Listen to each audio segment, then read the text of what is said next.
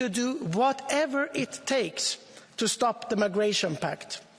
And I would like to turn to the left group and the Greens group.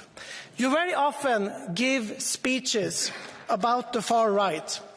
But the truth is, today you want to stop the migration pact together with Le Pen and AfD.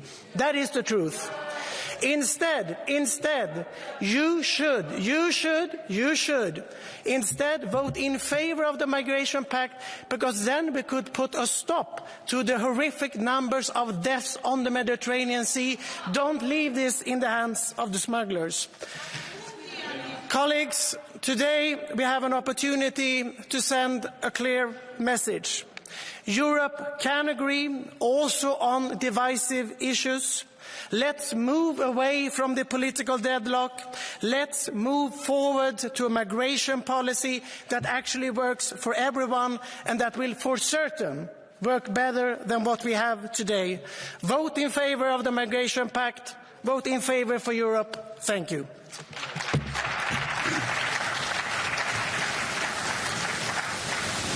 Muito obrigado. Próximo relator, Juan Fernando López Aguilar. Tem a palavra.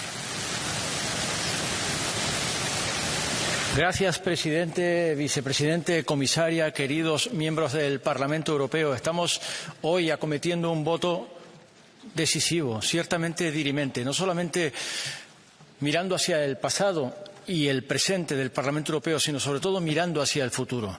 Porque se trata, para empezar, de cumplir un mandato del derecho europeo, del Tratado de Lisboa y de la Carta de Derechos Fundamentales de la Unión Europea, que haya un sistema común de migraciones, con una política y legislación común europea de migraciones y un sistema común de asilo, con una política y legislación de asilo que aporte valor añadido a las soluciones unilaterales, fragmentarias e insuficientes de los Estados que hemos calificado como insostenibles, además de injustas. Se trata, por tanto, de poner en vigor, por fin, un derecho europeo y de hacerlo, además, con respeto a nuestros valores y aportando una aproximación conjunta a los 5 reglamentos, que son 5 leyes directamente vinculantes. Uno de ellos es el reglamento de crisis.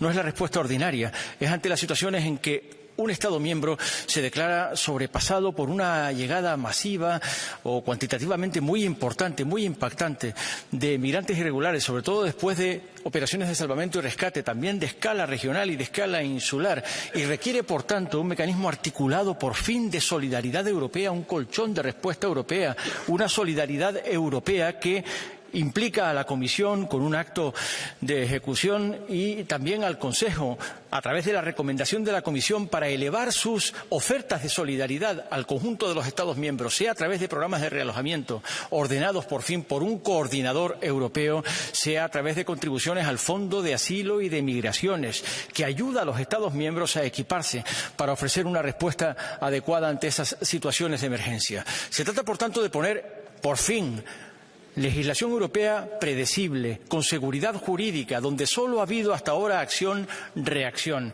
Se trata además de hacerlo con garantías comunes a través de la apuesta en particular de protección de las situaciones más vulnerables, mujeres con niños a cargo, menores no acompañados y, por supuesto, víctimas de trata. Situaciones que requieren un tratamiento diferenciado y es por lo que hemos peleado duramente en la negociación en este Consejo. Y, por supuesto, somos conscientes de que este asunto no ha sido fácil. De hecho, es el más divisivo y espinoso de la agenda europea desde hace demasiado tiempo.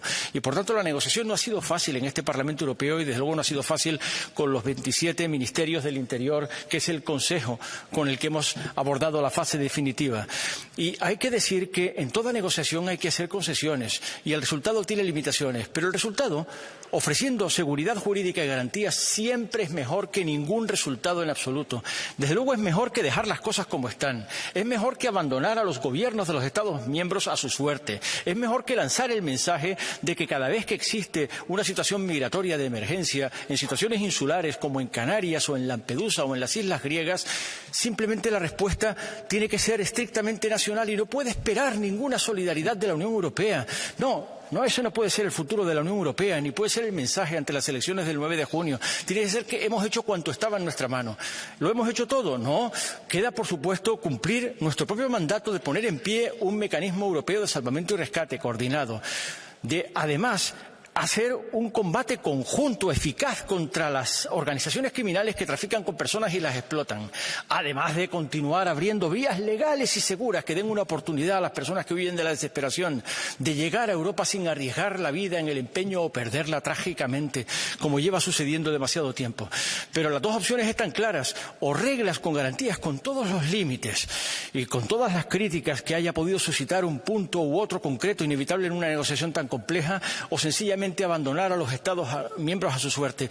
Y el escenario, termino, es un escenario que puede empeorar todavía si después de todo el trabajo acumulado, después de toda la energía y el tiempo que hemos consumido en esto, el mensaje fuera que no lo hemos conseguido. Porque es mucho peor la situación tal y como es, que ya es insoportable, que haberlo intentado y no conseguirlo. Conseguir un paso adelante, con todas sus limitaciones y también con garantías, está a nuestro alcance, votando favorablemente cada uno de los reglamentos, de las leyes europeas que componen este pacto. Muchas gracias, señor presidente.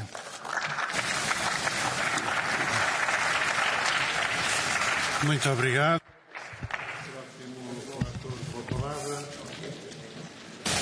Gracias. Próximo relator con palabra, Jorge Puigdemont Villalba. Gracias, presidente, comisarios.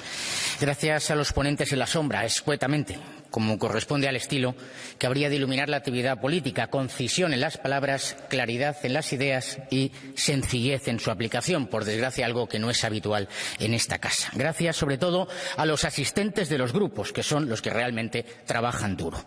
Lo hemos conseguido. La reforma de Eurodac está para votarse, una base de datos armonizada, revisada, ampliada, para la mejor identificación de los inmigrantes ilegales y solicitantes de asilo que intentan cruzan, entran o se hallan en territorio europeo sin título que habilite su presencia en nuestro suelo. Una nueva base de datos que ya no se construye sobre solicitudes de asilo, sino sobre registros individuales, para poner fin al fraude de aquellos que acuden a varios países pidiendo protección internacional o permisos de residencia por arraigo, buscando engañar a las autoridades nacionales y obtener papeles en algún Estado miembro. Quizá por eso muchas ONGs y asociaciones que cooperan por acción u omisión con el tráfico ilícito de personas están tan preocupadas con Eurodac. Lo hemos conseguido. Una base de datos en la que haremos constar no solo las huellas dactilares, sino imágenes faciales, los documentos de viaje o su ausencia y cualquier incidencia que suponga una alerta para la seguridad interior de Europa. Eurodac pasará a incluir beneficiarios de las diferentes modalidades de protección internacional para prevenir los movimientos secundarios dentro del espacio europeo de aquellos que ya poseen protección en un país y abusos a los sistemas de protección y seguridad social. Al incluir imágenes faciales y documentos de viaje, se facilitará el trabajo de las autoridades para identificar a aquellos que portan documentos falsos o los que intentan frustrar su identificación ante las autoridades en frontera, como sucede ahora en España de forma masiva, y deberán tener una alerta de seguridad. La bajada de la edad para la toma de 14 a 6 años permitirá tener una imagen más completa de las llegadas y, sobre todo, facilitar el reencuentro con sus padres, que es donde deben estar los menores y no en manos de asociaciones que se lucran con ellos en pisos o centros de acogida. El mensaje que mandamos es claro: nuestra ley se ha de cumplir y, si no la cumplís, os perseguiremos y os devolveremos a vuestro lugar de origen.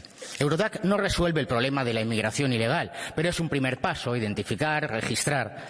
Queda mucho por hacer. ¿Cuántos inmigrantes ilegales entran hoy mismo por Canarias con antecedentes de terrorismo o delitos graves en sus países y las autoridades europeas no lo saben?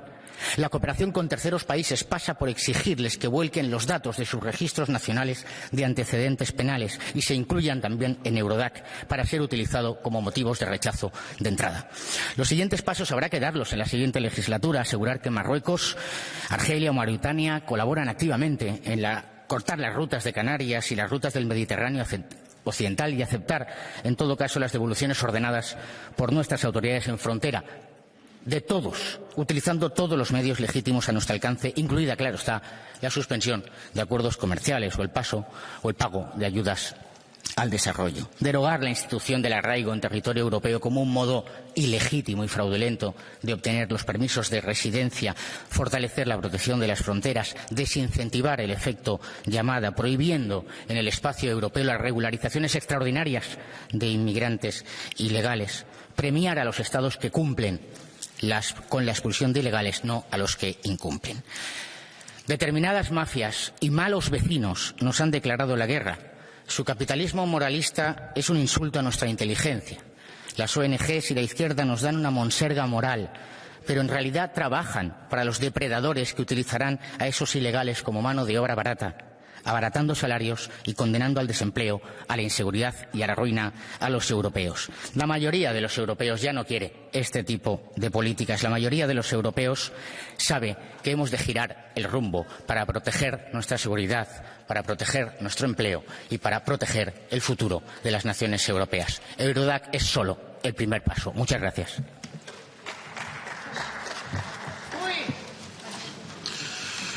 Muito obrigado.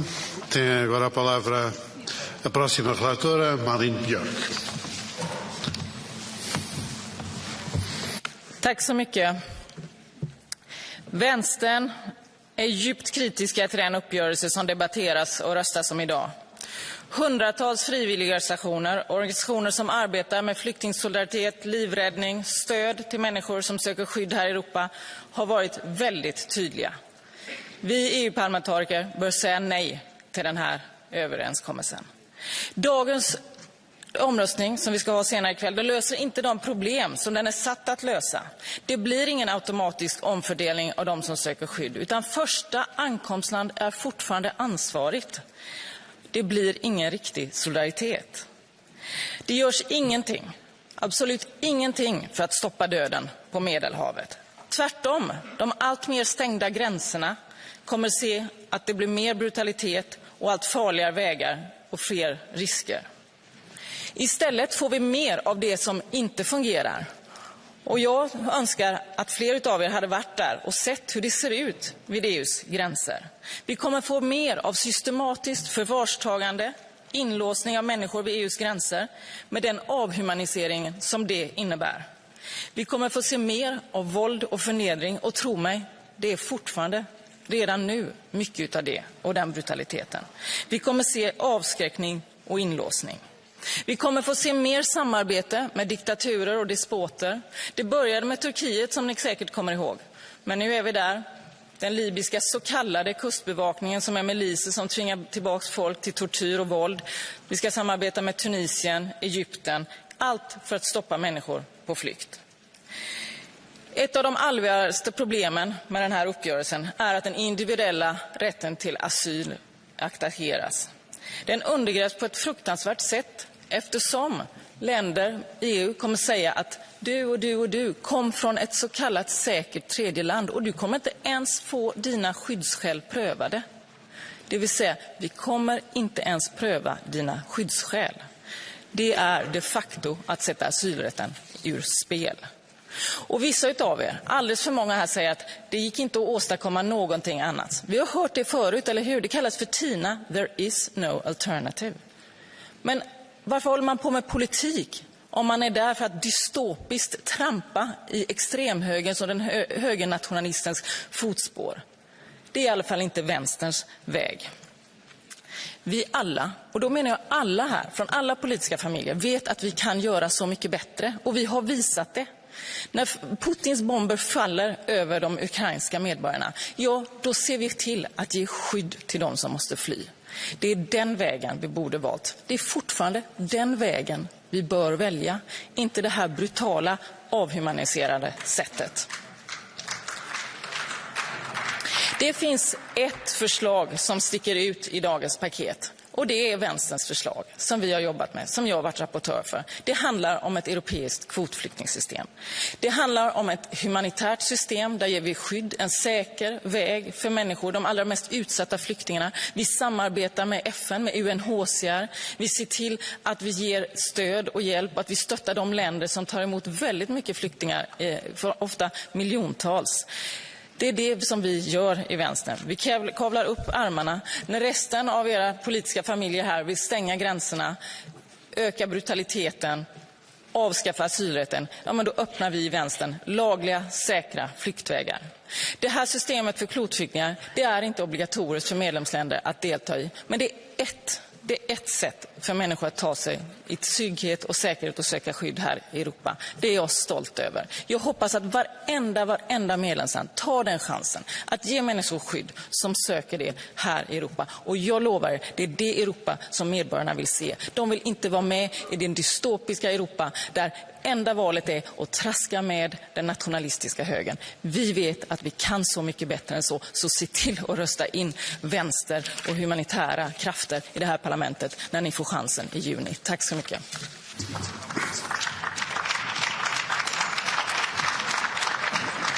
Muito obrigado.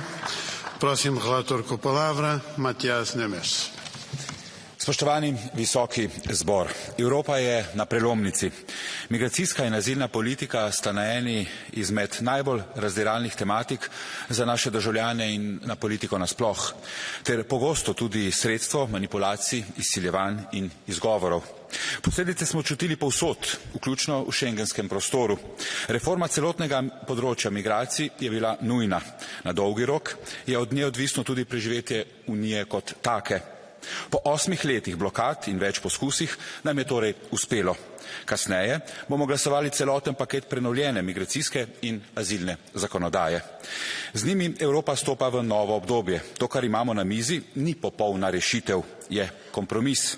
A reforma je strateška nujnost, ki ga v Evropskem parlamentu sprejemamo s težkim cmokom v grlu. Od svoje odgovornosti ne bežimo. To od nas pričakujejo predvsem evropske državljanke in državljani. Sam sem bil poročevalec za prenovo uredbe o kvalifikacijah.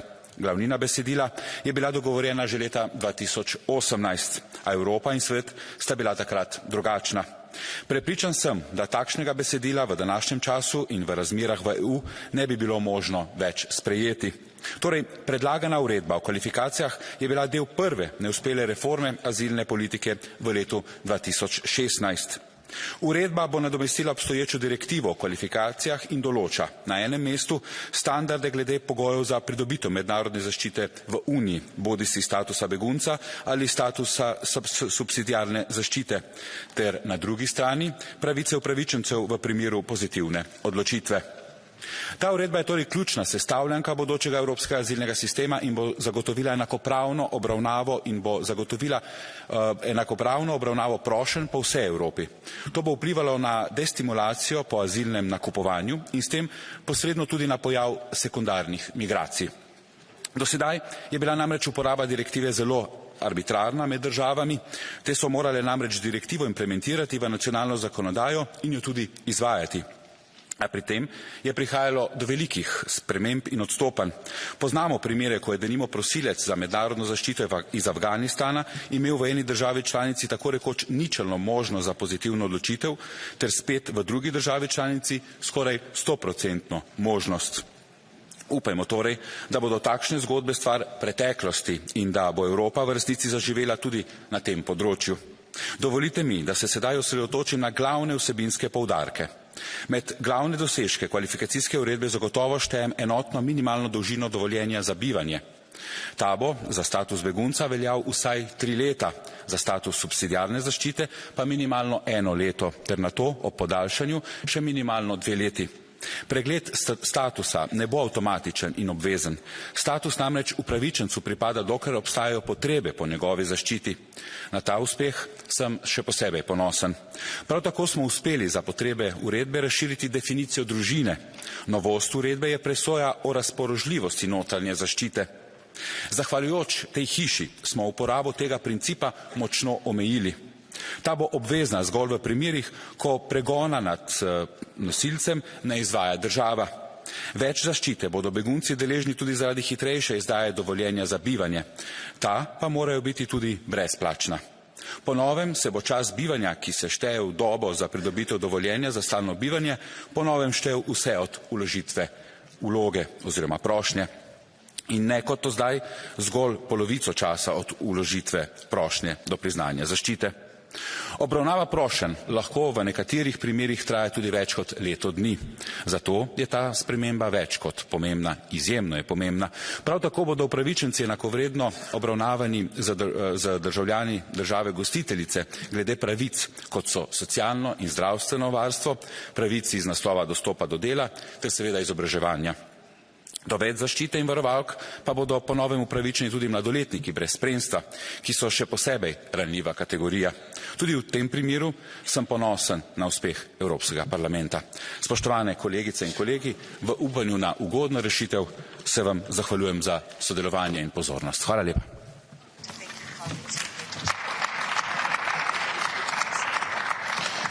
Muito obrigado. Dou agora a palavra à última relatora, Sofia Inetfeld. Thank you, Chair, Commissioner, colleagues. A big majority of Europeans want a humane and controlled European migration policy, and that is why we have to end years of chaos and inhumane circumstances, because we will not be able to explain to our voters that we end this term in chaos. We've witnessed in recent years the total collapse of trust between the member states. We've seen pushbacks and violence at the external borders, inhumane reception conditions and asylum seekers sleeping on the streets of the richest countries on this planet. Over the past 8 years, we've worked tirelessly for a package that is in line with our values, while the political climate is getting chillier by the day. Compromises have been reached just before Christmas with great difficulty. And I find it tragic that this House found itself defending European values against the Council. Because regretfully, many governments are not upholding those same values, and they will aim to deny as many asylum claims as possible and put as many people in indefinite detention as they can, including children. That is why the European Commission needs to be tough and enforce the law that we're going to vote today. The European Commission will have to do a lot more to convince us that it will actually enforce the new pact, because in recent years it allowed human rights violations to happen and it didn't lift a finger, I'm sorry to say. Dirty deals with Tunisia, colleagues, cannot be considered a confidence-building measure either, for that matter. But this House also has a responsibility. We will have to hold the European Commission to account, and we have not done so for the last 5 years. If we're criticising the Commission, and I am criticising the Commission, we also have to acknowledge that we let the Commission get away with it for the past 5 years, and we didn't lift a finger. Today, in the vote, the far right will be showing its true colours. It will vote against because it doesn't really want solutions. It wants chaos and misery to continue because that's what they feed on. There are also colleagues who will vote against for understandable and legitimate reasons, and I share many of their concerns. But I still think that we should endorse the package because we have a responsibility as politicians.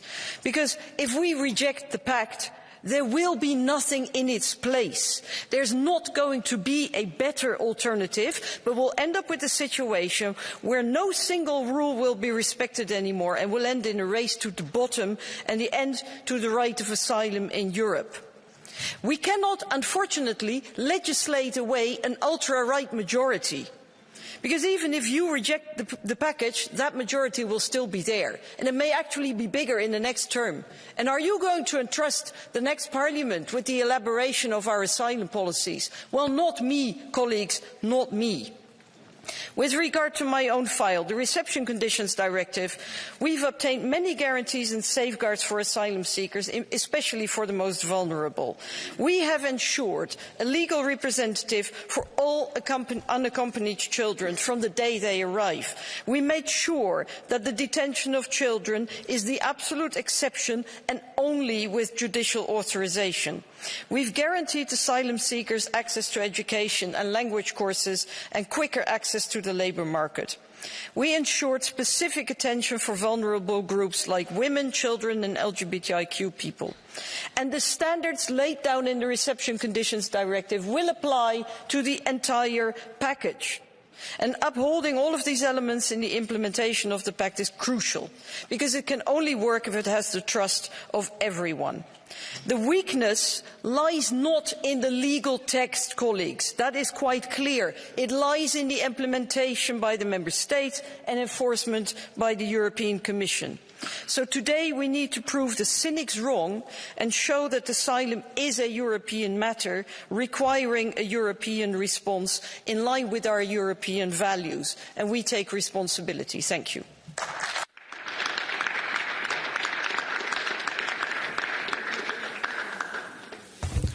Thank you very much. Now, after the rapporteurs, let me welcome Commissioners Hilva Johansson and Commissioner Margaritis Chinas. And I will now give the floor to Commissioner Hilva Johansson to address the plenary on behalf of the Commission. Thank you, President. Honourable members. Migration is about human beings. It's about men, women and children. And when our migration policy fails, human beings pay the price. It's time to fix our broken migration policy. Our citizens expect us to protect people fleeing war and persecution. They expect us to welcome people who come legally for work or study.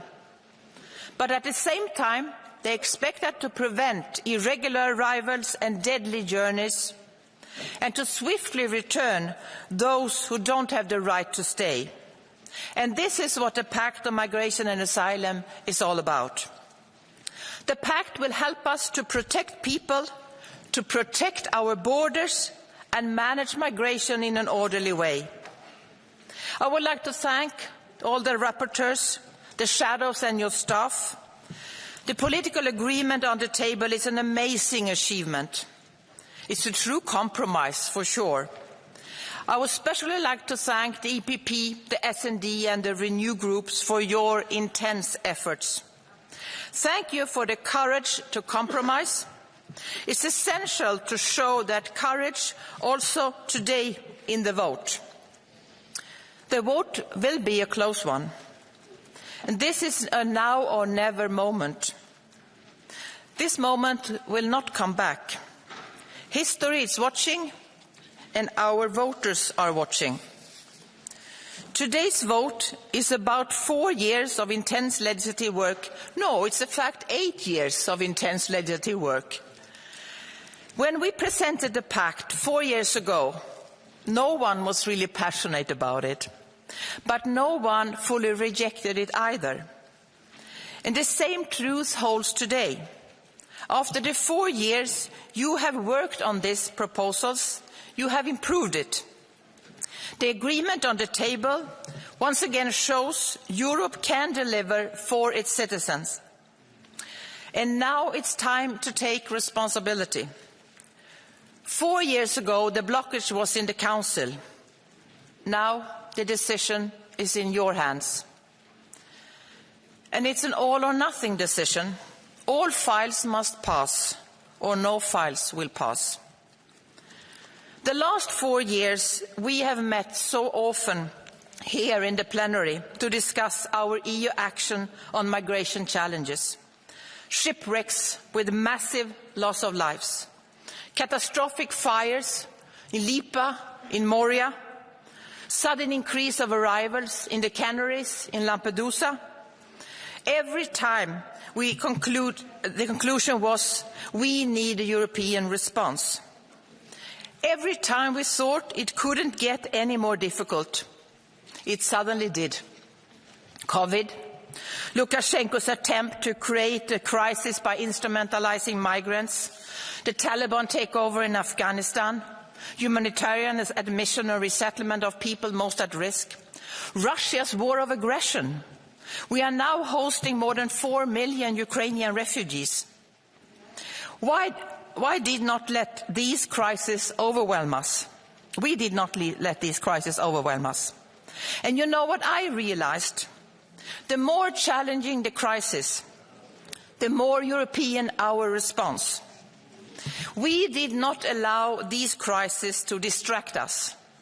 All those years, your patient work of lawmaking continued. The blue card, unblocked after many years. The Asylum Agency, unblocked. 44 trialogues on the negotiations on the Pact, and I attended almost all of them.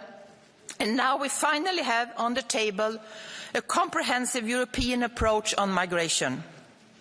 With uniform EU rules on asylum procedures, screening at the border, quicker protection for those likely to be granted asylum, and quicker returns for those who don't have the right to stay.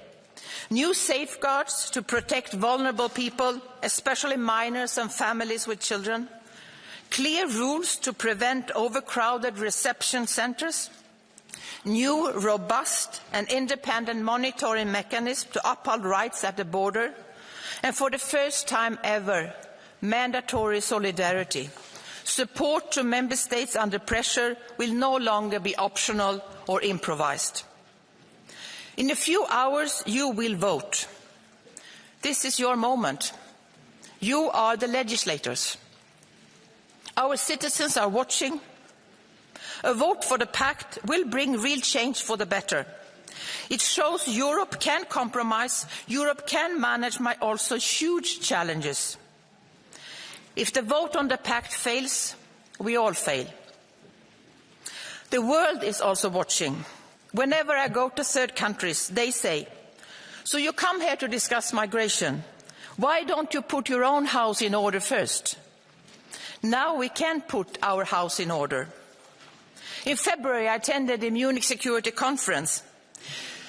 UN High Commissioner for Refugees, UNHCR, Filippo Grandi, was asked if there is one single thing you can wish for to be implemented next year for better migration, what will that be? He answered, the Pact. And Europe is watching. With the Pact, we can manage one of Europe's biggest challenges, migration, in a sustainable way, based on our values. Now I will ask you to take the final and vital step and vote for the Pact. As some of you know, I like football very much. So let me put it like this. We are in the finals. Everything is at stake. We are not watching from the stands. We are on the pitch. The ball is rolling. Now is the time to come together as a team and to score for Europe. It can take years until we are in a final again, if ever. We have this one opportunity and we have to take it. Thank you.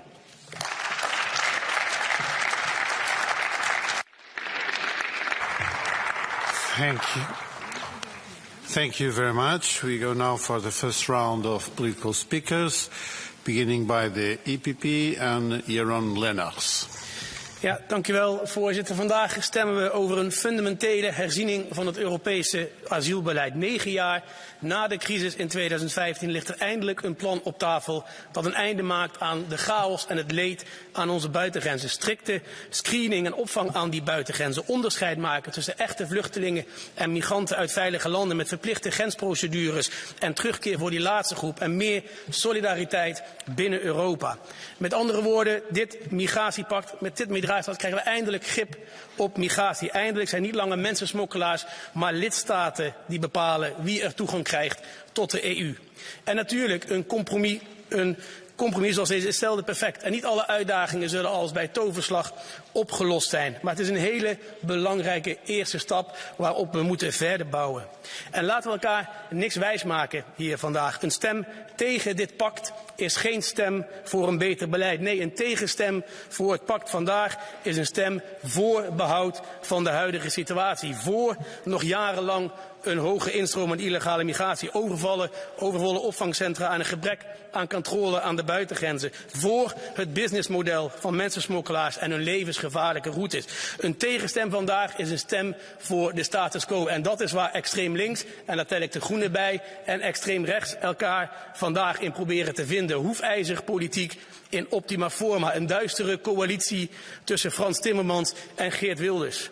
Terwijl mensen in heel Europa zich al jaren zorgen maken over migratie en terecht verwachten dat de Europese Unie levert.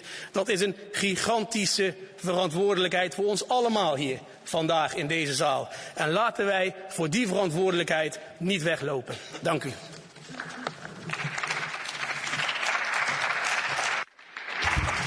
Thank you very much. Next speaker on behalf of the S&D Group, Gabriela Bischoff. Danke, Herr Vorsitzender, Frau Kommissarin. Ich möchte erst mal allen Berichterstatterinnen und allen Schattenberichterstatterinnen danken. Das waren Jahre harter Arbeit hier. Und es ist vielleicht wirklich eine der wichtigsten Entscheidungen, die wir treffen werden in dieser Legislatur. Und sie ist auch sicher eine der schwersten für viele. Aber in der Tat schauen die europäischen BürgerInnen im Moment auf uns und gucken, ob wir nach Jahren von Blockaden und Verhandlungen es hinkriegen, hier wirklich einen Griff dran zu kriegen. Und löst der Pakt alle Probleme? Nein. Ist er besser als der Status quo? Ja. Und da haben viele schon darauf hingewiesen. Und ich weiß, in diesem Pakt sind auch Punkte drin, die schmerzen. Und auch ich habe die, wenn ich gucke, zum Beispiel, dass Familien mit kleinen Kindern in Grenzverfahren nicht besonders geschützt sind. Aber es war mit den Mitgliedstaaten nichts anderes möglich. Und wenn Europa nicht handlungsfähig ist in diesem Feld, das ein Kernfeld ist, weil es nur europäisch zu lösen ist, dann befeuert das nur die Rechten, nur die Spalter, nur die Chaos wollen und die darauf setzen, dass Europa nicht handlungsfähig ist. In diesem Sinne bitte ich darum, diesen Pakt zu unterstützen und dafür zu sorgen, dass wir ihn anständig umsetzen.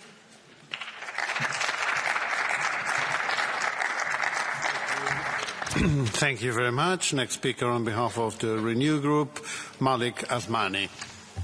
Yes, thank you very much, President. Ja, voorzitter, ik doe het in het Nederlands. Dat doe ik niet vaak. Maar dat doe ik wel, zeker op dit moment, want we staan hier voor een historisch moment. En ik wil allereerst de commissioners China's, maar in het bijzonder ook Ylva Johansson, bedanken voor al hun werk en haar werk.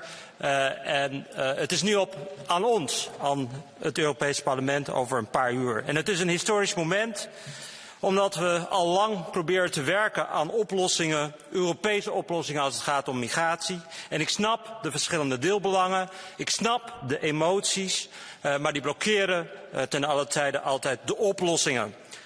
Dus het gaat om verantwoordelijkheid. En volgens mij hebben we laten zien, door al diegenen die onderhandelden, dat we verantwoordelijkheid kunnen laten zien. Maar het is ook afhankelijk van die mensen die misschien nog niet zo nauw betrokken waren bij de onderhandelingen van de wetgeving.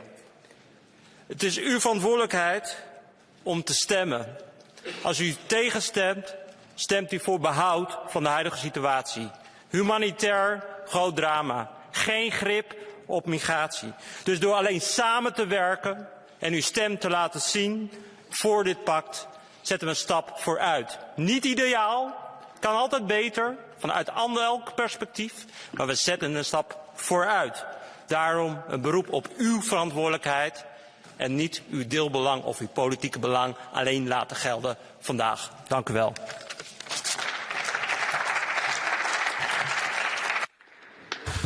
Thank you very much. Next speaker on behalf of the Greens Group, Saskia Prickmont. La mobilité humaine a fait la richesse culturelle et économique de notre continent. Mais aujourd'hui, je me pose la question, où sont donc passées les valeurs d'humanisme et de solidarité qui sont les piliers de notre Europe? L'Europe, vous allez céder à la rhétorique de l'extrême droite, pour qui il ne sera jamais suffisant de refouler, jamais suffisant d'enfermer des enfants avec leurs familles à nos frontières, de ficher des enfants dès l'âge de 6 ans et de ne pas avoir de solidarité obligatoire et de répartition équitable entre les 27 États membres de l'Union européenne. Ce pacte n'apporte pas de réponse pour mieux gérer les arrivées, pour mettre fin aux morts en Méditerranée, au trafic d'êtres humains, aux crises de l'accueil dans nos États membres, aux violations des droits fondamentaux et du droit d'asile. Le pacte scelle au contraire cette Europe forteresse dans les textes et la collaboration avec des dictatures. Vous entendez dire qu'il fallait absolument un deal après 10 ans de blocage par les gouvernements européens. Mais mieux vaut pas de deal qu'un mauvais deal qui marque une régression des droits fondamentaux, un véritable échec de civilisation.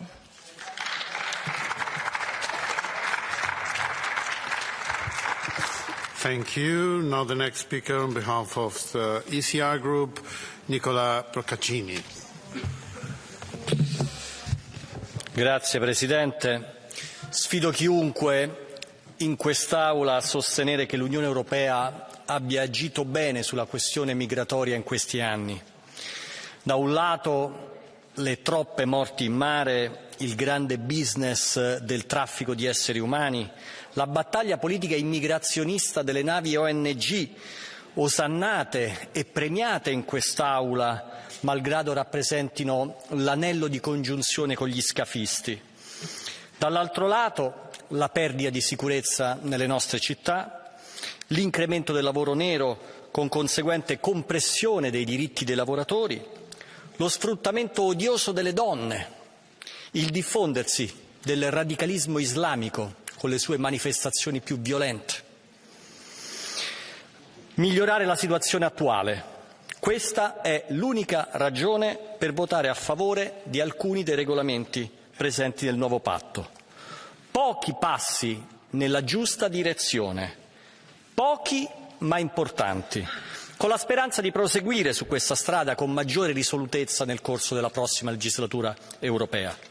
Bisogna fermare le partenze, collaborando con le nazioni di origine e transito dei migranti, stabilendo prima chi ha diritto di entrare in Europa e chi no.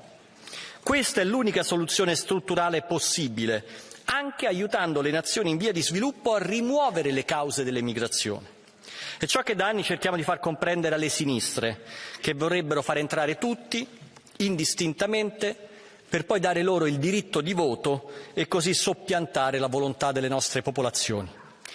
La diminuzione del 71% degli sbarchi in Italia e la drastica diminuzione delle morti in mare confermano l'efficacia della scelta del governo Meloni di prevenire gli arrivi, lavorando con pazienza e determinazione sulla dimensione esterna dei confini europei. Purtroppo si è perso tanto tempo ed oggi è difficile entrare nel merito dei nuovi regolamenti, a poche settimane dal voto, ma è ciò che si dovrebbe fare ed è ciò che alcuni di noi faranno. Thank you very much. Now the next speaker on behalf of the ID Group, Jordan Bardella. Merci Monsieur le Président. Nous y sommes.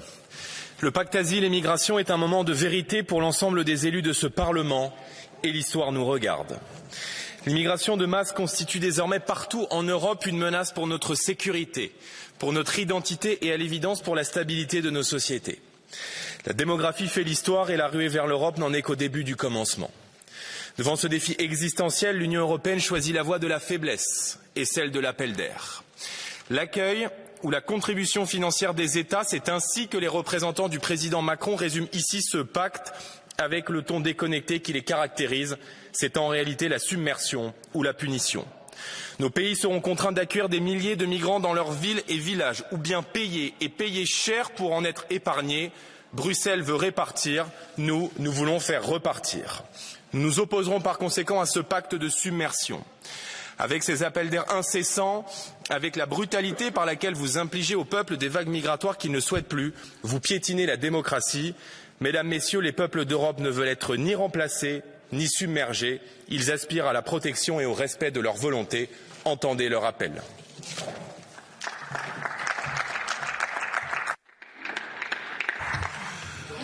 Next speaker on behalf of the Left Group, Martin Schwirdewan.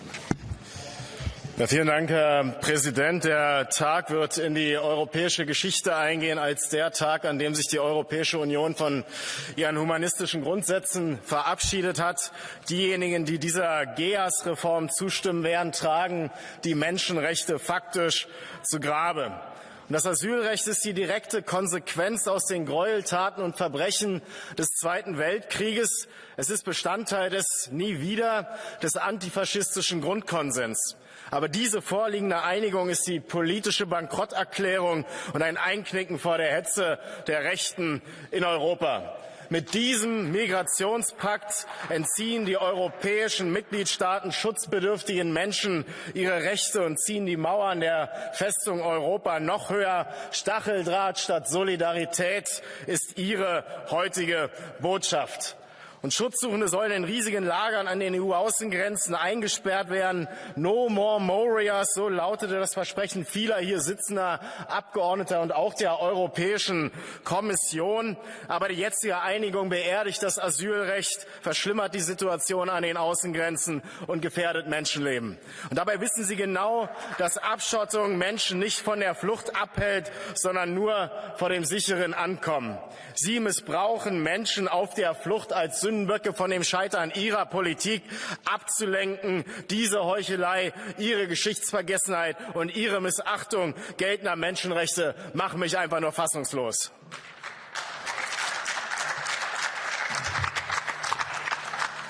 Muito obrigado. Depois das intervenções dos grupos políticos, tem agora a palavra a deputada não inscrita, Laura Ferrara. Grazie Presidente. Nel 2020 la Presidente von der Leyen dichiarò che avrebbe abolito il sistema di Dublino.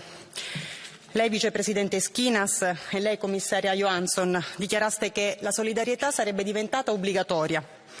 Bene, dopo quasi 10 anni, se guardiamo alla prima proposta presentata nel 2015 dalla Commissione europea per la riforma del pacchetto asilo, dopo quasi 10 anni di lavori e di negoziazioni ci ritroviamo a votare oggi un patto che continua a prevedere il principio della responsabilità in capo al Paese di primo ingresso, continua a non prevedere una solidarietà obbligatoria, perché come si può parlare di obbligatorietà se non sono previste delle sanzioni, introduce l'obbligatorietà della procedura di frontiera e della procedura di screening, che consentono la detenzione che non risparmierà neanche i minori, che introdurrà una fictio iuris di dubbia legittimità e che non risparmierà violazioni di diritti fondamentali. Ecco, noi non possiamo sostenere questo patto perché siamo europei, perché vogliamo una risposta europea e perché questo patto non rispetta quanto previsto dall'articolo 80 del Trattato sul funzionamento dell'Unione Europea. Grazie. Muito obrigado. Próxima intervenção, Lena Dupont. Vielen Dank, Herr Präsident. Für mich sind und waren in der Debatte 3 Überzeugungen leitend. Asyl und Migration nimmt jede Ebene in die Verantwortung. Europa, Mitgliedstaaten, Bundesländer oder Regionen. Daraus ergibt sich, was wir europäisch liefern können, das müssen wir liefern. Und drittens der Grundsatz, human with those in need of protection, firm with those who are not.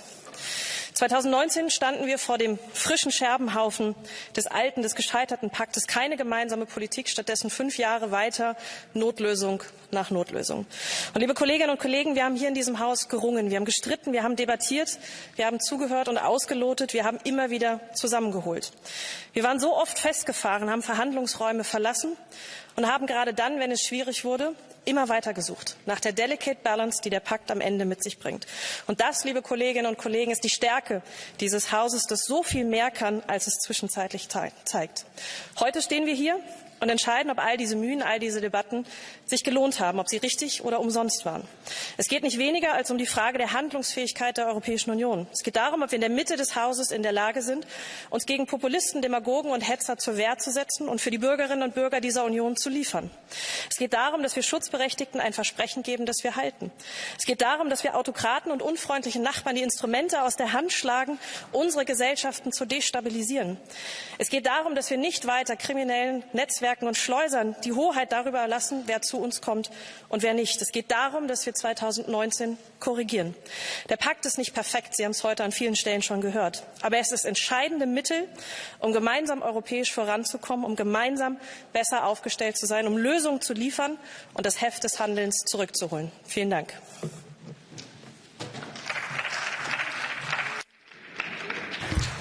Muito obrigado. Próxima intervenção, Pietro Bartolo.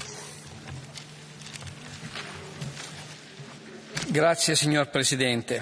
Non è questa sicuramente la riforma che volevamo, soprattutto non è questa la risposta adeguata a chi cerca protezione in Europa. Una riforma che non corregge le iniquità del passato, ma che al contrario maschera la solidarietà con politiche di prevenzione e repressione nel tentativo disperato di difendere la fortezza europea.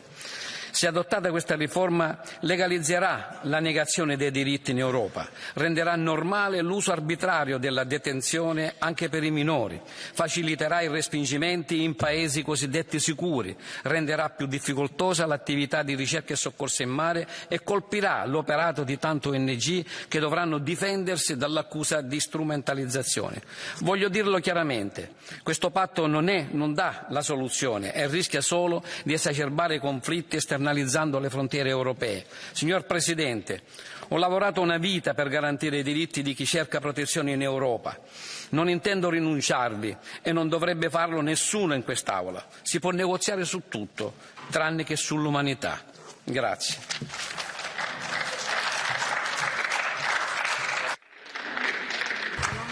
Muito obrigado. Tem agora a palavra Jan Christoph Oetjen. Sehr geehrter Herr Präsident, verehrte Kolleginnen und Kollegen! Über Jahre hatten wir eine Blockade in der Europäischen Union in der Asyl- und Migrationspolitik. Und heute haben wir die Gelegenheit, diese Blockade aufzulösen. Und ich rufe Ihnen allen zu, es ist natürlich einfach, etwas zu finden, was einem nicht passt in diesem Pakt. Ein Punkt, der einem missfällt, mit dem man sagen könnte, okay, dann stimme ich halt nicht dazu. Aber wollen wir es uns wirklich so einfach machen? Jahrelang haben wir daran gearbeitet und wir haben einen Kompromiss gefunden. Ein Kompromiss, der aus meiner Sicht tragfähig ist, der auf der einen Seite die humanitären Standards hochhält und auf der anderen Seite für mehr Ordnung in der Migrationspolitik sorgt. Verehrte Kolleginnen und Kollegen, stimmen Sie nicht gegen diesen Pakt. Denn wer gegen diesen Pakt stimmt, der sorgt dafür, dass es so bleibt, wie es ist. Und so wie es ist, kann es nicht bleiben, verehrte Kolleginnen und Kollegen. Deswegen sage ich Ihnen, geben Sie sich einen Ruck, stimmen Sie diesem Pakt zu, denn er antwortet darauf, was die Bürgerinnen und Bürger von uns erwarten, nämlich dafür, in der Migrationspolitik endlich zu handeln. Vielen Dank.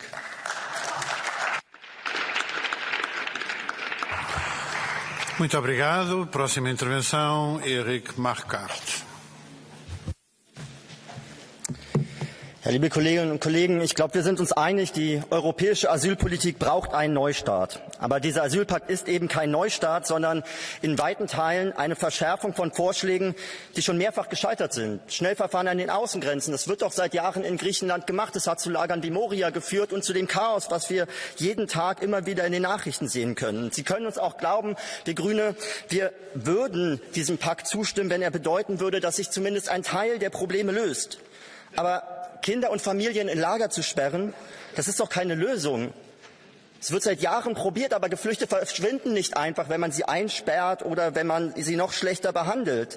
Migration ist einfach eine Realität, der wir uns stellen müssen. Und sich dieser Realität zu stellen, das macht der Asylpakt eben nicht. Die Zahlen sinken nicht, nur weil wir uns das alle gemeinsam wünschen.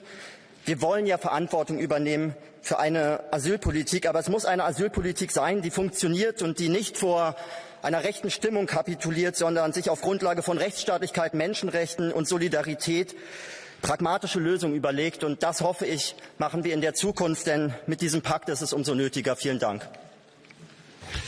Thank you, colleague. You've got a blue card. Sorry. Eric, you've got a blue card. If you want to answer, it comes from Mrs. Derimel. Dankeschön, lieber Erik, dass du die Nachfrage gestattest. Und du hast ja recht mit deinen Ausführungen und deiner Kritik an diesem Migrationspakt. Doch ich erinnere mich daran, dass die grüne Außenministerin, nachdem die Einigung im Raum stand, gesagt hat, diese Lösung wäre überfällig und dringend notwendig. Ich erinnere mich daran, dass die Grünen auf ihrem Parteitag sich für GEAS ausgesprochen haben. Ich finde es ja wunderbar, wenn ihr heute ablehnt. Aber die Bundesregierung und die grüne Beteiligung Regelung hätte diesen Pakt tatsächlich verhindern können. Wie stehst du dazu? Was sagst du dazu? Denn du hast ja recht. Heute wird das elementare Grundrecht auf Asyl beerdigt und heute wird das Falsche, was es bisher gab und was unrechtmäßig war, in Recht gegossen. Das ist ja das Zynische an der ganzen Situation. Es ist absolut keine Lösung. Also ich kann berichten, dass auch unsere Regierungsmitglieder diesem Pakt nicht mit Euphorie entgegenschauen, sondern dass sie viele Kritikpunkte haben. Und was mir wichtig ist, ist eigentlich zu sagen, weil ich habe da schon anderes gehört von den Christdemokraten, dass es nach der Wahl nicht darum gehen kann, zu gucken, wo kriegt man am leichtesten Mehrheiten für die Asylpolitik, die man auch rechts der Mitte irgendwie organisieren kann, sondern dass es darum gehen muss, dass die Christdemokraten dann Kompromisse auch mit uns suchen, weil wir eigentlich gute Lösungen auch in Kompromissen, das wird nicht einfach, aber auch in Kompromissen finden können, wenn sich die Christdemokraten nach der Wahl nicht nach rechts orientieren und versuchen, zum Beispiel mit der Partei von Giorgia Meloni die Asylpolitik immer weiter noch nach rechts zu schieben. Das wäre mir wichtig und den Rest klären wir einfach später beim Apfelsaft.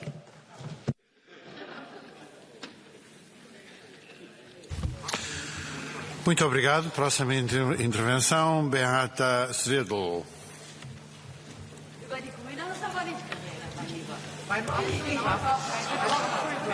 You've got the floor, please, colleagues. You've got the floor.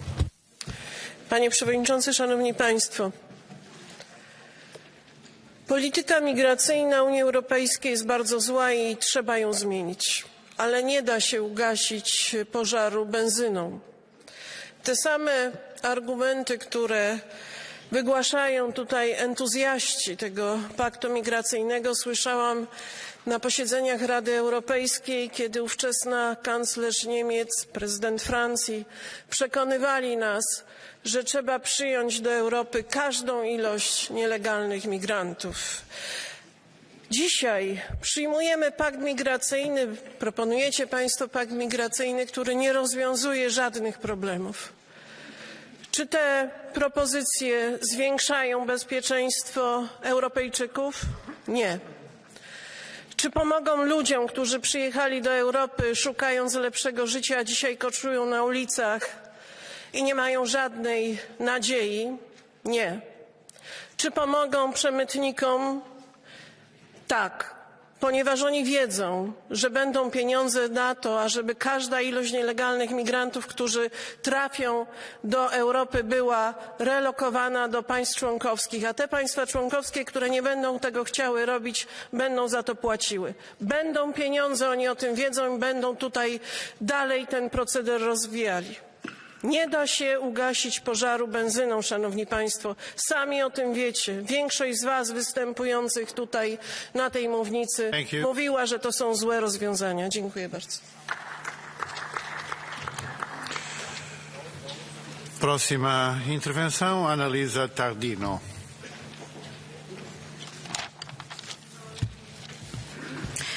Grazie Presidente. Questo ennesimo dibattito precede un voto molto importante che ci dirà se avremo un patto asilo e migrazione.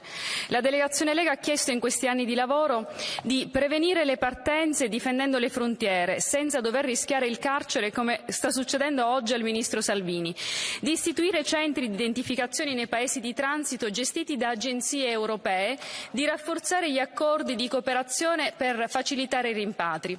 Proposte di buonsenso finalizzate ad interrompere quel business criminale che pure conoscete e favorite. Ma il patto oggi sul tavolo, ad eccezione di pochissimi provvedimenti utili, non coglie nessun obiettivo. È un compromesso a ribasso, alla ricerca di una maggioranza, senza soluzioni né tutele. Non vi è tutela per i disperati che attraversano il deserto perché rimarranno in balia dei delinquenti. Non vi è tutela nei nostri territori, terre ormai di conquiste e soggette al pericolo terrorismo.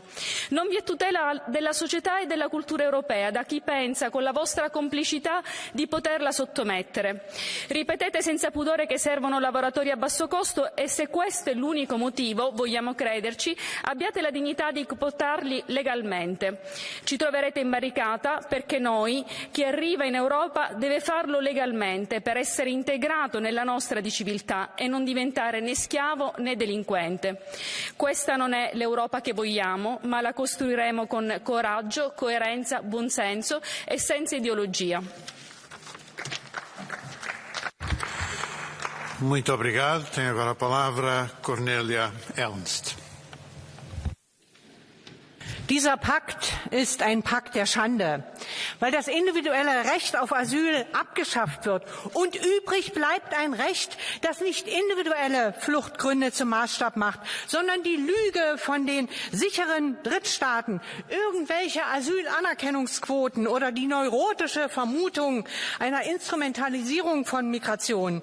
Rat und Mehrheit dieses Hauses unternehmen nichts gegen das Sterben auf hoher See an unseren Grenzen. Ihnen ist der Bau neuer Grenzzäune viel wichtiger. Sie stimmen für Grenzverfahren, in denen sogar Familien mit Säuglingen eingesperrt sind. Sie stimmen dafür, dass es keine verbindlichen Aufnahmekriterien für Geflüchtete gibt. Was Sie aber nicht wegstimmen können, das ist der Widerstand gegen diese Politik. Empathie und Humanität kann man noch nicht einmal mit einem Beil erschlagen. Seenotretterinnen, Aktivistinnen, NGOs hören nicht auf, Geflüchteten zu helfen. Ebenso wenig wie die türkische Muslimin in Edirne, die täglich Geflüchtete mit Essen versorgt bis heute. Lassen Sie mich schließen mit einem katholischen Priester, den ich 2015 im Irak kennenlernte, mitten im Krieg, als die Terrororganisation Daesh tausende Menschen tötete, verschleppte. Und dieser Priester seine Kirche für Geflüchtete öffnete, egal welcher Religion. Er sagte zu uns, dort sind die militärischen Stellungen von Daesh. Und hier ist meine Kirche. Ich weiß nicht, was morgen passieren wird, ob wir überfallen werden. Aber ich werde bleiben, weil ich nicht anders kann.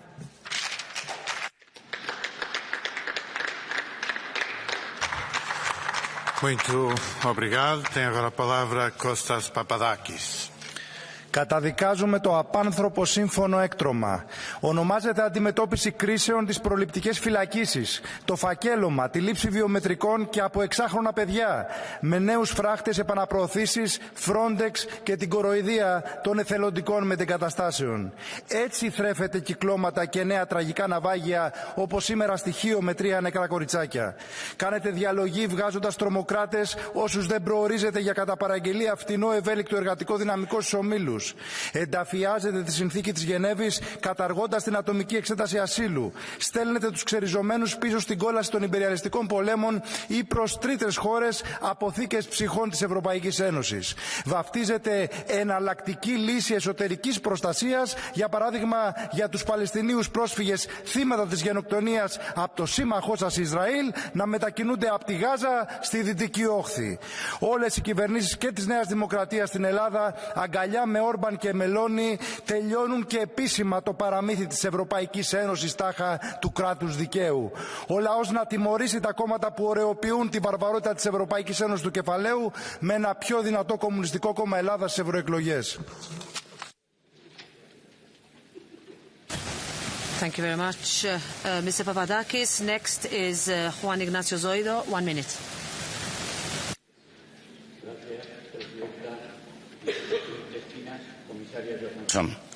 Hoy celebramos un día histórico. Tras más de una década de bloqueo, la Unión Europea ha logrado un acuerdo sobre el Pacto de Migración o Asilo, o así espero que se pueda alcanzar. El momento no puede ser más oportuno, pues las cifras del último año nos aproximan a una crisis similar a la del año 2015. Por eso el Partido Popular Europeo apoya este pacto para reforzar la protección de nuestras fronteras exteriores y prevenir amenazas a la seguridad de nuestros ciudadanos. Un equilibrio entre responsabilidad y solidaridad que alivia la presión que sufren especialmente los países de entrada como España, dando al mismo tiempo garantías a quienes verdaderamente necesitan protección internacional, unidos en contra del pacto, como era de esperar, los extremos, el buenismo ingenuo de un lado y el fatalismo alarmista de otro. Pero a pesar de ello, para el Partido Popular Europeo se presenta hoy una solución estable y duradera en beneficio de todos los europeos. Thank you very much. Mr. Zoido, next is Sylvie Guillaume. 1 minute. Nous sommes à la fin d'un long débat sur le pacte asile-migration qui aboutit à la veille des élections européennes, ce qui amène nécessairement une très importante dimension politique au vote qui nous attend. Pour déterminer notre vote, posons-nous 3 questions. Le pacte répond-il à l'indignité dans le traitement des personnes migrantes? Répond-il au désordre de frontières ou amène-t-il les États membres à faire preuve de responsabilité collective et de solidarité? Dans les trois cas, la réponse est non. Et j'ajoute, hélas. Il est clair en effet que si on ne sait pas ce que va permettre réellement le pacte, on sait qu'il ne résoudra pas les problèmes que les États membres dénoncent. Pire, il marque des reculs sans précédent pour les droits fondamentaux tout en généralisant les procédures dérogatoires. Voilà, il y a l'impression de faire quelque chose, mais sans solution pour les pays de première entrée, par exemple, et sans principe contraignant de solidarité.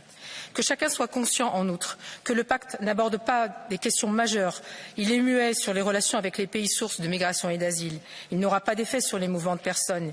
Il n'y est pas question de moyens pourtant énormes à déployer concernant le pacte. Il ne dit pas un mot sur le business mortel des passeurs, pas plus que sur la nécessité d'une action européenne de search and rescue, pas plus que sur les voies légales. Encore moins parle-t-il d'intégration et il évite la réflexion sur l'immigration et l'asile climatique. Il est impossible de le soutenir. Merci, Madame Guillaume. Next is Hilde Woutmans. 1 minute. Dank u wel, mevrouw de voorzitter, mevrouw de commissaris, collega's. Dit is misschien wel een van de belangrijkste debatten die we hier voeren op het einde van deze legislatuur. En laat u niks wijsmaken door extreem links of extreem rechts, die elkaar blijkbaar in een duivelspact gevonden hebben om dit noodzakelijke pact te kelderen. 8 jaar lang spreken we hier al over. Eindelijk zullen we vandaag, hopelijk straks bij een stemming, de eerste noodzakelijke stappen zetten richting een Europees asiel- en migratiepact. Nee, collega's, niet alles is perfect. En als je zoekt, zal je altijd kritieken vinden. Maar weet je wat goed is aan dit pact? Eindelijk een Europese aanpak. Eindelijk strengere controles aan de buitengrenzen. Eindelijk meer solidariteit tussen de lidstaten. En is het perfect? Nee. Er moet volgens ons, Renew Europe, de liberalen, nog veel meer gebeuren. Ja, er moet ook officiële arbeidsmigratie mogelijk gemaakt worden. Ja, ik wil nog veel hardere aanpak van de mensensmokkelaars. En ja, ik zou ook heel graag die verdwenen kinderen in migratie willen beschermen. Maar collega's, laten we nu eens eindelijk doen wat de burgers van ons verwachten. Stem dit pact. Zorg voor een Europese aanpak en laat u niks wijsmaken door de populisten van extreem links of extreem rechts. Ik dank u. Next is Tineke Strik, 1 minute. Dear Chair, Commissioners, we had the chance to fix a broken system. A system now in which border states bear the brunt of the responsibility. Fundamental rights are flouted and impunity is the norm. This pact was our chance to share responsibility, to end pushbacks, to uphold the right to asylum and make reception human again. I acknowledge improvements. I'm glad that we stimulate resettlement. And that for the first time, member states must offer solidarity. But I urge them to fulfill this obligation in the only meaningful way, by offering relocation. But I'm extremely worried that these rules systematically lock up asylum seekers, even families with children, at the external borders for months on end. This law erodes the rights and safeguards of asylum seekers and risks dangerous deportations. It allows for undermining the common standards, which is exactly the opposite of what we need. We need fostering a common policy based on mutual trust. So we are far from fixing the asylum system. Let us indeed take responsibility to finally get it right. I give the floor next to Patrick Jaki. 1 minute. Dziękuję Pani Przewodnicząca. Otóż odtwórzmy cykl Waszego myślenia według tego paktu migracyjnego. Najpierw wyrzuciliście zapisy o readmisji, czyli zatrzymywania migrantów w miejscach ich zamieszkania. Potem ograniczyliście zapisy o walce z handlarzami ludźmi. Potem piszecie tylko o obowiązkach Unii wobec migrantów, a nie migrantów wobec naszej wspólnoty. Następnie wpisaliście przymusową relokację do państw takich jak Polska lub płacenie podatku migracyjnego 20 000 euro od migranta. Więc co tak naprawdę zrobiliście? Tak naprawdę wysłaliście list miłosny do handlarzy ludźmi, aby wypchali jak najwięcej ludzi w morze, bo wiadomo, że i tak będą przyjęci, bez żadnych kryteriów. I jakie będą tego efekty? Po pierwsze, napchacie kasę przemytnikom. Pełno ludzi utonie. Europie narobicie problemów. Wyciągniecie kasę od krajów takich jak Polska, a żadnego problemu nie rozwiążecie. Żadnego. Więc czas na radykalną zmianę w najbliższych wyborach. Nie głosujcie na centrolewicę. Głosujcie na tradycyjną Europę. My cofniemy te dokumenty i Zielony Ład. Thank you, Mr. Jaki. Next is Tom van den Driessen. 1 minute. Voorzitter, collega's, wij worden overspoeld door miljoenen ongewenste asielbedriegers. Onze mensen hebben daar meer dan genoeg van. Maar wat doet de Europese Unie? Precies het omgekeerde. Met het EU-migratiepact willen ze ons kunnen verplichten nog meer asielzoekers op te nemen. Ze willen bovendien 4,5 miljoen niet-Europese vreemdelingen per jaar importeren. Het EU-migratiepact gaat helemaal niet over het verdedigen van onze grenzen tegen die asielinvasie. Het gaat over het doelbewust en georganiseerd vervangen van de Europese bevolking. De kolonisering van Europa, de zelfmoord van onze unieke Europese beschaving. Onze grenzen moeten dicht. Asiel moet per definitie in eigen regio, want onze mensen willen niet meer, maar vooral minder migratie. Dit EU-migratiepact is pure waanzin. En daarvoor zal het volk jullie de rekening presenteren. Thank you. Can you please wait? Ms. Interveld has a blue card for you. Will you take it? Go ahead. Ms. Interveld. Sophie. Voorzitter, afgezien van het feit dat uw speech vol met fouten en leugens zit, zou ik graag even willen weten, hoor ik u nu net spreken over vervanging en bedoelt u daarmee omvolking, die nazi-term die u voortdurend gebruikt en waarvoor u al een reprimande heeft gekregen? Is dat wat u bedoelt? Wel, mevrouw in 't Veld, ik heb helemaal geen reprimande gekregen, want de reprimande is een officiële sanctie van het Europees Parlement.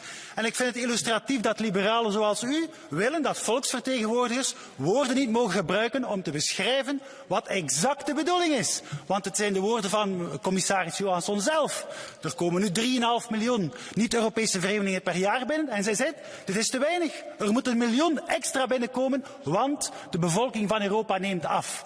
Dus vervangen van de bevolking door migratie is omvolking, mevrouw. Of dat u dat nu graag hoort of niet, dat is een perfect normale term om te beschrijven wat de Europese Unie van plan is. So now hold on a second. Now you want a point of order? Okay, go ahead, Sophie. Whether it was an official reprimand or not, Mr. van der Driessen has been told that he cannot use Nazi terminology in this chamber and that he was not allowed to do so. So I expect the presidency of this House to take the necessary steps. Thank you. We will look at what has happened. So next, Konstantinos Arvanitis, 1 minute. No, hold on. Let's. We have had correspondence on this. I know. We have exchanged correspondence on this. Okay. Mr. Arvanitis, please. Αγαπητοί συνάδελφοι, και ιδιαίτερα στον κύριο Λέναρς ήθελα να πω και στους συναδέλφους του Ρινιού ήθελα να πω, αυτό το παιχνίδι με τα δύο άκρα είναι πολύ επικίνδυνο με την ιστορία των δύο άκρων. Η ομάδα μου λέγεται η αριστερά στο Ευρωπαϊκό Κοινοβούλιο. Δεν είναι άκρα αριστερά. Αυτή η μέρα είναι μια μαύρη μέρα. Please, Mr. Λέναρς. Δεν χαρακτήρισα εγώ την ομάδα σας. Αυτή η μέρα είναι μια μαύρη μέρα για μας, για την Ελλάδα, για τις χώρες υποδοχής, για τους κατατρεγμένους. Αυτό το σύμφωνο που πολύ πανηγυρίζεται και εμείς δουλέψαμε μαζί με εσάς πάρα πολύ για να είναι καλό, θετικό. Νομίζω ότι είναι μια χαμένη ευκαιρία. Γιατί, για να είμαστε σαφείς, υπάρχει μέσα το θέμα των νόμιμων οδών μετανάστευσης που θέλαμε. Υπάρχει υποχρεωτική μετεγκατάσταση σε όλα τα κράτη-μέλη χωρίς αστερίσκους, ώστε να μην γίνονται οι χώρες υποδοχής φυλακές της Ευρώπης. Εκεί διαφωνούμε. Και για το θέμα της πρima facie και των δικαιωμάτων, αλλά αυτό είναι το βασικό. Τι θα πάμε να πούμε εμείς στον Εύρο? Okay.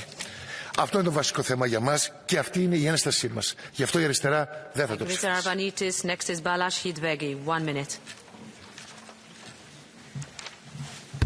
Thank you, President. Dear colleagues, today I want to talk about the real essence of the whole migration debate. Because really it has never really been about helping refugees. We all want to help people in need. This debate, however, in its essence is about whether or not we're able to preserve our European identity, our way of life, norms, culture and traditions. The promotion of mass migration threatens all that. It is in reality a social transformation project that is imposed upon the European people without, in most cases, ever asking them about their opinion and consent. Illegal mass migration leads to the disintegration of society. It breaks down European norms. It destroys public security. The first signs of that horrible disaster are already visible in many Western European cities. Think of just France, for instance, and the brutal, horrendous murders that have become part of French life. Public safety is deteriorating. The state is losing control. Public authority is slipping out of its hand. We in Hungary haven't given up on defending our way of life, our security and culture. The Hungarian people have been asked about this issue and they have repeatedly rejected illegal mass migration. This is why we firmly reject this pact.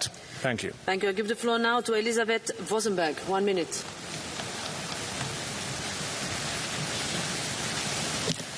Ευχαριστώ, κυρία Πρόεδρε. Αγαπητοί συνάδελφοι, η συμφωνία που ψηφίζουμε σήμερα αποτελεί μια ηχηρή απάντηση σε όσους κατηγορούν την Ένωση για αδυναμία ανταπόκρισης στα μεγάλα και σοβαρά προβλήματα των πολιτών. Ο κανονισμός για καταστάσεις κρίσης και ανωτέρας βίας, που είχα την τιμή να είμαι εισηγήτρια για την πολιτική μου ομάδα, το ΕΛΚ, επιτρέπει στα κράτη-μέλη να αντιμετωπίζουν ξαφνικές και μαζικές εισρωές υπηκόων τρίτων χωρών κατά παρέκκληση των γενικών διατάξεων, πάντα βεβαίως με σεβασμό στα θεμελιώδη δικαιώματα των ετούντων άσυλο. Και καταφέραμε να εντάξουμε και την εργαλειοποίηση μεταναστών, πάγια τακτική τρίτων χωρών όπως η Τουρκία. Πρόκειται για ένα σημαντικό πολιτικό επίτευγμα, ειδικά για τα κράτη-μέλη πρώτης υποδοχής όπως η χώρα μου η Ελλάδα. Η νέα νομοθεσία, εφαρμόσιμη σε όλη την Ευρωπαϊκή Ένωση, προβλέπει υποχρεωτική αλληλεγγύη μεταξύ των κρατών μελών και αναλογική κατανομή ευθυνών. Επιπρόσθετα, προβλέπει και υποχρεωτικό αντιστάθμισμα από τις χώρες που συνεισφέρουν ώστε να καλυφθεί το 100% των αναγκών του κράτους μέλους σε κρίση. Τέλος, θεωρώ αναγκαίο να επισημάνω ότι επιτέλους τα δίκαια αιτήματα των χωρών πρώτης υποδοχής ικανοποιούνται. Σας ευχαριστώ. Thank you very much, Ms. Vosenberg. The next is Isabel Santos. 1 minute. Thank you, Madam President. Se a política é a arte dos possíveis, o momento que vivemos é uma das mais acutilantes ilustrações disto mesmo. Mas nem esta consciência apaga em todos nós o travo amargo de, depois de anos a fio, a clamar por uma política comum de imigração e asilo, chegarmos ao fim com esta solução. Um pacto muito aquém daquilo que a defesa dos valores europeus exige para o futuro. Este não é o meu pacto. Penso que não é o pacto de quase ninguém. É o pacto possível, num momento marcado pelo crescimento da extrema-direita, xenófoba, racista e instigadora do medo, do ódio e da divisão entre todos nós.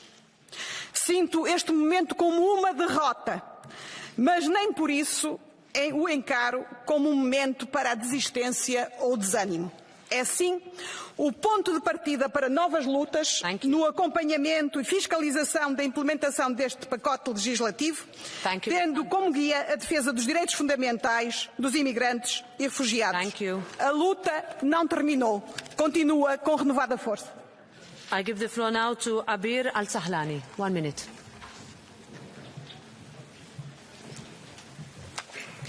Tack fru talman, kommissionärer, ärade kollegor. Jag tvingades fly till mitt älskade Sverige som ensamkommande flyktingbarn när jag var 15 år. Då fanns det inga lagliga vägar in. Idag finns det inga lagliga vägar in till tryggheten. Vi kan inte lämna den här frågan i händerna på taggtrådshögern som vill ha ett stängt Europa utan hjärta eller respekt för internationell rätt. Vi kan inte heller lämna den här frågan i händerna på den drömmande vänstern som hellre ser kaos och ingen lagstiftning för detta första steg. Och vi kan inte lämna den här frågan i händerna på smugglarna och de kriminella nätverken. Det här är ett första steg för en gemensam europeisk hållbar, rättssäker, human flykting-, migrations- och asylpolitik. Det här är ett första steg för solidaritet mellan våra länder. Det är tillsammans och endast tillsammans som vi kan skapa ett bättre skydd för människor som flyr undan förtryck och krig. Och det är endast tillsammans som vi kan stå redo för nästa flyktingkris och hålla gränsen mot de kriminella smugglarna av människor. Tack. Thank you very much. Ms. Al-Sahlani, Damian Karam. 1 minute. En 2015, j'étais maire de Grande-Sainte près de Calais. J'ai vécu la crise de l'accueil et non migratoire, Fabienne Keller, de plein fouet. J'ai accueilli avec le plus de dignité possible sur ma commune les plus de 2500 Syriens qui étaient arrêtés sur cette commune. Et j'ai fait, parallèlement à ça, baisser le score de l'extrême droite aux élections qu'on suivit. Fort de cette expérience, eurodéputé, je me suis attaqué ici aux causes dites le réel pour changer ces politiques migratoires ignobles. De cette réforme, j'attendais des solutions humaines, de la solidarité, la fin des violations des droits des exilés, du Parlement européen que nous tenions bon sur nos valeurs. De la droite et de l'extrême droite, je n'attendais rien parce qu'elles répondent la haine de l'autre pour masquer leurs échecs. De Renaissance, j'aurais aimé un sursaut d'humanité. Des socialistes, j'espérais naïvement du courage. Mais le Parlement a choisi la soumission totale au Conseil pour aboutir à ce pacte abject. Renaissance et socialistes parlent d'humanité, de solidarité, foutaise. Sous couvert de lutter contre l'extrême droite, vous avez scellé un pacte avec le diable que les ONG et le monde de la recherche dénoncent unanimement. En l'adoptant, vous renforcez et financez les murs de l'Europe forteresse. Vous généralisez la détention des exilés, y compris des enfants. Vous légalisez les pires pratiques. Vous vous félicitez de politiques criminelles, comme l'a dénoncé le rapporteur de l'ONU en Libye. Ce pacte est la honte de l'Europe. Il est votre honte. Merci. Now I give the floor to Asita Kanko. 1 minute.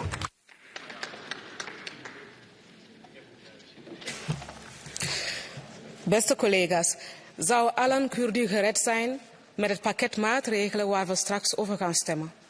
Zouden al die duizenden verdrinkingsdoden in de Middellandse Zee zijn voorkomen? Ik vrees van niet. Het asiel- en migratiepact doet namelijk niks om ongecontroleerde toestroom met hulp van mensensmokkelaars tegen te gaan. Op dit punt krijgt het akkoord van mij dus een dikke onvoldoende. Zal de druk op onze samenleving minder zijn met deze maatregelen? Hier ben ik iets positiever. Ik verwacht dat het afhandelen van kansloze asielaanvragen direct aan de Europese buitengrens het aantal secundaire bewegingen zal doen afnemen. Ik denk ook dat de uitbreiding van 2 databases alle betrokken instanties zullen helpen. Op deze onderdelen kan ik het pact dus steunen, op de andere niet. Tot slot moet dit van mijn hart. Vlaams Belang heeft heel stoer een paar amendementen ingediend, wetende dat dit nu kansloos is. Er is 8 jaar over deze maatregelen onderhandeld en ik heb Vlaams Belang de afgelopen jaren nergens gezien tijdens de onderhandelingen. Beste kiezer, trap niet in de val. Vlaams Belang heeft in de migratiediscussie niks voor u bereikt. De N-VA wel, ook al blijft het verre van perfect. Wij doen ons parlementair werk. Thank you very much, Ms. Kanko. Next is Gunnar Beck. 1 minute. Bei strikter Anwendung des Dublin-Asylregimes hätte Europa kaum und Deutschland gar keine illegalen Migranten aufnehmen müssen. Deshalb will die Kommission Dublin durch den Migrationspakt ersetzen. Der Pakt soll erstens Frontex zu einer Seenotrettungsagentur für Migranten umbauen, zweitens den Familienzuzug auf Onkel, Halbgeschwister und auf der Flucht gefundene Lebensabschnittspartner ausweiten, drittens Asylverfahren vereinfachen und beschleunigen, viertens Osteuropa durch einen Verteilungsmechanismus verwestlichen und fünftens den Begriff illegale durch irreguläre oder ungeordnete Migration ersetzen. Gar nichts indes sagt der Pakt zu Grenzschutz und zur Rückführung nicht asylberechtigter Migranten. Und Migranten sollen weiter ohne Identifizierung einreisen dürfen. Der Grund ist offensichtlich. Die EU will mehr Migranten, legal oder nicht. I give the floor next to Kinga Gál, 1 minute. Elnök asszony, a brüsszeli fősodor által erőltetett migrációs politika szemmel láthatóan megbukott. A migránsok egyre erőszakosabbak, és többségük illegálisan Európa területén marad. A brüsszeli bürokrácia és az európai baloldal azonban semmit sem tanul hibáiból, sőt a mostani rossz migrációs csomag áterőltetésével tovább ront a helyzeten.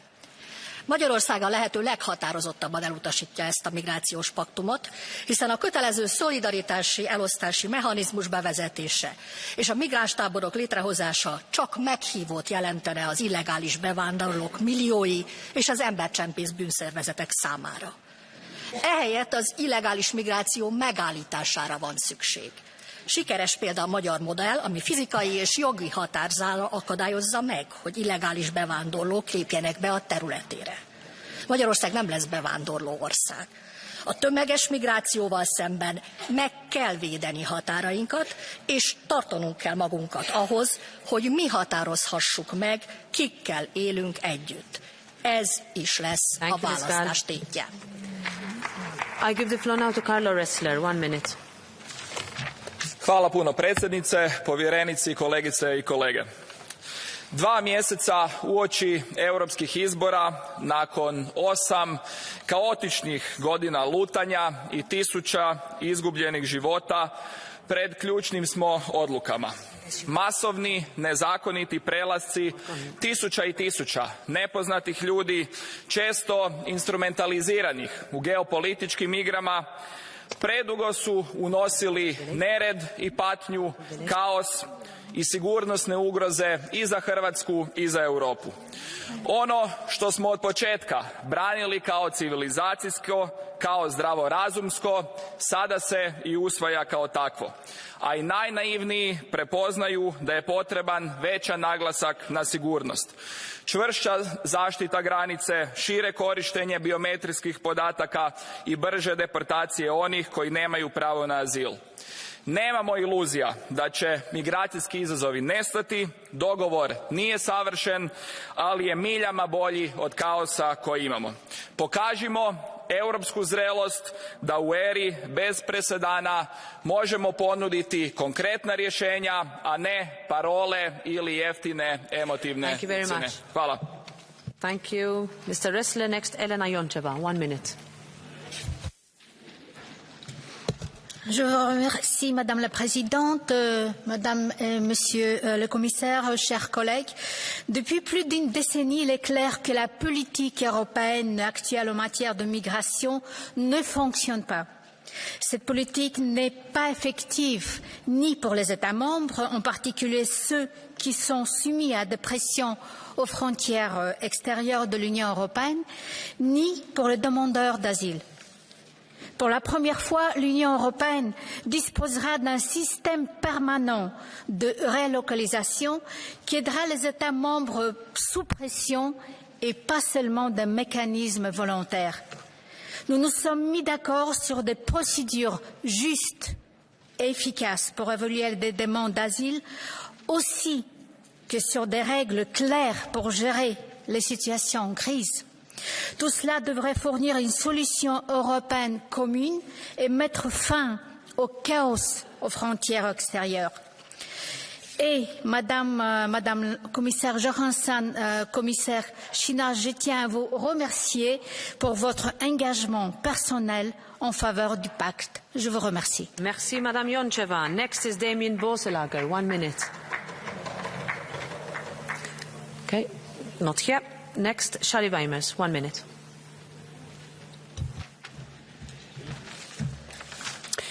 Thank you, Madam Speaker. Colleagues, if you want less migration to Europe, kill this deal. Only 3 of these legal acts will help in the fight against illegal immigration without sacrificing national sovereignty or imposing costs. The others will incentivize more migration. How will redistribution deter millions and millions of migrants destined to arrive in Europe the coming decades? It won't.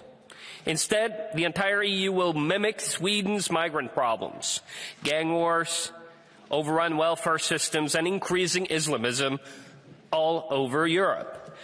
Commissioner Johansson and the left won't be in charge after the EU elections.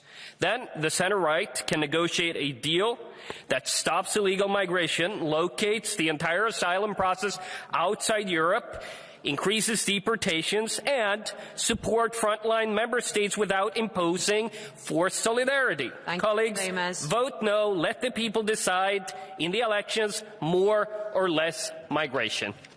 I give the floor next to Lukas Mandl. 1 minute. Vielen Dank, Frau Präsidentin. Sehr geehrte Mitglieder der Europäischen Kommission, es sind mehrere hier. Das markiert einen besonderen Tag, liebe Kolleginnen und Kollegen. Es kann ein besonderer Tag werden für die Europäische Union unter dem Motto und sie bewegt sich doch. Kann man Bürgerinnen und Bürgern der Europäischen Union heute sagen, ja, wir schaffen es, mit Asyl und irregulärer Migration umzugehen in der Europäischen Union, etwas, worauf Menschen seit Jahren warten. Im Herbst 2020 gab es den Vorschlag der Europäischen Kommission, und als jemand, der die Europäische Kommission oft und viel kritisiert, aus guten Gründen, finde ich, es war ein guter Vorschlag. Die Verhandlungen haben lange gedauert. Sie wären ohne den Weckruf Österreichs, ich will das schon sagen dürfen, nicht zu einem Ende gekommen, und heute braucht dieses Asyl- und Migrationspaket eine Mehrheit hier im Europäischen Parlament. Dass extrem Rechte und extrem Linke hier dagegen sind, zeigt doch, dass es ein gutes Paket ist, mit dem es gelingen wird, menschen- und sachgerecht irreguläre Migration zu bekämpfen, vor allem im Interesse derer, die sich auf eine gefährliche und teure Reise machen, und im Interesse aller Bürgerinnen und Bürger. Thank you, Mr. Mandl. I now close the Catch the Eye applications, and I give the floor to Pedro Marques. 1 minute. Thank you, President, Commissioners, colleagues. It may be easy to come here and criticize the Pact, the Migration Pact. It is obviously not perfect, but it is a compromise, a moment in which Europe stops dragging its feet on migration, and therefore it is a positive moment. The Pact will establish effective procedures to manage our borders, but never giving up on EU solidarity with the refugees. That's why the far right hates it. It will overcome national selfishness that left alone our border countries in the Mediterranean, introducing a binding solidarity mechanism between member states. That is also why the far right hates it. It addresses the need to cooperate with origin countries. If the EU really wants to manage migration, it must cooperate on the stabilisation and development of these countries. And that is also why the far right hates it. Imperfect as it might be, this is one of the milestones of these 5 years. The far right hates it because they will have to live with the fact that we deliver. For the Europeans, yes, we will deliver today. Thank you. Thank you, Mr. Marques.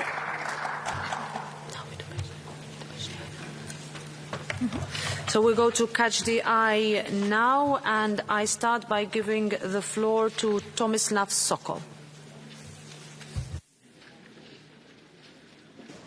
Thank you very much. Postignutim dogovorom o azilu i migracijama omogućujemo državama članicama da efikasno štite vanjske granice, ali i da se bore protiv krijumčara ljudima. Sviđalo se to nekima ovdje ili ne, države članice, a ne krijumčari, odlučivat će tko može, a tko ne može ući u Europsku uniju. Prema novim pravilima, na granici će se procjenjivati jesu li zahtjevi za azil neutemeljeni ili nedopušteni, a to će spriječiti da se postupak povodom zahtjeva za azil, kao što je to do sada uglavnom bio slučaj, događa dublje u teritoriju država članica. Treba jasno reći da nezakonite migracije predstavljaju sigurnosnu ugrozu za europske građane i da Europska unija ne može na svoj teritorij primiti sve one koji se žele domoći EU samo zato što se tu bolje živi. Zato je važno spriječiti učestale zlouporabe sustava azila i razlikovati ekonomske migrante od izbjeglica, što s ovim paktom i čini. Treba spomenuti da je skupina kolega iz ovog parlamenta lijeve orijentacije jednom pokušala nezakonito prijeći državnu granicu Republike Hrvatske i tako isprovocirati međunarodni incident, u čemu su ih branili neki njihovi hrvatski kolege. Zbog takvih neodgovornih političara važno je da Europa dobije snažna i jasna pravila o zaštiti europskih građana. Hvala lijepa. Thank you, Mr. Sokol. Maria Arena.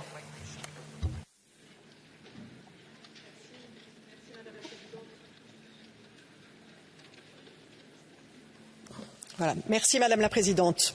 Alors je ne voterai pas ce pacte pour l'asile et la migration. Tout simplement parce qu'il y a des risques certains d'érosion des droits fondamentaux des demandeurs d'asile, mais aussi parce qu'il ne va pas répondre aux défis et aux pressions auxquels sont soumis les pays d'entrée, car il n'y a pas de réelle solidarité européenne organisée. Ce pacte organisera moins d'accès à la protection pour les demandeurs d'asile. Il y aura plus de violence aux frontières, plus de violations des droits fondamentaux en matière de protection des demandeurs d'asile. Il y aura une externalisation de la politique européenne de migration. Et donc, pour toutes ces raisons, je pense que nous avons raté l'opportunité qui était la nôtre de pouvoir avoir un pacte qui soit un pacte efficace et un pacte qui donne et qui respecte les valeurs européennes. Merci. Thank you. Next, Ana Miranda. Obrigada, Presidenta. O mundo está a ollar para nós, não con o noso voto, porque não queremos unha Europa fortaleza, con fronteiras, e que apoia a ditaduras pagando para externalizar as fronteiras. O Pacto de Migração e Asilo apóiase na política de seguridade, deixa ao lado a solidariedade e os dereitos humanos. Non podemos aceitar os discursos da extrema dereita desta Cámara e da extrema dereita en geral para decirnos o que temos que facer. Primeiro é protexer as persoas. As murallas e os valados criminalizan. As murallas e os valados deixan fora a dignidade humana. As murallas e os valados non respeitan a persoa. Nós, hoxe, estaremos aquí fora, na Plaza de Luxemburgo, apoiando todas as organizacións e a todos os povos que lutan por un pacto migratorio e por un pacto de asilo, respeitando a dignidade humana e os dereitos. Moito obrigada. I give the floor next to Angel Jambaski. Нелегалната миграция залива европейския континент. Нелегалната миграция променя историите, променя традициите, променя наследствата на европейските нации, на европейските държави. Нелегалната миграция е заплаха и вината за това, уважаеми колеги, е ваша. Вие и вашите покани, които отвориха тази кутия на Пандора и позволиха да бъде насърчавано трафика на хора, да бъде насърчавано предвижването на хора, които идват в Европа с други нечисти цели. Сега оплашени от това, което направихте, и оплашени от резултата, който ще се случи на предстоящите избори за вашите партии, се опитвате да избягате от ваша отговорност и предлагате абсолютно безгръбначен и политически импотентен пакет. Той трябва да бъде отхвърлен. Той не просто насърчава, той ще отвори още по-голяма вълна от нелегална миграция. Задължително заселване, квоти, солидарност и прочи неразумни работи отново ще засилят този процес, който е опасен за вашите и за нашите нации и държави. И на това трябва да бъде сложено край. Това трябва да бъде отхвърлено. Благодаря. Thank you, Mr. Jambaski. Anabela Rodrigues.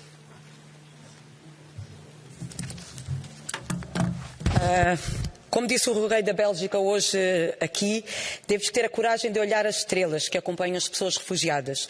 Neste dia de Eid, com uma guerra na Ucrânia, um genocídio na Palestina, este Parlamento Europeu se propõe a dramatizar ainda mais as vidas de milhões de pessoas dentro e fora da União Europeia, que pensavam ter na Europa um porto seguro. Este continente da liberdade e da solidariedade implicava honrar os princípios e votar contra este pacto. Finally, Sean Kelly.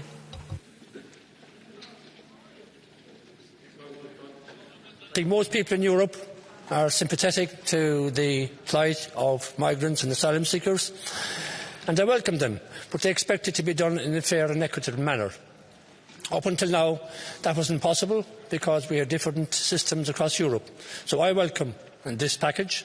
I think it will bring coordination in line with our obligations under international treaties and conventions, and will ensure that there's a cohesive and proper manner in which asylum seekers are assessed. This notion that everybody can come to Europe, legal and illegal, and stay here indefinitely, that upsets people, and that's understandable. They expect it to be done, and now we can do it in solidarity. And I think once we do that, and every member state plays its part, we will help to have a proper structure and also break the power of the people smugglers who have got away with exploiting the most unfortunate people in the world for too long. Now I think we can get it done properly and fairly and show that Europe is compassionate and works in solidarity. Thank you very much. So now I give the floor to the Vice President of the Commission, Margarita Skinas. Thank you, Madam Chair. Honourable members, 4 years ago, before presenting our proposals for a new pact for migration and asylum, the situation in Europe was full of images that we didn't like. Lampedusa, Moria, Calais, Canarias. But contrary to those who tried to craft the argument that all this was the result of Europe's making, we were very clear from the start that everything we didn't like about migration was the direct consequence of the lack of Europe. This was the cost of non-Europe. And this is what we are correcting today. The package that we have agreed with member states and with the political groups is a delicate, balanced outcome. I can hear from your passionate contributions in the debate today that not all of you are happy with the result. That's okay. That's a good thing, because these arguments clearly point out to a balanced outcome that leaves many people in agreement, but leaves other people in the fringes disagreeing. This is what European democracy is all about. Actually, the thing you are about to vote today is the only thing that we didn't try on migration policy in this political cycle. We did all the rest but having a regulatory framework for migration. We did crisis management, we defended our member states against instrumentalization of migration flows by authoritarian neighbours, we ran from incident to incident, crisis to crisis, ship to ship. We did everything but one, to have a policy. And we are now nearing this moment. This is indeed a make it or break it moment. We are about to open the door to a new house, a packed house, which will be founded on the respect of fundamental rights and the dignity and the values we represent. Not a fortress Europe, but a well-guarded house with more secure external borders and clear rules on who is entitled to enter. A house that will provide shelter to those fleeing persecution, war and violence. A house where all asylum applications will be processed duly and fairly. A house that will also make sure that those who do not have legal right to be under our protection should be returned to the countries of origin with speed and dignity. And these effective rules, clear, cohesive, holistic rules, will also help us to make EU solidarity the new normal. Honourable members, we are now about to vote. You are about to vote. And this is a major moment for responsibility. This is a unique chance because, frankly, it is not enough for some of you to say that we don't want porous borders and do nothing about it. It is not enough to others to say that we want to protect the sanctity of asylum at all costs, but voting down this package. And it is not enough to say that you want to improve the rights of refugees and migrants, but stand against the legal texts that are precisely meant to do that. So, this is the moment of truth. Perfection is always the enemy of progress. The pact that you have in front of you is not rebuilding the Parthenon. We never claimed to do so. But we are making a marked, tangible improvement after many years of failures.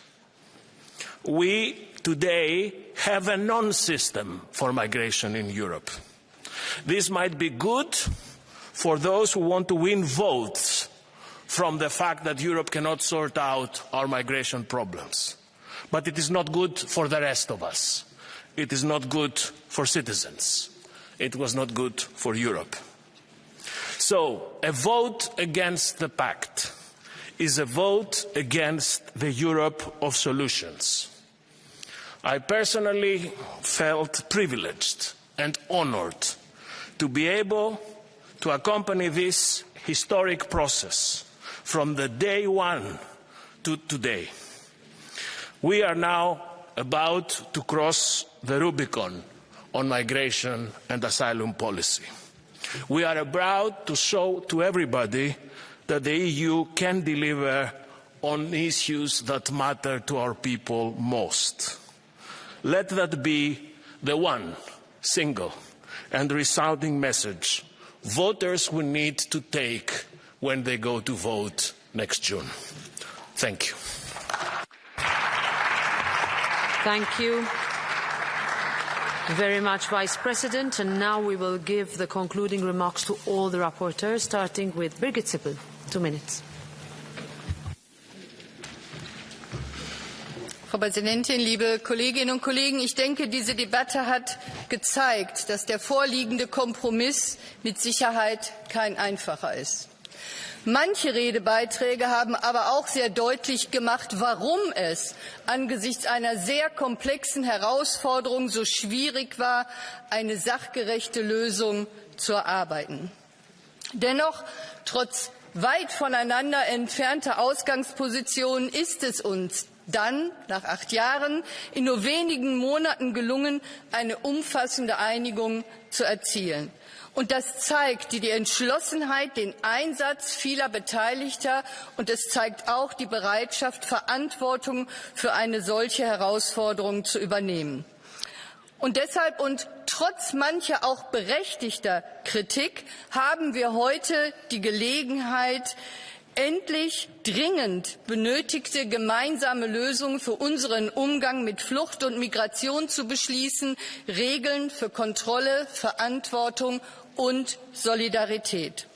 Und damit beweisen wir nach Jahren des Stillstandes Handlungsfähigkeit der EU auch in Migrationsfragen und können erreichen, dass überall in Europa europäisches Recht gewahrt wird, indem die Mitgliedstaaten, die der Reform mit qualifizierter Mehrheit zugestimmt haben, die Umsetzung schnell und basierend auf Grundrechten vornehmen. Und ja, es heißt auch, dass die Kommission Verstöße von Mitgliedstaaten ahndet, damit die systematischen Menschenrechtsverletzungen an unseren Außengrenzen nicht nur konsequent bestraft, sondern tatsächlich endlich auch beseitigt werden. Und ich sage es noch einmal, unser Einsatz für eine solidarische Migrationspolitik endet nicht heute. In der nächsten Legislatur sind weitere Maßnahmen notwendig, gerade mit Blick auf legale Zuwanderung. Und wir werden die Umsetzung und Einhaltung des Rechtes überwachen, damit diese Reform ein zwar schwieriger, aber dennoch ein Schritt in die richtige Richtung wird. Vielen Dank. Thank you, Ms. Sippel. Next, Fabienne Keller. 2 minutes.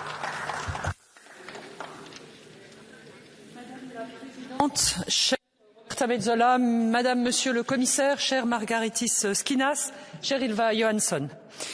Chers collègues, nous y sommes. Après 8 ans de dur travail, nous pouvons agir pour répondre aux défis migratoires. Aujourd'hui, nous sommes face à un choix difficile et crucial. Soyons réalistes et honnêtes. Rejeter le pacte, c'est empêcher une quelconque réforme pour les 10 années qui viennent. Rejeter le pacte, c'est choisir un statu quo inacceptable, inacceptable pour les États, pour les citoyens européens et surtout pour les demandeurs d'asile. C'est pourquoi, chers collègues, j'appelle à nouveau tous les membres des partis centristes et pro-européens à soutenir ce pacte et enfin à agir pour le contrôle de l'immigration et pour une vraie solidarité européenne. Concrètement, je le rappelle brièvement, grâce au pacte, nous mettons fin aux situations de chaos aux frontières de l'Union et dans nos territoires, comme à Calais par exemple en France. Grâce au pacte, nous réduirons significativement la présence des personnes en situation irrégulière sur le sol européen. Grâce au pacte, nous rendrons nos procédures d'asile plus efficaces, plus harmonisées et plus respectueuses des migrants. Chers collègues, agir ou empêcher, c'est notre choix aujourd'hui. Avec mes collègues du groupe Renew Europe, nous sommes résolus à agir et à soutenir sans exception ce pacte européen asile et migration. Je vous remercie. Merci, Madame Keller. Next, Thomas Tobé. 2 minutes. President, Commissioner, I think it is clear for everyone that is watching what is happening on the ground today, understands that we need to have a new European migration policy. We have horrific numbers of people dying in the Mediterranean Sea. We still see that the majority of people coming to Europe are irregular migrants. We see that we have a lack of trust between member states. And we also see that we have a lack of trust also from citizens towards governments, towards European politicians. Now finally, we have something on the table. We have something that is truly negotiated, and we have an opportunity now to find a constructive majority in this House to vote in favour of this migration pact. For years, this House has criticised the Council for not making up their mind, for not being ready to negotiate. Now, finally, we have the Council ready to adopt this and move forward towards a true European migration policy. Should it then be this House who rejects it, who shows that we're not mature enough to take decisions that would actually mean that we will stick to our European values, but yes, we will have a more controlled migration policy than we have today, but we will also make a choice that we will prioritise the people in need of protection, and we will decrease irregular migration, and finally, we will also open up to cooperate more within the Union and together with countries outside of Europe. This is the right path forward, and I do hope, colleagues, please be responsible today. Please vote in favour of the Migration Pact. Thank you. Thank you very much, Mr. Tobé. Next, Juan Fernando López Aguilar. 2 minutes. Gracias, Presidenta. Parlamento Europeo. Esta es la única institución directamente electiva, supranacional y legislativa del mundo. Somos expresión democrática de la diversidad irreductible y de la complejidad de la integración europea. Procedemos de nuestros 27 Estados miembros que no se han disuelto con la Unión Europea y vamos a elecciones el próximo 9 de junio. Y digo esto para recordar que el procedimiento legislativo del que venimos ha sido extremadamente difícil. ¿Cómo no iba a serlo? En modo que ninguno de los negociadores que hemos tenido parte podemos estar enteramente satisfechos y no lo estoy yo. He escuchado críticas legítimas y las respeto. Por supuesto, he escuchado también desinformación con argumentos refutables en cuanto se lea el contenido de las leyes europeas que vamos a aprobar, espero, en esta sesión que es histórica. Pero profeso mucho respeto a quienes lo han criticado desde organizaciones humanitarias. Quiero recordarles que hay organizaciones internacionales de primer rango, el Comisionado de Naciones Unidas para los Derechos Humanos, el Comisionado para los Refugiados y la Organización Internacional de Migraciones, que han saludado el pacto como un paso adelante y positivo. Pero aquellas organizaciones humanitarias que lo han criticado, les digo, sus críticas las he hecho mías, he combatido por ellas en cada negociación, he peleado con todas mis fuerzas por hacer valer sus puntos de vista, pero al mismo tiempo afirmo, somos miembros del Parlamento Europeo y no somos activistas en este Parlamento. Hemos sido elegidos para decidir y legislar, no para proferir indefinidamente discursos encendidos pero estériles. Hemos sido elegidos para asumir la responsabilidad de tomar decisiones. Y quiero decir que la alternativa a no votar cada uno de los reglamentos de este pacto, cada una de las leyes europeas, es peor. No es solamente condenar a que las cosas sigan como están, con todas nuestras protestas, con cada pleno diciendo vergüenza, qué vergüenza que la Unión Europea sigue sin hacer nada con respecto al hecho migratorio y al derecho de asilo. No, es todavía reconocer que lo hemos intentado y no lo hemos conseguido. Es algo mucho peor y más desalentador de cara al futuro, porque será decirle a los electores, olvídense, la Unión Europea no es capaz de responder ni siquiera cuando se lo propone y cuando emplea tantos años en el esfuerzo. Por eso digo, no perdamos la oportunidad, es ahora o nunca. Después de todos estos años de trabajo, merece la pena dar un paso adelante con todas sus limitaciones, pero también poniendo orden, garantías y reglas comunes donde hasta ahora no las ha habido. Vamos a votar favorablemente cada una de las leyes de este pacto europeo. Gracias, presidenta. Next is Jorge Buxade. Gracias, presidente, y gracias sobre todo a los que han atacado a Eurodac. Sus ataques son la principal prueba de que tenemos razón y de que Eurodac va al corazón del problema.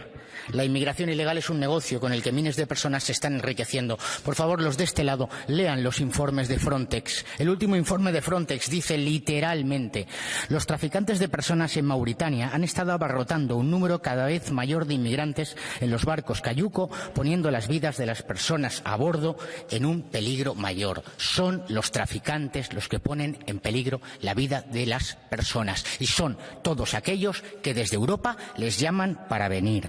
Porque no huyen de persecuciones. En África los únicos perseguidos son los cristianos asesinados por las milicias yihadistas, pero a estos ustedes no les hacen mucho caso. Miren, la ruta del Mediterráneo central, protegida por Italia, ha caído un 60% la inmigración ilegal. La ruta de los Balcanes, protegida por Hungría, ha caído un 70% la inmigración ilegal. Sin embargo, las otras dos puertas de Europa, el Mediterráneo occidental y la ruta de Canarias, se han incrementado en un 50 y un 540% durante estos 2 meses del 2024.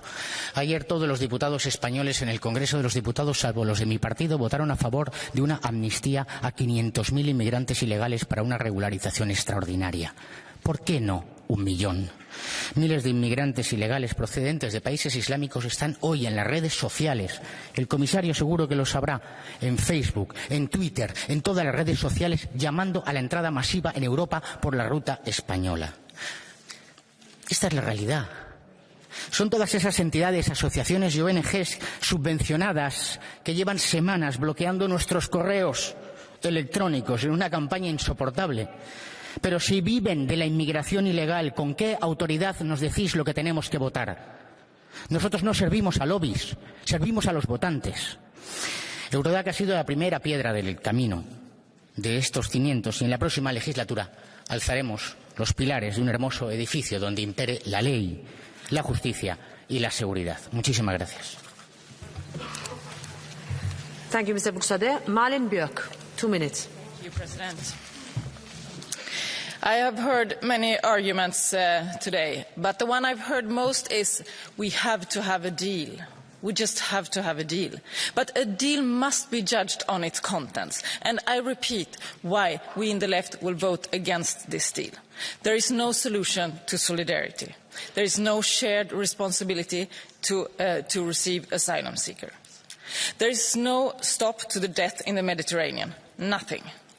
There will be systematic detention in the borders of Europe. The right to asylum will be dismantled.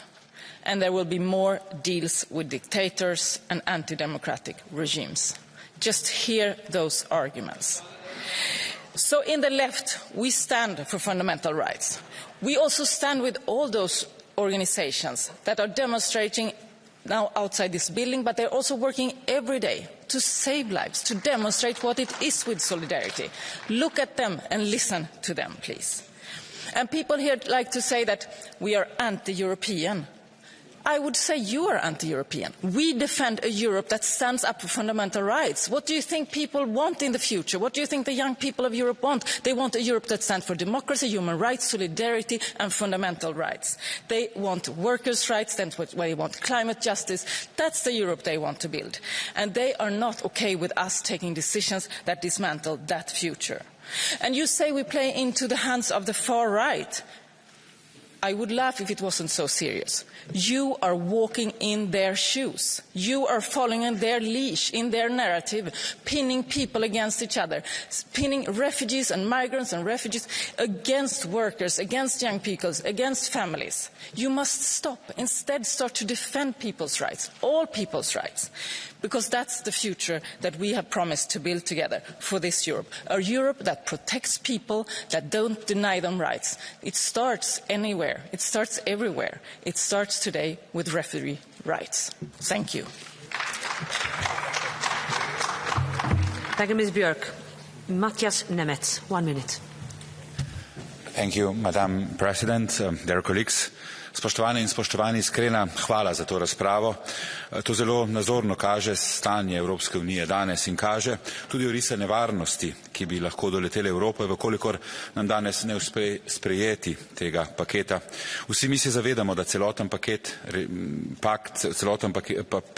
pakt rešitev pred nami ni popolna, je pa kompromis, alternative za tak paket ni. Vkolikor bi ga danes zavrnili, bo Evropo pahnilo v veliko negotovost, s tem bi dali vetra predvsem populističnim silam. Sprejetje paketa je zato strateška nujnost za Evropsko unijo in je naša skupna odgovornost. In takoj zatem se bomo morali osredotočiti na implementacijo. Nedvomno bo pri tem prišlo tudi do določenih izzivov in težav in te bomo morali sproti naslavljati. Druge poti enostavno ni, spoštovani. To od nas pričakuje tudi evropske državljani in državljanke. Za konec, zato še enkrat poziv vsem kolegom, podprite paket. Ni idealen, ampak alternative ni. Hvala vam vsem kolegom za podporo in za sodelovanje. Srečno, Evropa. Thank you, Mr. Nemetz. Sophie in 't Veld, 2 minutes. Thank you, Madam President. As I stated earlier, I will support the package, but I will do so without joy. Now, every one of us in this room has his or her own reasons for voting in favour or against. And I'd like to say to the EPP, no, Greens and Left are not on the same side of the far right if they vote against. I think that's dishonest. And no, friends of the Greens and Left, those voting in favour, like me, are not on the same side of the far right or anti-European. I have concerns and doubt, and I too struggle with the dilemma. But that is why we are in politics, because having an opinion is easy. Voting for something perfect is not very difficult. But to take responsibility for dilemmas and difficult decisions is our job. And the Pact definitely contains problematic elements, risks and weaknesses, and it's dishonest to deny that. But it's equally dishonest to claim that this Pact is the end of the right to asylum or that in itself it will lead to more violence at the borders. The violence today is not the result of the existing law, but of national policies and the absence of enforcement. I can defend the new reception conditions directive without any hesitation, and those standards, which I had the pleasure to negotiate, will apply across the package. And if I had written the pact, it would look very different. But there will not be any fresh proposals on the table or a better negotiation result. It is false to create that impression. And our job does not end here. We have an even bigger task in overseeing implementation and enforcement. And the best guarantee for European values is a solid majority of European Liberal Democrats who stand tall for human rights. So let's make it happen in June. Thank you. Thank you very much, Ms. in 't Veld, and that brings us to the end of this joint debate, and the vote will be held later on this afternoon. Thank you.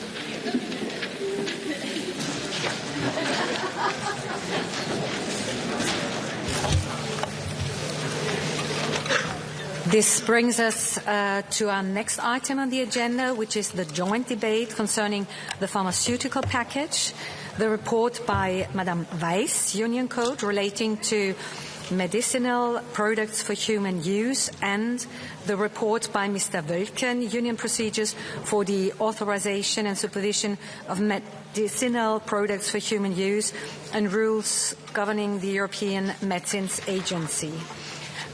We are starting, of course, with the rapporteur, so Madame Pernille Weiss, the floor is yours. Dear President, dear colleagues, today we will vote on the Parliament's position on the revision of our general pharmaceutical legislation, a revision which is vital for patients, the industry, ecosystem and our wider society.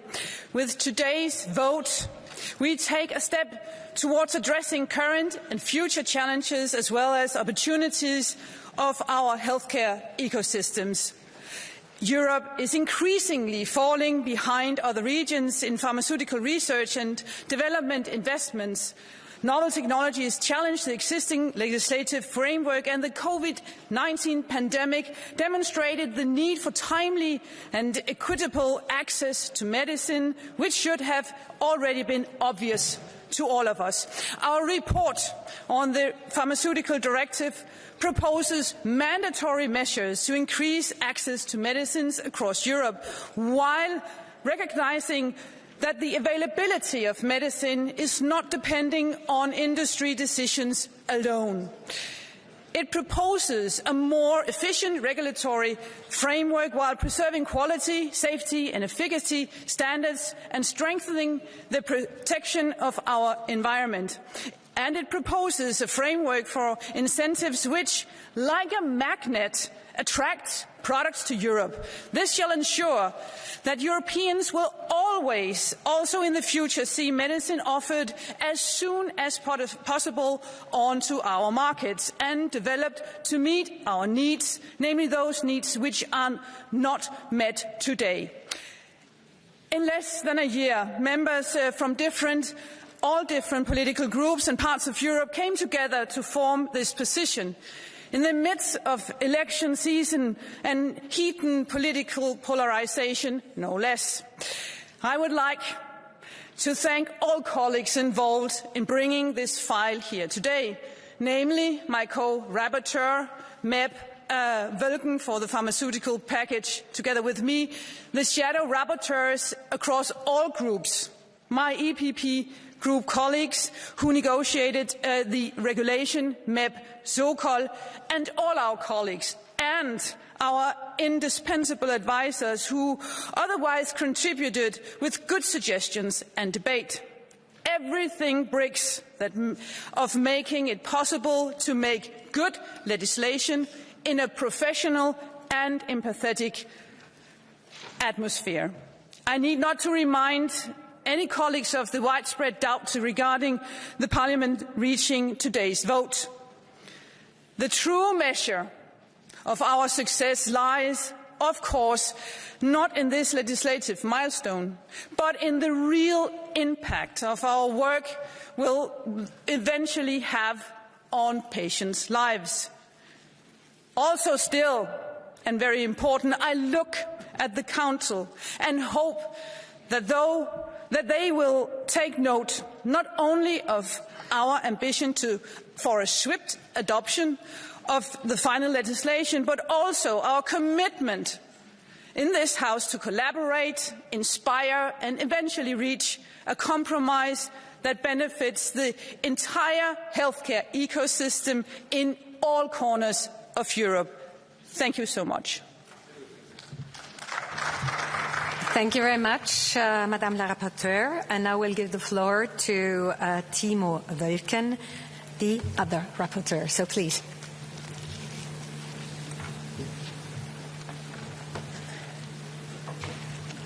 Sehr geehrte Frau Präsidentin, vielen Dank. Sehr geehrte Kommission, liebe Pernille. Die Europäische Kommission hat das Gesetzgebungspaket zur Überarbeitung der Pharmarichtlinien leider erst sehr spät vorgestellt. Erst vor wenigen Monaten. Und trotzdem haben wir es hier im Parlament geschafft, über viele Fraktionen hinweg die 400 Artikel in der Verordnung und in der Richtlinie zu bearbeiten und, wie ich finde, 2 Berichte und 2 Gesetzgebungen hier heute vorzulegen, die sich sehen lassen können. Wir haben eine Balance geschaffen zwischen den verschiedenen Interessen und insofern möchte ich mich heute erst einmal bedanken bei allen Kolleginnen und Kollegen, bei den Schattenberichterstatterinnen und Schattenberichterstattern, die an diesen beiden Gesetzen mitgearbeitet haben, aber insbesondere auch an unsere Mitarbeiterinnen und Mitarbeiter und auch unsere Advisor in den Fraktionen. Ohne sie alle wäre das nicht möglich gewesen, 400 Artikel in so kurzer Zeit so intensiv und, wie ich finde, so gut zu bearbeiten. Liebe Kolleginnen und Kollegen, eines der Kernziele unseres Mandates war es doch dieses Mal, nach der Corona-Pandemie eine europäische Gesundheitsunion zu schaffen. Und deswegen haben wir die Lehren gezogen aus der Pandemie. Wir haben insbesondere die Zulassungsverfahren für Arzneimittel überarbeitet und schneller gemacht. Und ich finde, das ist verdammt wichtig, dass wir nicht sagen, okay, wir haben ein System, das gut funktioniert, daran braucht nie wieder was geändert werden, sondern dass wir aus der dramatischsten Gesundheitskrise, die wir gemeinsam bisher erlebt haben, die richtigen Lehren ziehen. Gleichzeitig gehört für uns aber auch dazu, gut aufgestellt zu sein im Hinblick auf die vielleicht nächste Gesundheitskrise. Und das dürfte wahrscheinlich eine Epidemie von einer Bakterieninfektion sein, weil wir keine funktionierenden Antibiotika mehr haben. Und deswegen ist es so wichtig, dass wir in der Europäischen Union dafür sorgen, dass auch Antibiotikaforschung hier wieder betrieben wird. Antibiotikaresistenzen führen schon jetzt zu 35.000 Todesfällen jedes Jahr in der Europäischen Union.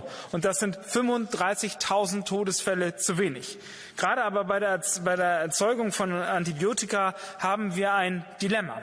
Auf der einen Seite kostet es viel Geld, diese Medikamente zu entwickeln. Auf der anderen Seite sollen sie möglichst selten eingesetzt werden. Und deswegen haben wenige Unternehmen ein Interesse daran, Antibiotika zu entwickeln. Und mit dieser Verordnung machen wir jetzt einen Vorschlag, wie wir dieses Marktversagen tatsächlich beseitigen. Wir schaffen und schlagen vor, dass Hersteller von Arzneimitteln für jeden Entwicklungsschritt eine Zahlung bekommen sollen. Und wir schlagen außerdem vor, dass es ein Subscription Model für die Bezahlung von Antibiotika gibt. Das heißt, es wird nicht mehr der reale Einsatz gefördert, sondern es gibt eine Flat Payment, was dazu führt, dass der Einsatz nicht künstlich angereizt wird und damit weitere Antibiotikaresistenzen verhindert.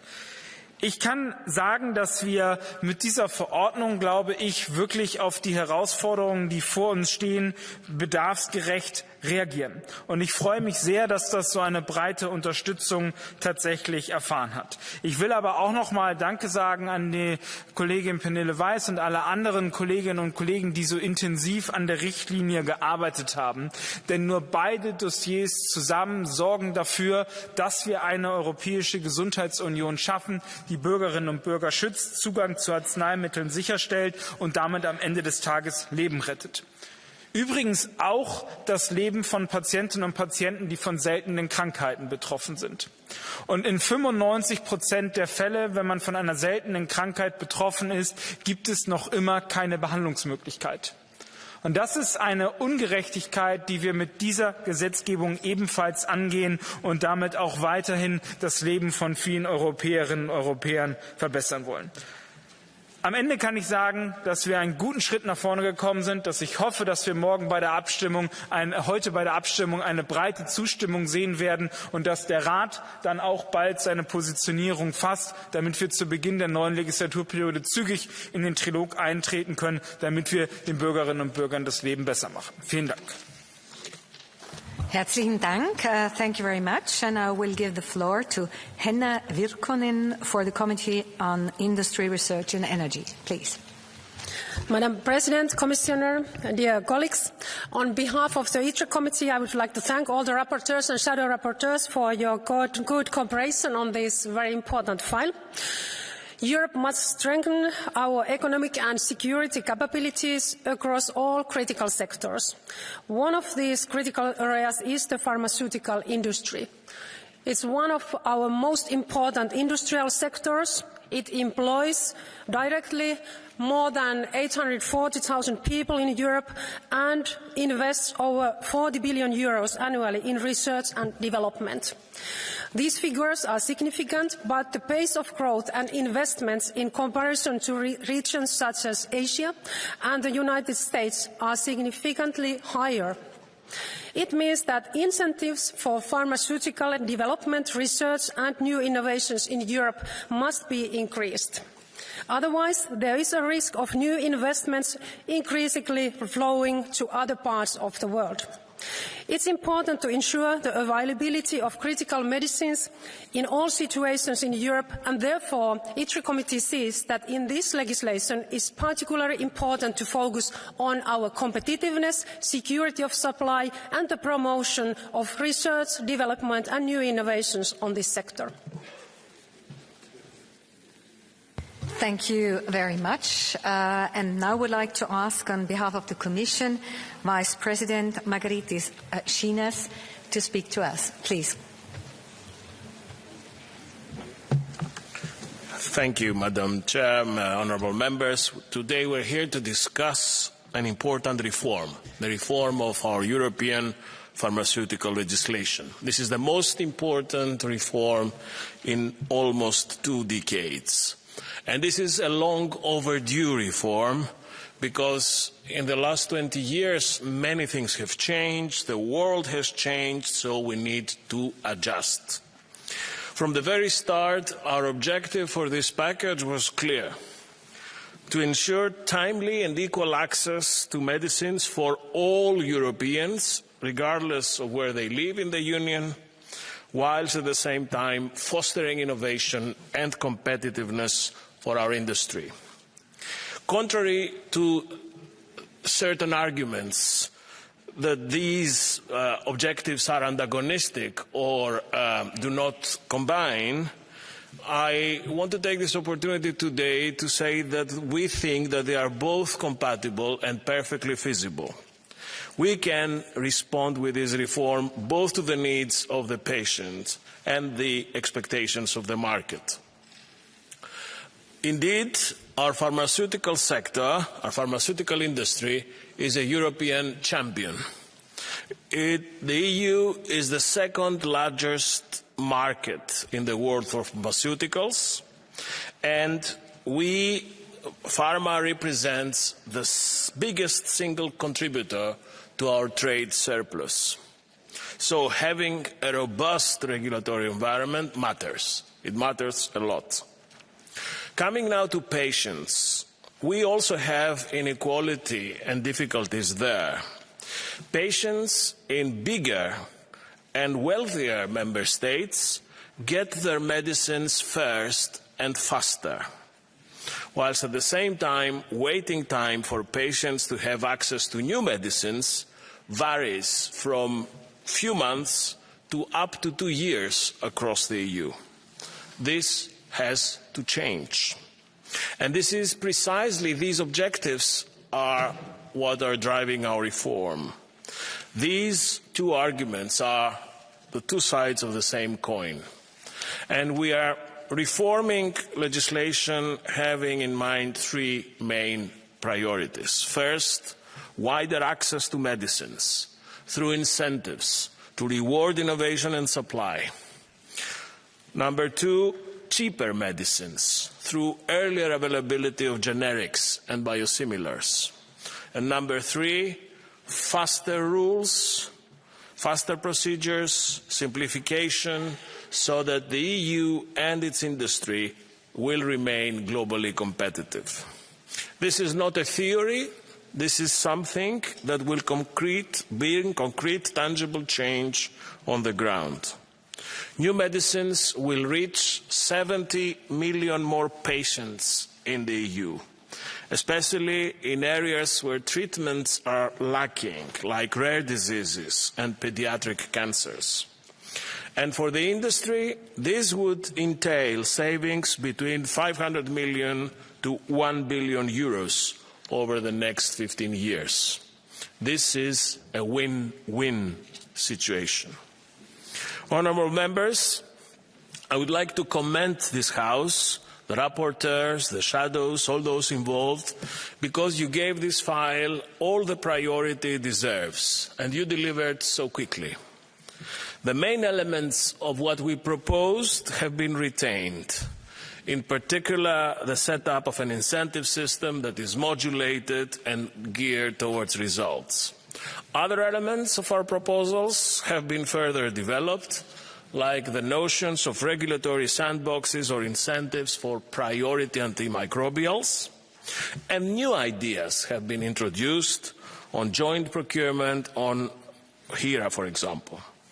Some of these proposals raise questions about effectiveness, feasibility, red tape, sustainability of health systems. Still, all your thoughts and ideas form a basis for sound interinstitutional discussions. In the Council, Member States have not yet developed a mandate, so the Commission will reserve our position, but we are sure that we can look forward to the next steps and hold honest negotiations based on facts. By the end of this month, we will launch a coalition to address a lateral but yet connected and burning issue, the one on how to avoid shortages of most pressing medicines. This will take the form of a critical medicines alliance, under which we will mobilize all stakeholders for the benefit of society. In concluding, let me reiterate that we are now facing a great opportunity to create a single market for medicines, one that is fair, future-proofed and globally competitive. Let's seize this moment. Let's take this opportunity. This is what Europe knows best: smart, proportionate and effective regulation. Thank you. Thank you very much, Vice President of the Commission. We come to the Speaker of the political group, starting with Tomislav Sokol for the EPP Group. Poštovana potpredsjednice, potpredsjedniče Europske komisije, kolegice i kolege. Prije nekoliko desetljeća Europa je imala vodeći položaj u istraživanju i inovacijama u zdravstvu, no danas, unatoč nekim iznimkama, velika većina inovacija i inovativnih tvrtki nalazi se negdje drugdje. Moramo preokrenuti ovaj trend i vratiti inovacije u Europu, te stvoriti okruženje koje privlači, a ne stvara prepreke za proizvođače novih lijekova. Pristup pacijenata lijekovima u EU i sigurnost opskrbe također su sve veći razlozi za zabrinutost. Zbog svega navedenog potrebna je dubinska reforma trenutnog zakonodavstva koje se posljednji put ozbiljnije mijenjalo prije 20 godina. Glavni cilj reforme je osigurati da svi pacijenti u EU imaju jednaki, brži pristup učinkovitim lijekovima bez obzira na to gdje žive. Zato smo skratili vrijeme potrebno za izdavanje odobrenja za lijekove od strane Europske agencije za lijekove. Također, omogućujemo da se lijekovi pacijentima mogu isporučiti u svakom trenutku, bez obzira na to gdje žive u Uniji. Novi lijek sada će se morati staviti na tržište svih država članica koje to zatraže. Svakako treba spomenuti borbu protiv antimikrobne otpornosti, budući da farmaceutske tvrtke dodatno potičemo na razvoj novih antibiotika, kombinacijom različitih mjera koje uključuju vaučere, ali i javne subvencije.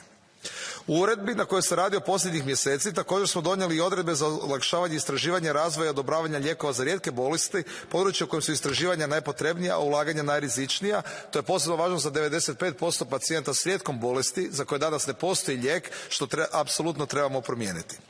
Isto tako, istaknuo bih da proširimo područje primjene takozvanog izuzeća bolar, kojim će se omogućiti da generički lijekovi dolaze na europsko tržište znatno ranije nego do sada, što je za naše građane izuzetno važno. Mjerama za poticanje ranog ulaska na tržište generičkih lijekova jačamo tržišno natjecanje, pacijentima omogućujemo lakši pristup, a zdravstvenim sustavima smanjujemo troškove.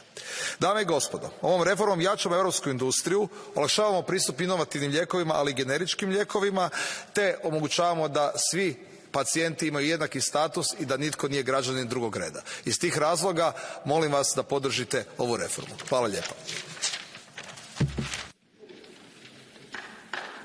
Thank you very much. And now for the S&D group of this House, Nicolas González Casares, please. Gracias, presidenta. Comisario, hoy votamos la reforma de la política farmacéutica de la Unión Europea con profundas marcas socialistas.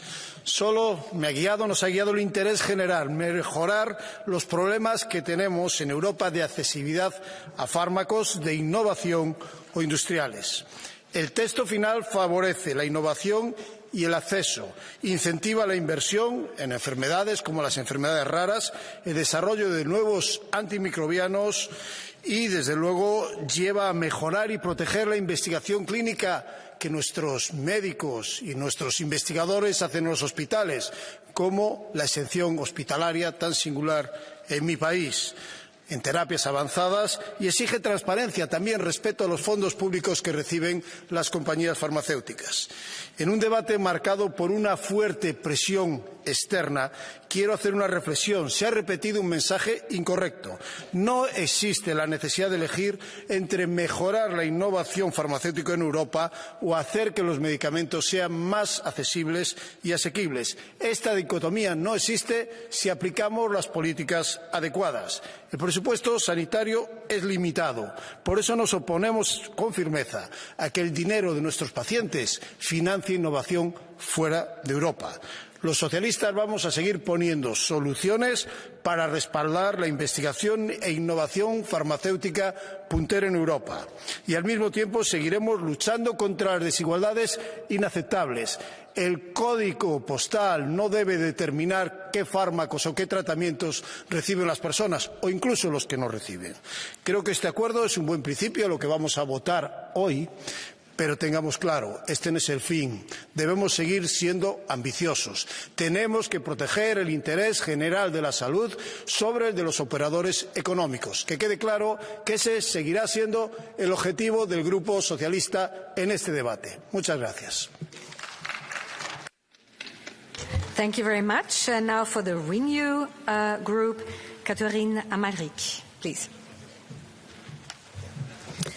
Madame la Présidente, Monsieur le Vice-président, cher Margaritis Schinas, l'enjeu de la législation pharmaceutique est de refaire de l'Europe une puissance stratégique de développement et de production des médicaments, une puissance protectrice. Cette Europe du médicament, nous la construisons équitable, avec la coopération volontaire entre les États membres, notamment sur le prix des médicaments, l'extension des achats conjoints pour nombre de traitements, y compris contre les maladies rares, et aussi l'impossibilité d'interdire ou restreindre l'accès aux médicaments contraceptifs et abortifs en Europe.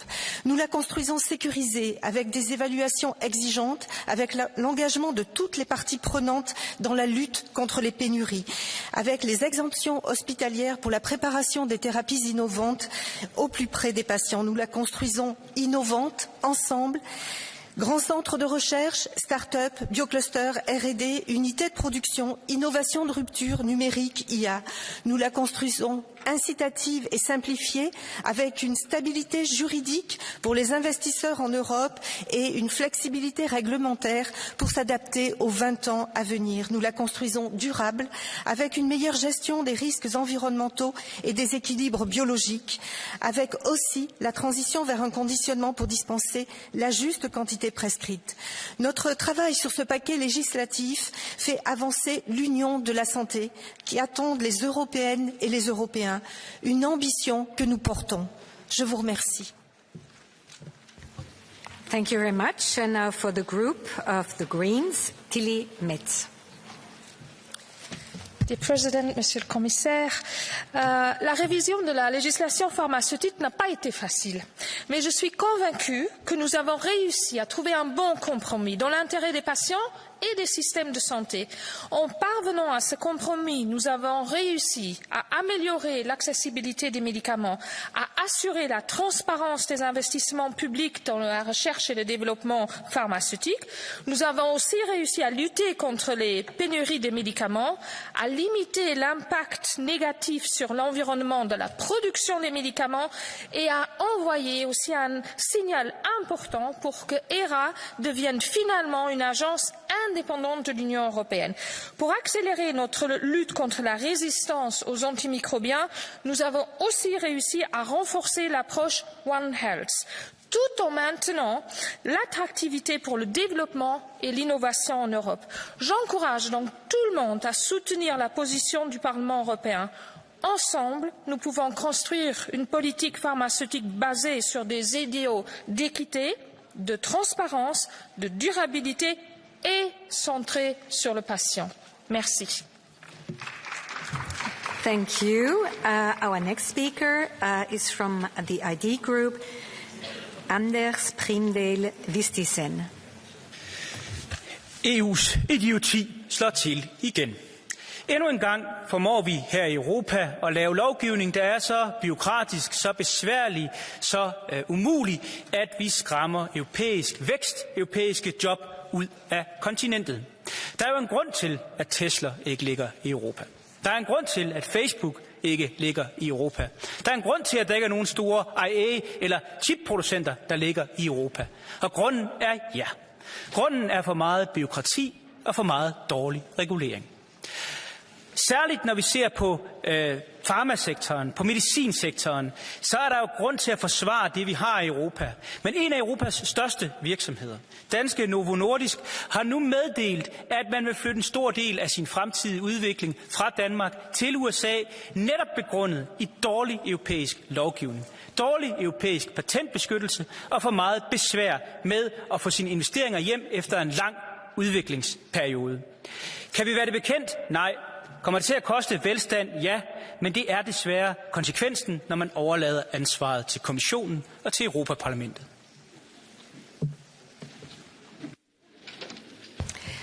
Our next speaker from the left group is Katerina Konečná. Děkuji, paní předsedající, vážený pane komisaři, kolegyně a kolegové. Nejvíc problematická část je období patentové ochrany, kde jsme šli až na 7,5 roku, v kombinaci s bonusy dokonce až na 8,5. Není proto žádný racionální důvod. K čemu je nám předražený patentově chráněný lék, který si nikdo nebude moci dovolit? Naopak jsem velmi ráda, že se do textu dostal můj pozměňující návrh zavádějící možnost pro členské státy požádat komisi o hromadný nákup určitého léku. Jen pokud totiž spojíme síly a budeme nakupovat společně, srazíme cenu, nakoupíme těchto léků více a poskytneme více pacientům. Ovšem nedělejme to stylem, jak nám to ukázala šéfka komise. Od toho musíme dát všichni ruce pryč a poučit se. K věcem, které považuji za velkou chybu, patří přenosné vouchery, které vytváří prostor pro finanční spekulace a především možnost pro členské státy zavést výhradně elektronický příbalový leták k lékům. Myslím, že tato možnost velmi poškodí starší generaci a je i potenciálně zdravotně nebezpečná. Přeji budoucím poslancům, ať návrh ještě vylepší, je co vylepšovat a zachovají vše dobré, co jsme do něj dostali. Thank you very much. Our next speaker is Francesca Donato. Grazie Presidente. La normativa oggi al voto mira a sostenere la competitività del settore farmaceutico europeo nei confronti dei concorrenti esterni. Da tempo le grandi aziende farmaceutiche chiedono una semplificazione ed accelerazione delle procedure di approvazione dei nuovi farmaci da parte dell'EMA e con questa normativa vengono accontentate. Ma la preoccupazione principale del legislatore in tema di sanità dovrebbe essere sempre e soprattutto la protezione della salute degli individui, possibile solo tramite l'uso di farmaci adeguatamente sperimentati e controllati prima della loro autorizzazione. Purtroppo la fretta nel rilasciare una licenza spesso porta ad accettare rischi e pericoli per la salute umana che vengono pagati dai consumatori dei prodotti autorizzati in via di emergenza, come abbiamo visto in questi anni. Non possiamo permettere che il pungolo della concorrenza o lo spauracchio dell'emergenza ci spingano a giocare alla roulette con la salute e la vita dei cittadini europei. Apprezzo molto gli emendamenti della Commissione ENVI e l'attenzione del relatore verso una maggiore trasparenza, ma per me la proposta rimane nel complesso non accettabile. Grazie. Thank you. Our next speaker is Peter Liese. Liebe Kolleginnen und Kollegen, wenn wir diesen Text gleich annehmen, diese beiden Texte, dann machen wir einen sehr wichtigen Schritt, um Patientinnen und Patienten zu helfen, denen wir bisher nicht helfen können. Deswegen herzlichen Dank an alle, die zu diesem Ergebnis beigetragen haben, insbesondere an die Mitarbeiter. An einer Stelle glaube ich, dass der Ausschuss einen Fehler gemacht hat. Ich glaube, wir sollten im Europäischen Parlament uns an geltendes Recht halten. Und es ist durch den Europäischen Gerichtshof und durch ein Protokoll zum Vertrag festgelegt, dass die Frage der Abtreibung eine nationale Kompetenz ist und dass das nicht europäisch geregelt werden kann. Deswegen empfehle ich, gegen den Änderungsantrag 85 zu stimmen. Aber ansonsten haben wir wirklich einen guten Text. Für mich ist ganz besonders wichtig, die Antibiotikaresistenzen zu bekämpfen. Wir brauchen einen sorgfältigeren Umgang mit Antibiotika, aber wir brauchen auch Innovationen. Und ich bin dankbar, dass nach anfänglichem Widerstand am Ende eine breite Mehrheit sich auch für das Voucher, für das Gutscheinsystem ausgesprochen hat. Und wenn ich über Innovation rede, dann bin ich sehr dankbar, dass wir auch Innovationen in die Gesetzgebung aufgenommen haben. Bisher bekam jeder, egal was er für ein Medikament herstellt, 8 Jahre Marktexklusivität, 8 Jahre Schutz. Jetzt senken wir das ab auf 7,5 Jahre. Und ich glaube, wir brauchen nicht den 27. Blutdrucksenker oder den 38. Blutfettsenker. Wir brauchen wirkliche Innovationen. Und die Unternehmen, die Dinge angehen, die bisher nicht angegangen worden sind, die Patienten helfen, denen wir bisher nicht helfen können, die bekommen mehr Unterlagenschutz. Durch mehr Innovation helfen wir diesen Patienten. Und das ist der wichtigste Punkt. Vielen, vielen Dank. Herzlichen Dank. And now we'll give the floor to Helene Fritzon. Tack fru talman, kommissionen. De senaste decennierna har stora delar av välfärdssamhället privatiserats och avreglerats och det har lett till sämre välfärd och ökade klyftor. Det blev extra tydligt under pandemin. Bristen på mediciner och importstopp visade att läkemedelsmarknaden inte fungerade när vi så väl behövde den, inte minst för våra äldre och svårt sjuka. Samhället måste fungera i vardagen men också i kris och i värsta fall i krig. Och därför vill jag att vi gör upp med detta läkemedelsmisslyckande. Med denna nya läkemedelslag i EU ska alla ha tillgång till läkemedel oavsett var man bor. Beredskap och lagerhållning ska öka så att vi aldrig får brist på viktiga mediciner. Och vi ska återupprätta värdigheten och tryggheten för alla. En ny riktning för mitt Sverige och för Europa är möjlig när vi återtar den demokratiska kontrollen. Detta är Socialdemokraternas riktning för både mitt Sverige och för mitt Europa. Tack. Thank you very much. And now we'll give the floor to Frédéric Ries. Merci Madame la Présidente, Monsieur le Commissaire. Et donc, 8 mois maintenant de négociations, une centaine de réunions, des procédures au pas de charge pour revisiter cette importante législation pharmaceutique. C'est un véritable marathon législatif qu'il faut tenter de résumer en 1 minute ici. À l'impossible, nul n'est tenu. Donc, et nos rapporteurs ont dit l'essentiel déjà. Il s'agit en gros d'affronter la menace silencieuse de la résistance antimicrobienne et les pénuries endémiques de médicaments, de revitaliser un écosystème tourné vers l'innovation, vers la durabilité, et puis faire jouer cette solidarité européenne, la plus-value de notre Union. Ce qui me permet de conclure cette législature comme je l'ai commencé avec Madame Kyriakides sur les maladies rares. 70 000 patients en Belgique, 300 millions d'Européens qui vivent avec une de ces maladies délaissées et réclament un plan d'action européen. Je m'en fais le relais auprès de Madame la Commissaire depuis le début de ce mandat, sans succès. Ma question est simple. Soutiendra-t-elle l'instauration de ce plan que nous inscrivons dans le règlement qui sera voté ce soir, est-ce que ce plan d'action européen pour les maladies rares fera partie de son héritage? Je conclus avec juste une remarque à M. Cazares, qui n'est plus là malheureusement. Il n'a pas arrêté de parler de législation socialiste. Je sais que c'est la campagne, mais cette législation, elle est orientée, elle est centrée, elle se doit viser les patients et uniquement les patients. Il ne s'agit pas ici d'y apposer une couleur. Thank you. Our next speaker is Dolores Montserrat. Muchísimas gracias, presidenta, vicepresidente. Europa funciona, Europa protege, Europa cuida. Los europeos deben saber que en este Parlamento y en esta legislatura hemos tomado decisiones importantísimas para su salud. Hemos impulsado la Europa de la salud, hemos aprobado una estrategia farmacéutica y hoy el paquete farmacéutico. ¿Para qué? Pues para mejorar el acceso de los pacientes a los mejores medicamentos y a terapias avanzadas. Para cubrir también las necesidades médicas no satisfechas, como puede ser el cáncer pediátrico, las enfermedades raras o las neurodegenerativas.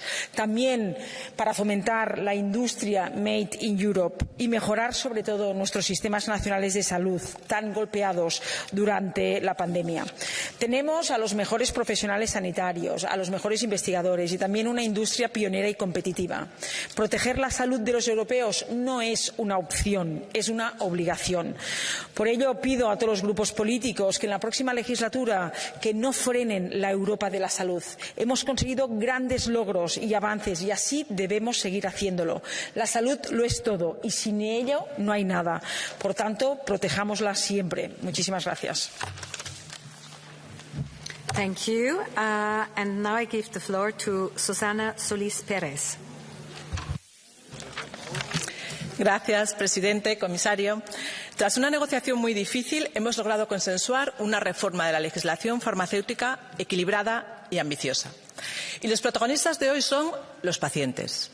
Los pacientes que tendrán mejor acceso y disponibilidad de medicamentos independientemente del lugar donde residan. Los protagonistas son las personas que conviven hoy con una enfermedad rara o los niños, porque incentivamos la innovación en áreas sin tratamientos disponibles o efectivos. Y además introducimos un plan europeo para las enfermedades raras. Y los protagonistas son los pacientes con cáncer, que podrán tener acceso a las terapias avanzadas y tratamientos esperanzadores con la mejora de la exención hospitalaria. Y para todo esto necesitamos que Europa sea un mercado atractivo, competitivo y favorable a la innovación. Necesitamos recuperar nuestro liderazgo. Por eso hemos mejorado la propuesta de la Comisión, que nos parecía claramente insuficiente, y contamos ahora con un régimen de incentivos más atractivo para estimular el desarrollo de nuevos medicamentos o de nuevos antimicrobianos. Una Europa líder en salud no puede permitirse desincentivar la innovación y hoy damos un gran paso en la construcción de la Unión Europea de la Salud. Muchas gracias. Thank you very much. We come right now to our catch the eye procedure and starting with Henk Jan Ornel. Thank you, Chair. In this new pharmaceutical legislation, steps forward are being taken to reduce AMR, antimicrobial resistance. AMR is a suicide killer that can cause the next pandemic. Resistant pathogens threaten us not only directly but also indirectly. Ordinary surgery, like knee or heart operations, will no longer be possible if there are no antibiotics to cure simple infections that can occur after surgery. Therefore, it is a step forward to support research and development of new antibiotics. However, AMR is a One Health topic. Not only are the R&D of human medicines, but also of veterinary medicines in need of support. AMR is also not only a European threat. Cooperation at global level is key. I strongly recommend the new legislature to take an active role in strengthening global coordination. Thank you. Thank you very much. And I will give the floor to Laura Pallarin Ceresa. Thank you so much. En Europa nos faltan medicamentos. Tenemos una fuerte dependencia farmacéutica porque muchos laboratorios se han trasladado a China o a India. Por esto, la revisión de este paquete farmacéutico después de 20 años, en la que he trabajado y hoy aprobamos, es tan necesaria y relevante. Destaco 3 elementos del Grupo Socialista. En primer lugar, acabar con el acceso a medicamentos desigual entre los Estados miembros. No puede ser que aquellos países más pequeños o menos ricos no accedan a los mismos medicamentos que los otros. En segundo lugar, crear incentivos para impulsar la investigación de nuevos antibióticos que luchen contra la resistencia antimicrobiana y también para fármacos para enfermedades raras. Y en tercer lugar, proteger e incentivar las terapias avanzadas desarrolladas en hospitales públicos como la Vall d'Hebron o el Hospital Clínic de Barcelona. Después de la pandemia de la COVID somos más conscientes que nunca de la necesidad de apoyar la sanidad pública y avanzar en la Europa de la salud. Por eso es importante no sobrecargar los presupuestos públicos con costes derivados de los excesivos de las patentes de los medicamentos y así favorecer también la industria, la innovación, siempre poniendo el foco en el paciente. Muchas gracias. Thank you very much. Our next speaker is Ana Miranda. Gracias, presidenta. Saludo a las representantes de la Asociación Galega Sarga, que están aquí presentes en el Parlamento. Y quiero decir que esta asociación nace como una asociación de Galicia, de mi país, y que ahora aglutina a pacientes de todo el Estado español y que lleva denunciando la falta de acceso a medicamentos en todo el Estado aprobadas a nivel europeo por la Agencia Europea del Medicamento porque no estaban financiados precisamente por los altos precios. Es que el acceso a los medicamentos debe hacerse en igualdad. Igualdad de condiciones en todos los Estados miembros, porque no se puede permitir que haya pacientes de primera y pacientes de segunda. La vida de los pacientes no puede depender de las decisiones del mercado de las empresas farmacéuticas. Además de la equidad y de la accesibilidad, es necesario apoyar la innovación de nuevos medicamentos para enfermedades raras y cánceres. En Galicia, por ejemplo, tenemos más de 20.000 detecciones de cáncer por año. Sempre sanidade pública.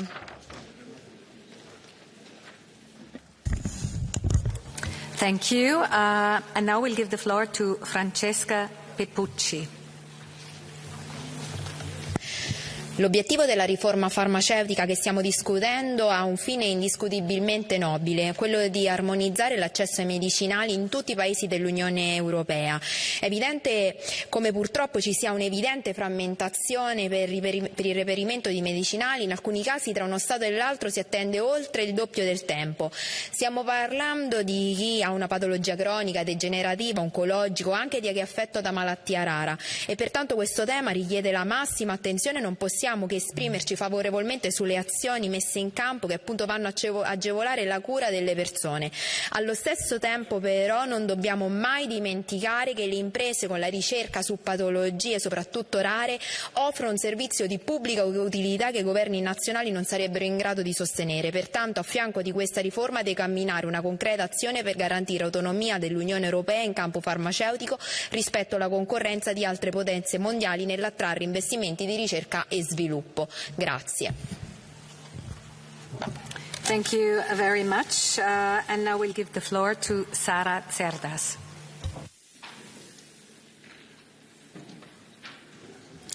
Obrigada, Presidente.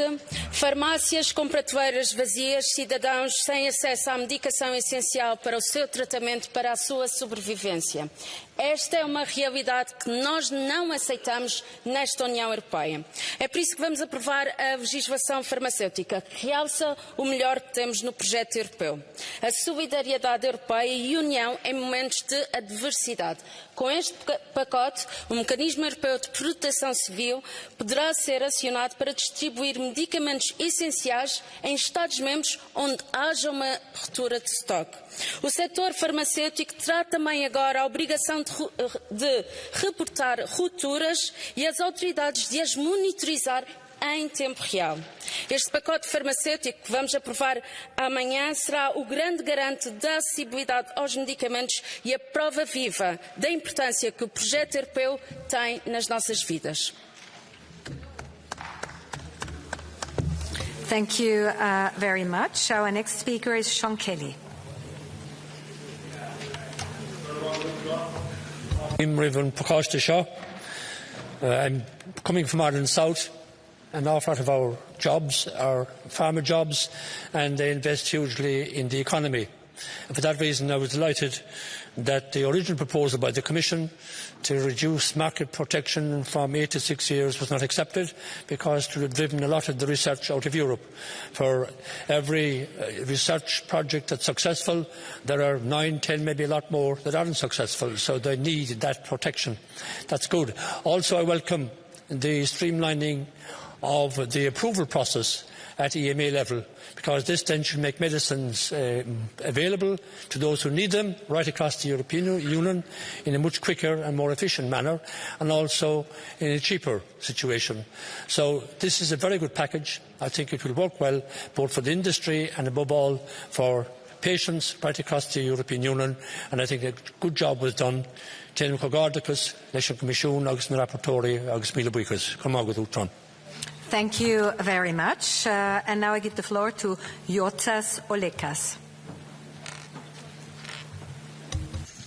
Ačiū pirmininkė, komisijos narė, gerbiami kolegos. Iš tikrųjų, mūsų tikslas sveiki europiečiai. Bet COVID-as parodė, kad po vieną kiekvienoje šalyje mes negalime pasiekti norimo rezultato. Todėl geriausias instrumentas būtų Europos sveikatos sąjunga.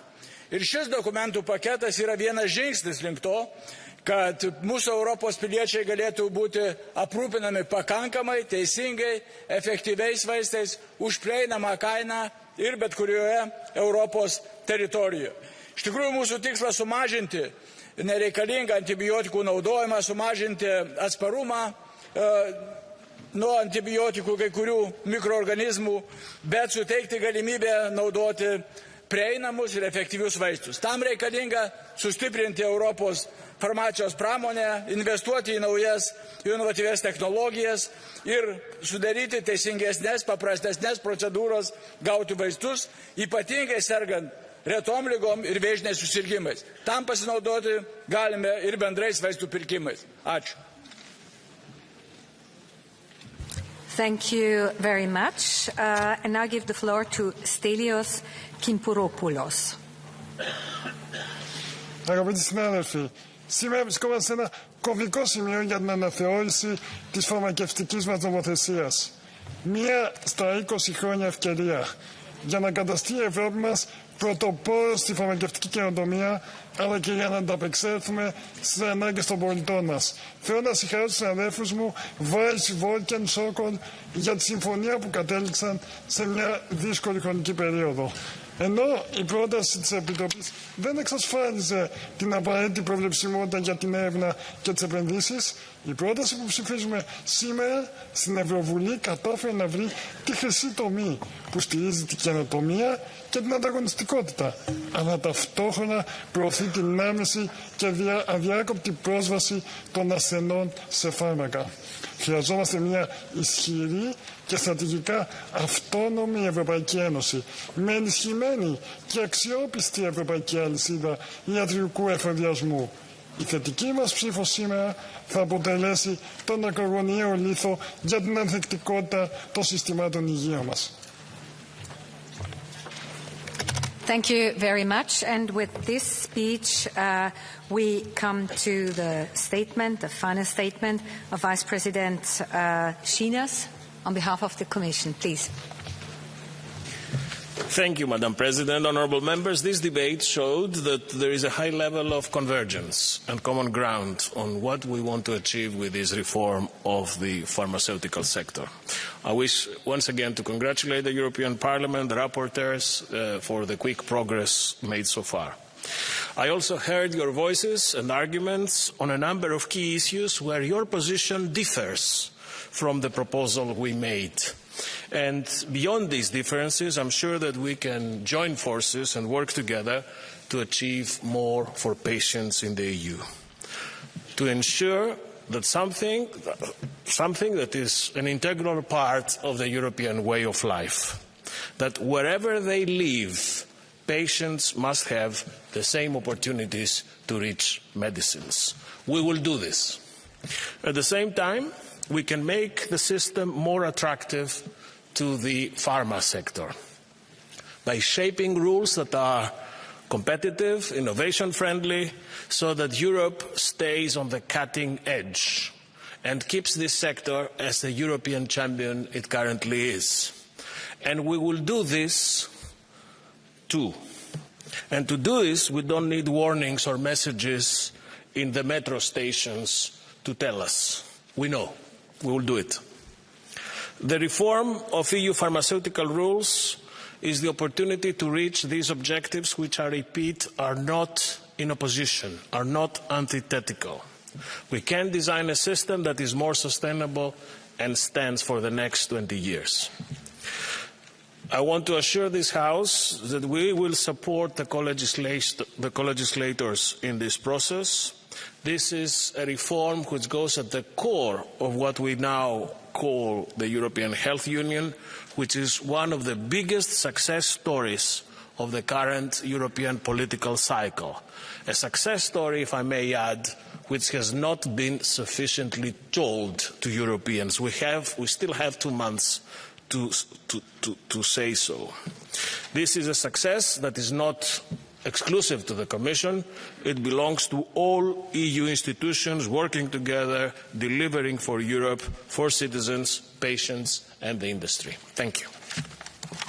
Thank you very much, Mr. Schinas. And now the floor goes to Rapporteur Pernille Weiss.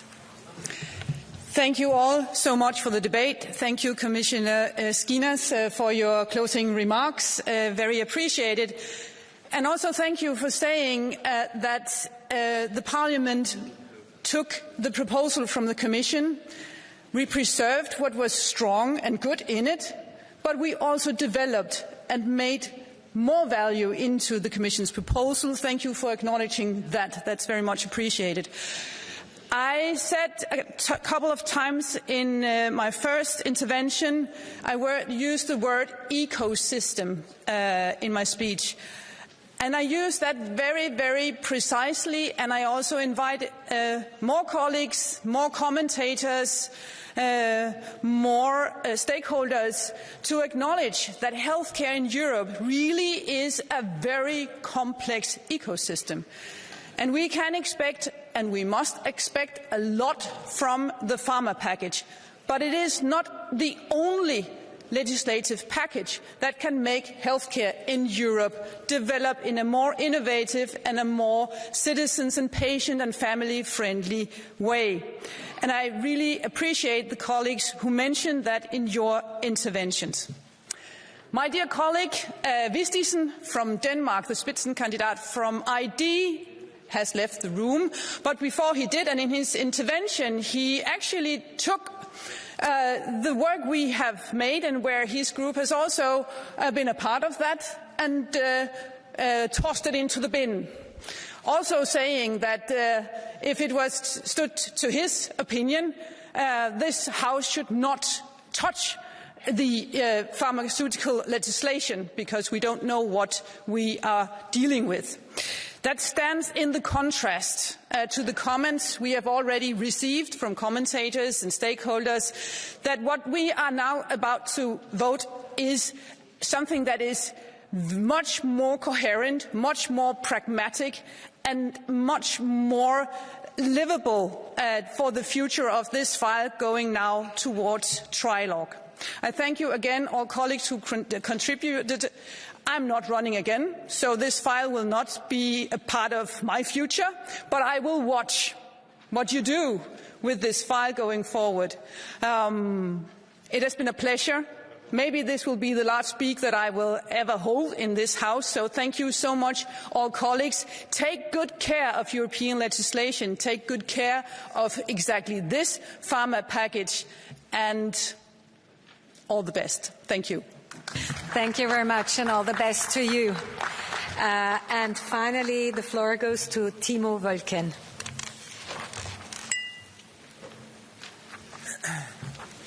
Sehr geehrte Frau Präsidentin, liebe Kolleginnen und Kollegen! Vielen Dank für diese intensive Debatte. Vielen Dank für intensive 3 Monate der Verhandlungen, die wir, wie ich glaube, wirklich produktiv genutzt haben. Wir haben Anreize geschaffen für die Produktion und Entwicklung von neuer Antibiotika. Es ist nochmal unterstrichen worden, wir alle teilen das Ziel, dass wir in der Europäischen Union mehr Antibiotikaherstellung wollen, damit wir eben vermeidbare Todesfälle endlich vermeiden. Wir haben vor allen Dingen aber auch Maßnahmen ergriffen, um Arzneimittelknappheit zu adressieren. Viele Bürgerinnen und Bürger treibt es wenn der Fiebersaft für die Kinder oder das Blutdrucksenkungsmittel nicht mehr zu erhalten ist. Und deswegen ist es wichtig, dass wir auf europäischer Ebene Maßnahmen ergreifen, um dieser Arzneimittelknappheit effektiv zu begegnen. Ja, wir haben auch die Zulassungsverfahren deutlich beschleunigt. Und ich finde es gut, dass wir die positiven Erfahrungen, die wir zum Beispiel mit dem Rolling Review bei der EMA gemacht haben, dass wir die übernommen haben. Ganz besonders freue ich mich darüber, dass wir die seltenen Krankheiten nicht vergessen haben, sondern Anreize schaffen, um Behandlungsmethoden für Menschen, die unter seltenen Krankheiten leiden, entwickeln, damit auch diese Menschen, und es sind leider sehr, sehr viele, tatsächlich eine Behandlung bekommen. In der Richtlinie ist es uns gelungen, die Umweltkriterien viel stärker zu machen. Es ist uns gelungen, dafür zu sorgen, dass Generika schneller in den Markt kommen. Ich glaube, was wir tatsächlich festhalten können, ist, dass diese Richtlinie aufgrund des Vorschlags der Kommission und diese Verordnung noch einmal deutlich verbessert wurden. Und dass wir es hinbekommen, dass jede Europäerin, jeder Europäer, egal in welchem Land er lebt, egal was er verdient, Zugang zu Arzneimitteln in der Europäischen Union bekommt. Und damit sind wir tatsächlich einen Schritt weiter bei der Verwirklichung der Europäischen Gesundheitsunion. Und das freut mich besonders.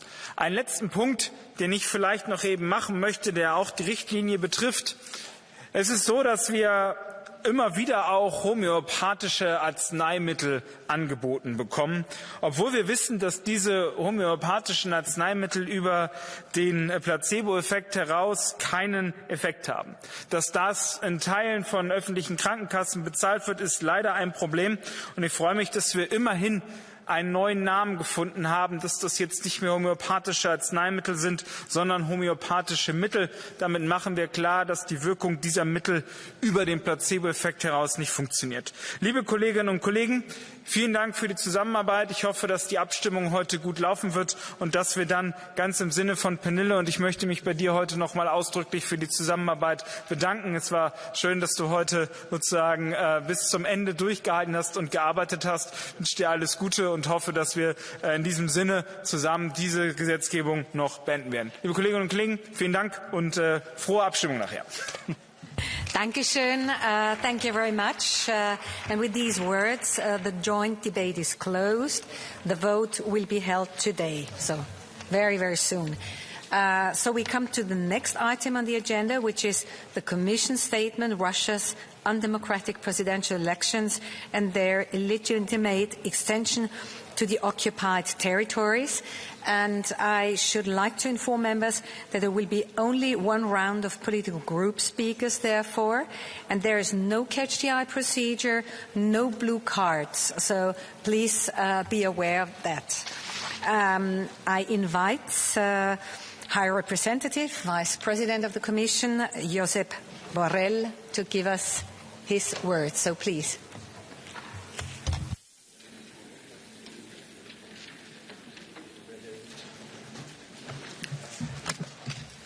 President, honourable members of the European Parliament, as you know very well, the Russian presidential elections held on the 15-17 March met not democratic standards and were illegally held in the occupied territories of Ukraine, temporarily occupied. These elections were based on repressive laws, persecution of political opposition leaders, civil society representatives and journalists, including those opposing Russia's illegal war of aggression against Ukraine. These elections were marked with arbitrary detention, the terror caused by the poisoning and death of key figures like Alexei Navalny. They took place under a flood of disinformation, lack of access to independent media, and a strong propaganda supported by massive public funds for many years. So to call that elections is an irony. For the first time, Russian authorities decided not to invite observers from the Organization for Security and Cooperation in Europe. This is not only contrary to Russia's own international commitment, but has denied Russia's voters and institutions the transparency and independent assessment of these elections. In an autocracy like Russia, where freedom of information and checks and balances just don't exist, official electoral figures need to be assessed against the full electoral context. And the fact is that all the above abusive measures guaranteed Putin an electoral process free from genuine political competence and deprived the Russian citizens of their right to stand in the elections and make a free and informed political choice with their vote. That's why, on behalf of the European Union, I want to reiterate here that I strongly condemn, as we have done many times, the illegitimate elections that Russia has organized in the temporarily occupied Ukrainian territories. And as the European Union High Representative for Foreign and Security Policy, I have never shied away from bringing our message to Putin's regime to uphold the rights of all Russian political leaders and activists, civil society representatives, human rights defenders, and independent media, to firmly condemn the attempted illegal annexation of Ukrainian territories and now Russia's full-scale war of aggression against Ukraine. The European Union has demonstrated and will keep demonstrating that any continued internal repression and external aggression by Putin's regime do have negative consequences. Russia's regime underestimated the resilience and unity of the Europeans. We have demonstrated that our unity is unbreakable and that despite Russians' attempt to interfere in our democracies, as I am sure they will try to do again in the next European elections, and no matter how much they invest in disinformation, on manipulation of information, and even trying to pay or maybe paying a few European Union politicians to spread Russia's propaganda. This is despicable. This is despicable, not only illegal, and I welcome that our strong democratic institutions are already taking measures to investigate and condemn these acts. I want to praise the strong political stand of this Parliament, which has never hesitated to support the unprecedented measures that the European Union has taken to respond to both the internal and international aggression by the Russian regime. As these members of this Parliament knows very well, we have imposed by unanimity of all member states 13 sanctions package to respond to Russia's aggression of Ukraine, invasion of Ukraine. And following Navalny's death, we imposed sanctions against 33 persons and 2 entities under the human rights sanction regime. By the way, a regime that I proposed to create in my first Foreign Affairs Council as High Representative, and now we have in order to fight against the human rights violators. And now we have a new Russian-specific sanction regime, which is under discussion by member states, and I hope it will be approved swiftly as well. The Russia's economy and their war machinery has been considerably weakened by our sanctions. And on time, the effect of these sanctions will be increasingly evident as volume and quality of investment deteriorate, and Russia is being deprived of the advanced technologies needed to support its war and its growth. We expose Russia's propaganda, disinformation and interference, and information manipulation orchestrated by Putin's regime. And I invite you to, all of you, to watch and share the EU versus Disinformation website and its social media accounting to continue raising awareness on this threat. We have cut our dependency on Russian gas. The value of European Union imports from Russia fell by 82% between February 2022 and December 2023.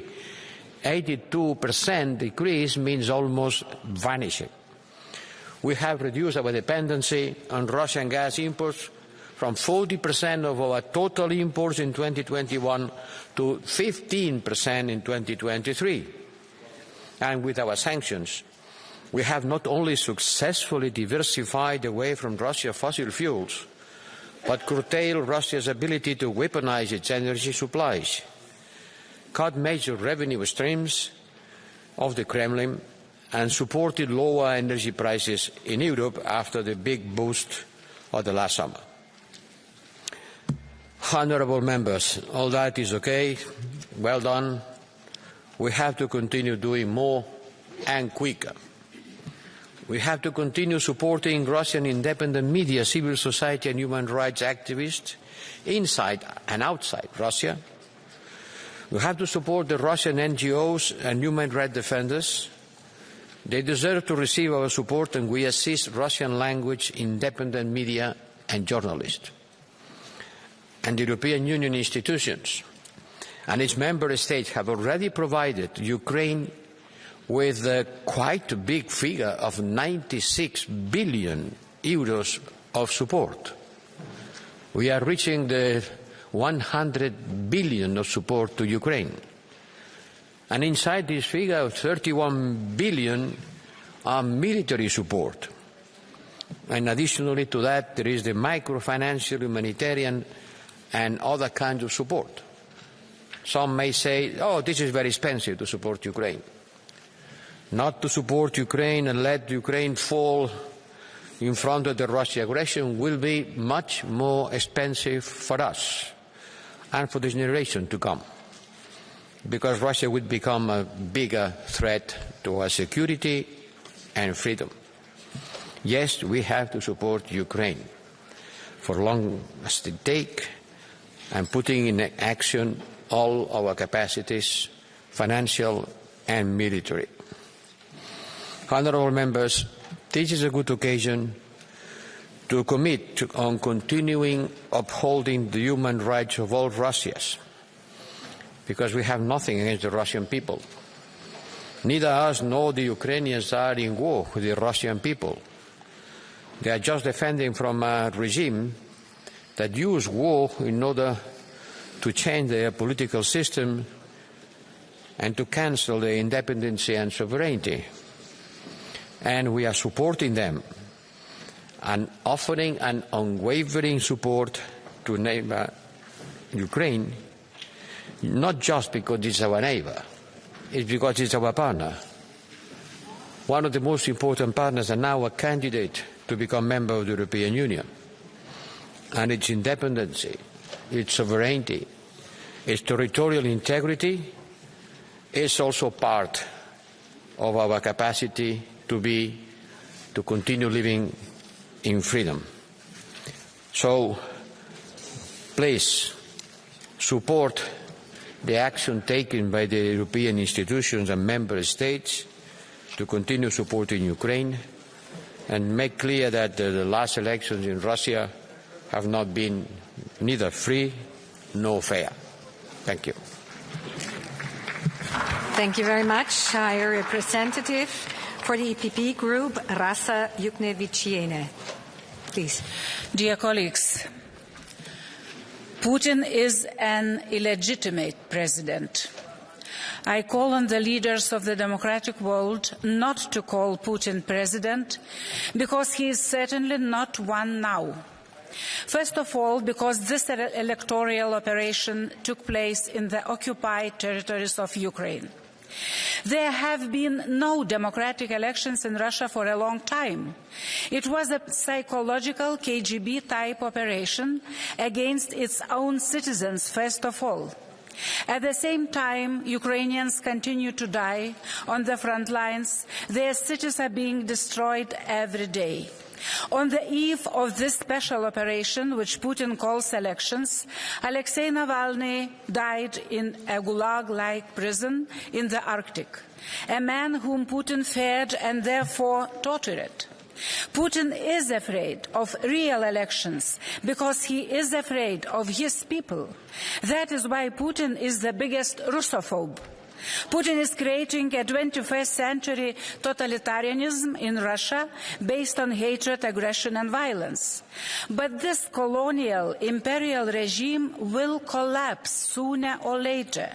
I once again call on you to stop being afraid of Putin. Let him be afraid of us. We need a strategy and a coalition for victory in Ukraine, but we also need a bold coalition to defeat Putin and his regime, the kind of coalition that was built to defeat Hitler. Thank you very much. For the group of the Socialists and Democrats, Eero Heinäluoma. Arvoisa puhemies, Venäjän viimekuisten presidentinvaalien tulos ei tainnut yllättää ketään. Niin sanotut vaalit käytiin tilanteessa, jossa maan oppositio on vangittuna, maanpaossa tai surmattuna, todelliset poliittiset haastajat estetty asettumasta ehdolle ja vapaa media ajettu alas. Tilanteessa, jossa kansalaisyhteiskunta on tukahdutettu ja kansalaisia vangittu mielensä osoittamisesta. Vaalit eivät siis todellakaan olleet vapaat eivätkä reilut, vaan näytös istuvan presidentin valtakauden jatkamiseksi. Vaalit käytiin tilanteessa, jossa Venäjä jatkaa 3. vuotta hyökkäyssotaansa Ukrainassa. Venäjän miehittämillä alueilla Ukrainassa vaalit käytiin aseistettujen sotilaiden tarkkailun ja painostuksen alla. Vaalien järjestäminen miehitetyillä alueilla on räikeä loukkaus Ukrainan itsenäisyyttä, itsemääräämisoikeutta ja alueellista koskemattomuutta vastaan. Ne olivat kansainvälisen oikeuden vastaiset, eikä niiden tulosta näin ollen voi pitää laillisena. Putinin käyttäessä tekaistua vaalivoittoa oikeuttaakseen sotatoimet Ukrainassa tulee Euroopan unionin seistä Ukrainan ja ukrainalaisten rinnalla entistä lujemmin. Tukemme Ukrainalle tulee jatkua horjumattomana ja sitä tulee lisätä, ei vähentää. Venäjän muutos on venäläisten itsensä tehtävä. Kuten Aleksei Navalny ennen kuolemaansa ja maan oppositio ennen vaaleja vetosi, saapui Putinin vastustajia protestimielessä samaan aikaan äänestyspaikoille sunnuntaina keskipäivältä. Nämä kansalaiset edustavat toisenlaista Venäjää, uutta Venäjää, Venäjää, jota meidän on syytä tukea. Thank you very much. I invite all members to go smoothly and silently to their places and give the floor to our next speaker for the Renew Group, Bernard Guetta. Please.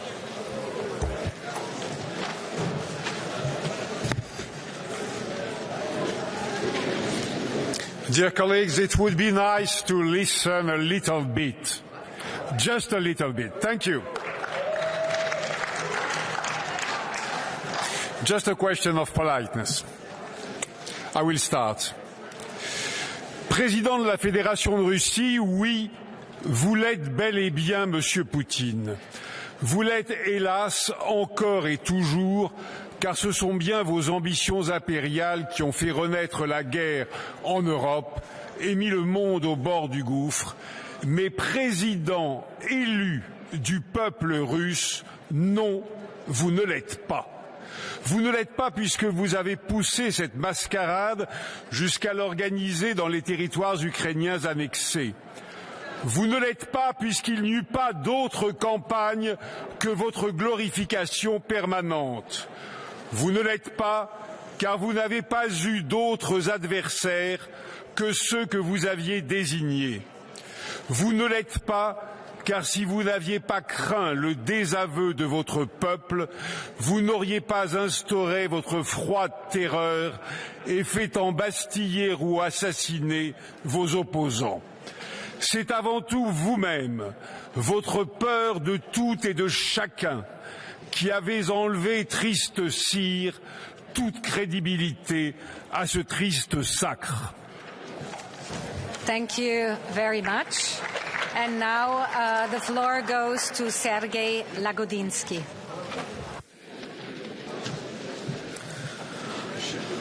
Colleagues, it's not a matter of politeness. For many people in Ukraine and in Russia, it's a matter of survival. What we're talking about here is not elections. It's a mockery of choice that we've been experiencing for the past months and witnessing for the past months in Russia. Election campaign made by Kremlin made that political opponents were killed. Also some of us who are friends with them or some of us who gave them prizes have witnessed that. Political campaign made in Kremlin meant that some few authentic opposition candidates were disqualified for no reasons, and it meant that people in occupied territories in Ukraine were not just killed and tortured, they were at gunpoint subjugated under a new occupier czar. We already witnessed the fallout of this travesty of elections. Ukraine terrorized even more, and Russians controlled even tighter. And under those circumstances, our answer can be only threefold. EU should state clearly that these elections were an illegitimate farce. We must urgently increase help for Ukraine so that they don't have to vote once again under gunpoint. And we do everything to support courageous Russian opposition and to save those who are in prison for political reasons, like Vladimir Kara-Murza, like Ilya Yashin, like Lilia Chanusheva, and many others. This is our duty, and this duty we will follow. Thank you very much. We've finished our Parliament speakers list. I invite all members to go silently to the places, and finally I give the floor to High Representative Josep Borrell. Please.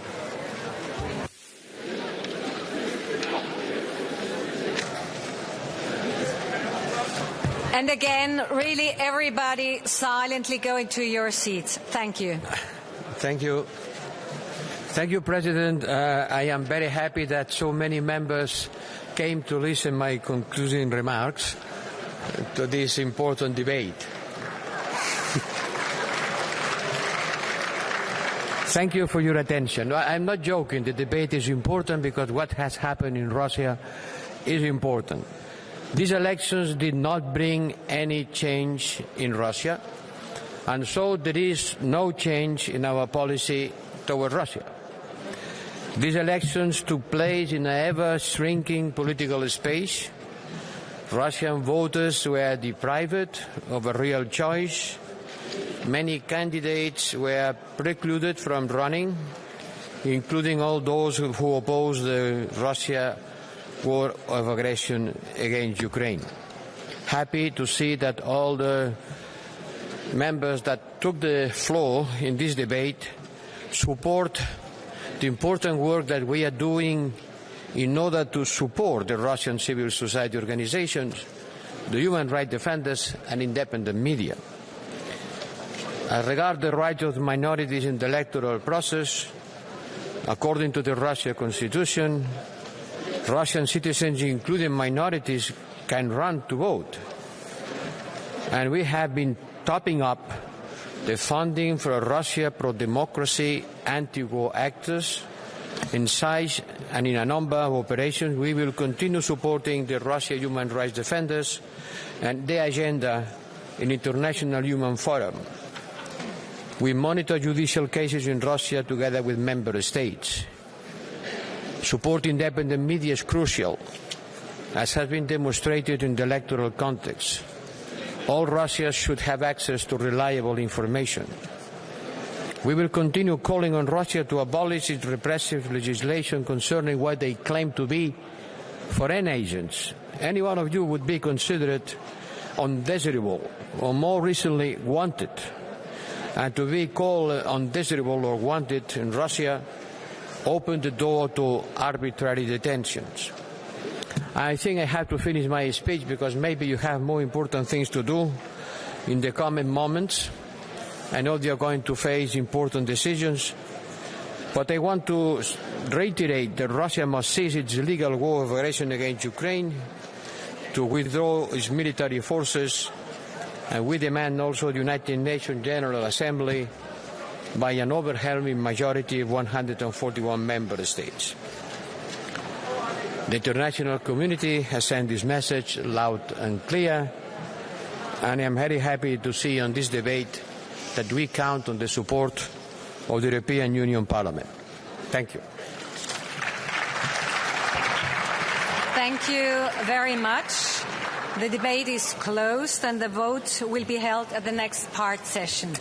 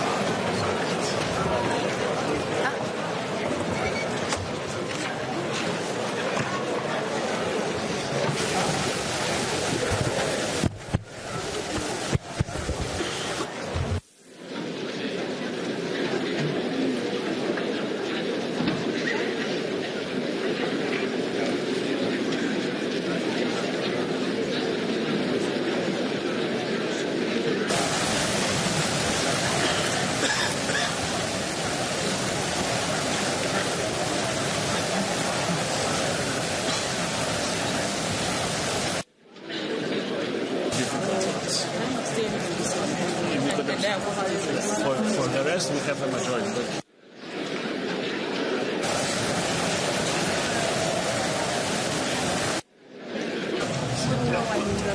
You already have a declaration.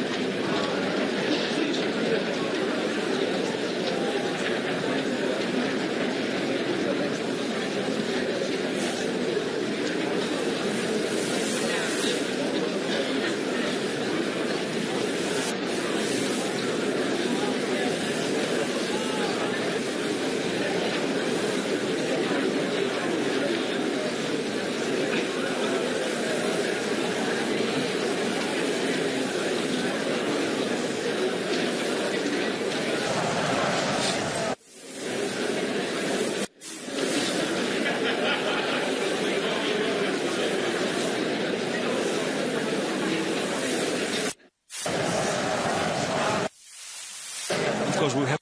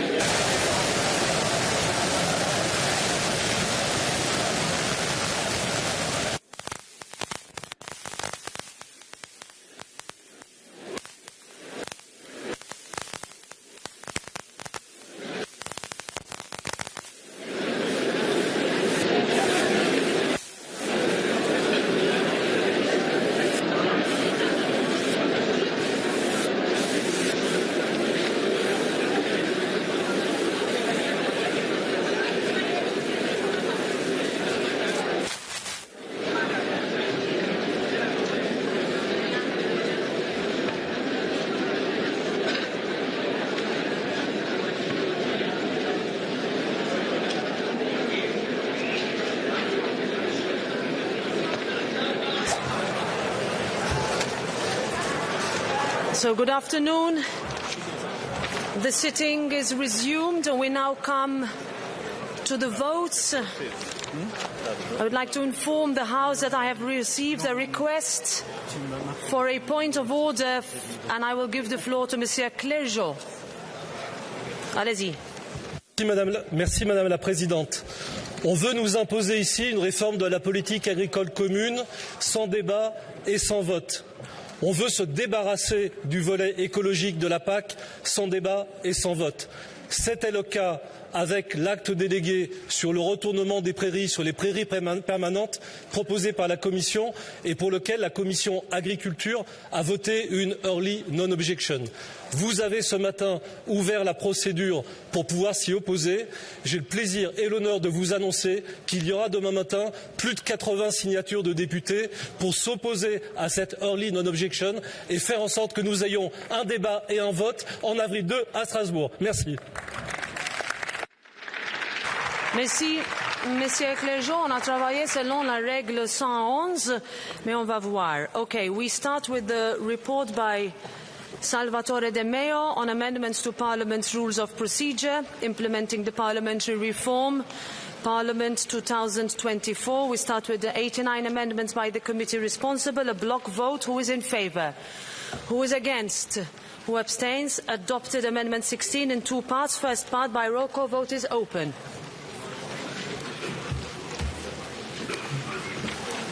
Vote is closed.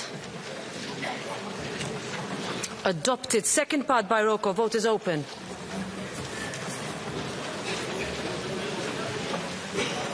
Vote is closed. Adopted. Amendment 16, three parts, all by show of hands. First part, who's in favour? Who's against? Who abstains? Let's check. Vote is open.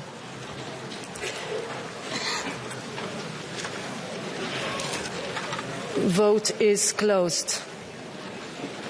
And it is adopted. Second part, who's in favour?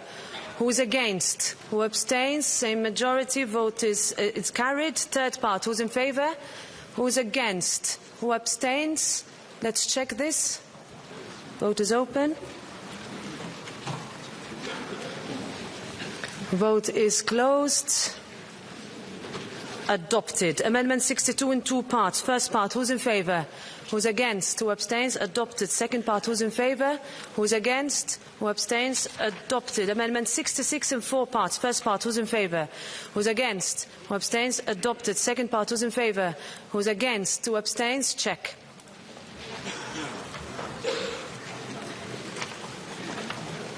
Vote is closed. Rejected. Third part, who's in favour? Who's against? No. We need absolute majority. So we need 353. That's why. So it's even harder to see. So, third part. Who's in favour? Who's against? Who abstains? We check this.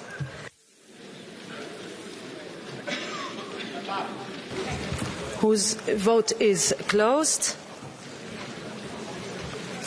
Rejected. Fourth part, who's in favour? Who's against? Who abstains? Let's check this as well.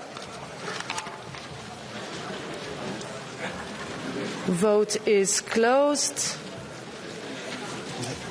Rejected. Amendment 69 in four parts. First part, who's in favour? Who's against? Who abstains? We need to check all of this. Vote is open. Vote is closed. Adopted. Second part, who's in favour? Who is against? Who abstains? Same majority. Adopted. Third part, who's in favour? Okay, we check. We check 69, second part. Vote is closed. Adopted. Third part, who's in favour? Who's against? Who abstains? Adopted. Fourth part, who's in favour? Who's against? Who abstains? Let's check this.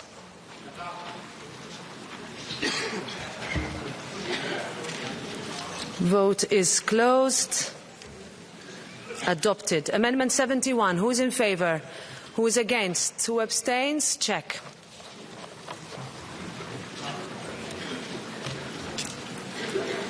Vote is closed. Rejected. Amendment 73 by roll call. Vote is open.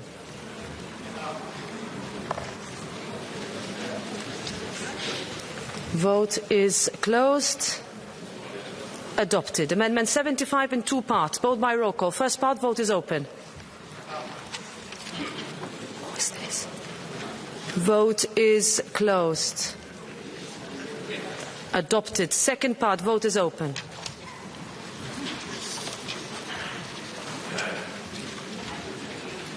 Vote is closed. Adopted. Amendment 86 in two parts. First part, who's in favour? Who's against? Who abstains? Adopted. Second part, who's in favour? Who's against? Who abstains? Check.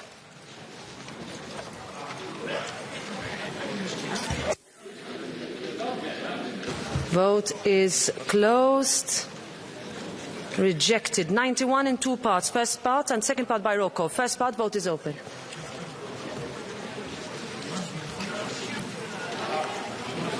Vote is closed. Adopted. Second part, vote is open.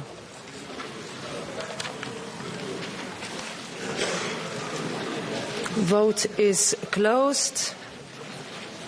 Adopted. Amendment 92 by roll call. Vote is open.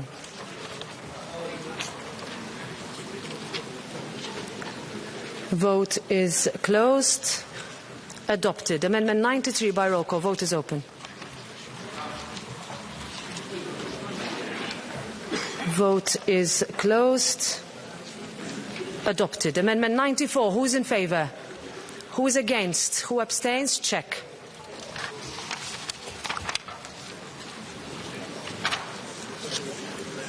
Vote is closed. Adopted. Amendment 97 in two parts. First part, who's in favour? Who's against? Who abstains? Adopted. Second part, who's in favour? Who's against? Who abstains? Adopted. 101, who's in favour? Who's against? Who abstains? Adopted. 144 by roll call. Vote is open.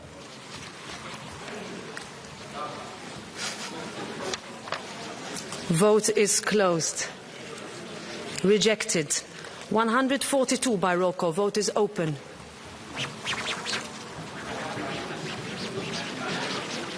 Vote is closed. Rejected. 126. Who's in favour? Who's against? Who abstains? Rejected. 25. Amendment 25 in two parts, both by roll call. First part, vote is open. Vote is closed. Adopted. Second part, vote is open. Vote is closed. Adopted. Amendments 127, 128. Who's in favour? Who's against? Who abstains? Rejected. Amendment 27. Who's in favour? Who's against? Who abstains? Check.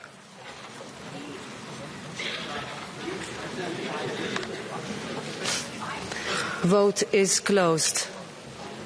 Adopted. 118 falls. 129. Who's in favour? Who's against? Who abstains? Rejected. 119 by roll call. Vote is open.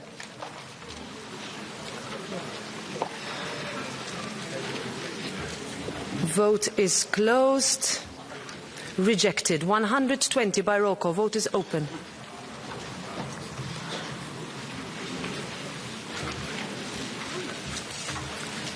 Vote is closed.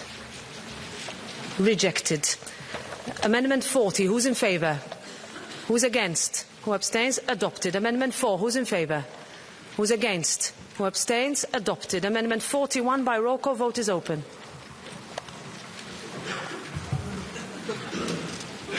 Vote is closed. Adopted.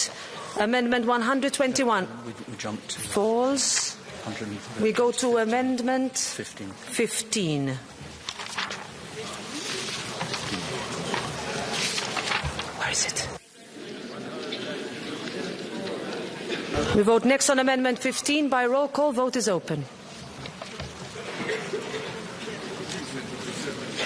Vote is closed. Adopted.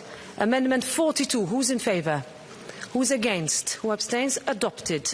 Amendment 43, corresponding point, part 1. Who's in favour? Who's against? Who abstains? Adopted. 130. Who's in favour?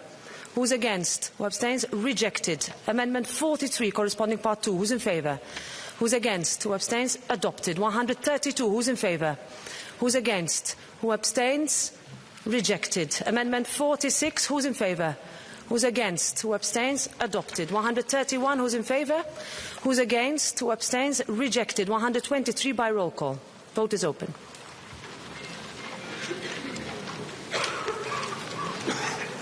Vote is closed.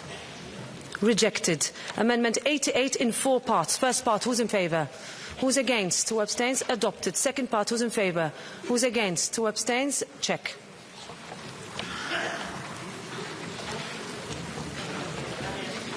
Vote is closed. Rejected. Third part, who's in favour? Who's against? Who abstains? Check this too, please. Vote is open. Vote is closed. Adopted. Fourth part, who's in favour? Who's against? Who abstains? Check. Vote is open.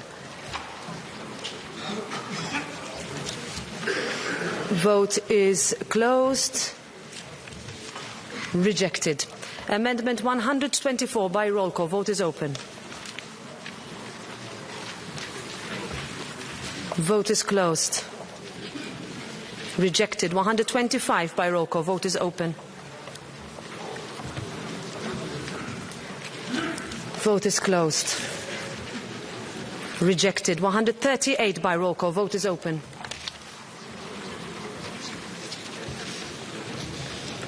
Vote is closed. Rejected. 134 by roll call. Vote is open.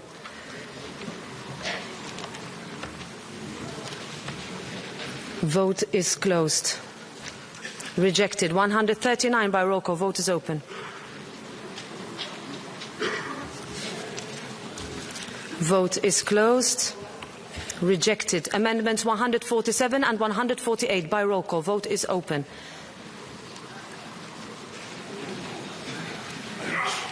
Vote is closed. Adopted. We move to 146. Who's in favour? Who's against? Who's in favour? Who's against? Who abstains? Rejected. 107. Who's in favour? Who's against? Who abstains? Check.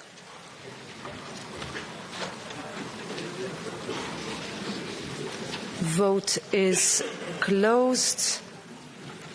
Adopted.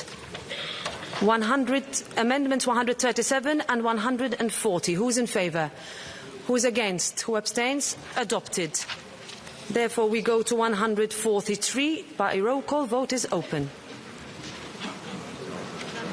This is a normal majority now. Vote is closed. Adopted. And we vote now. No, this is normal majority now. So we vote on the decision as a whole by roll call. The vote is open.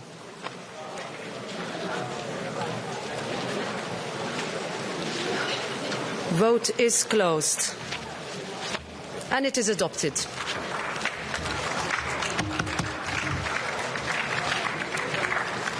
So now we move to the report by Fabienne Keller on the common procedure for international protection in the Union. We vote on the proposal to vote on amendments to the draft legislative act. We vote on a procedural motion first by roll call. The vote is open.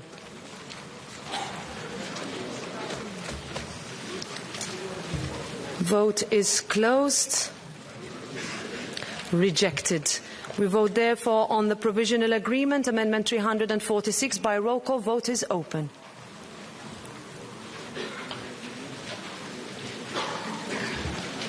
Vote is closed. Adopted. Therefore, the first reading of Parliament is closed.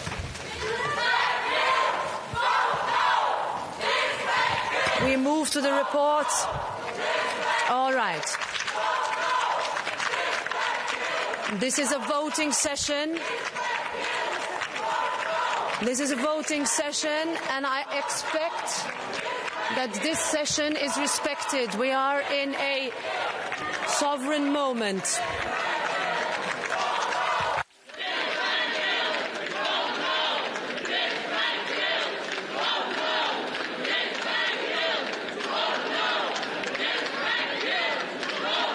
We are in the middle of a voting session.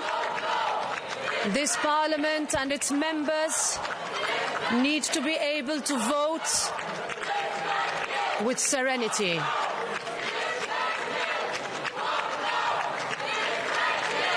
We will pause for a few moments until we can resume.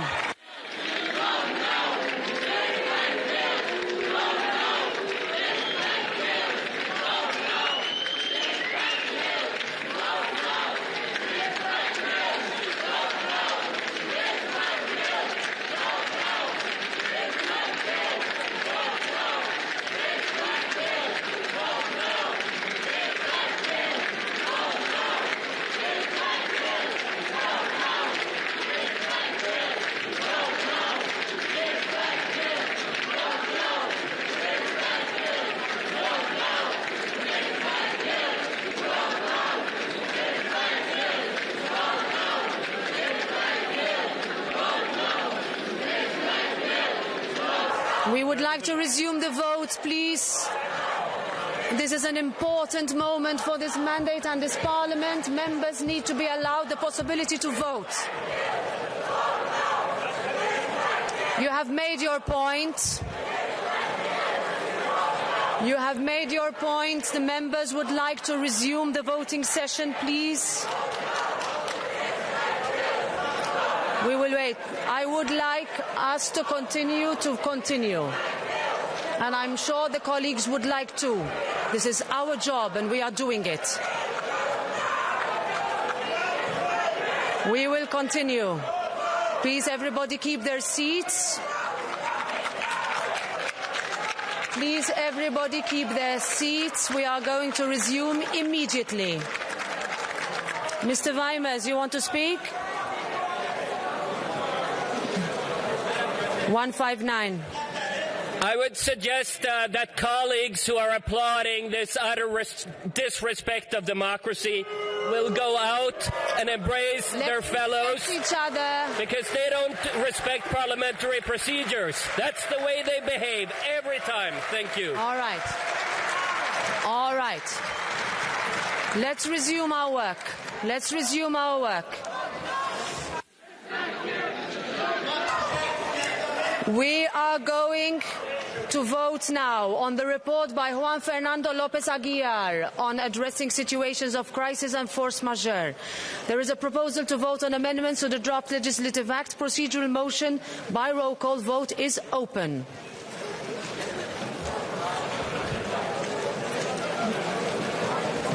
Vote is closed.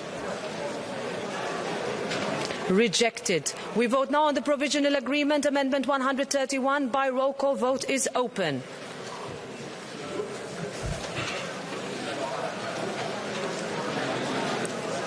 Vote is closed. Adopted. First reading of Parliament is closed. We move to the report by Thomas Tobé on asylum and migration management. There is a proposal to vote on amendments to the draft legislative act. A procedural motion by roll call. Vote is open.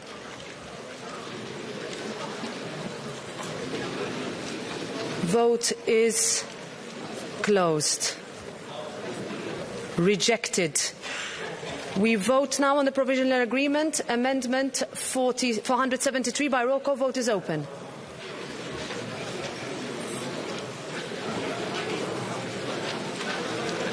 Vote is closed. Adopted. We move to the report by Fabienne Keller on establishing a return procedure and amending Regulation 2021-1148. We vote on the provisional agreement, Amendment 1 by roll call. Vote is open.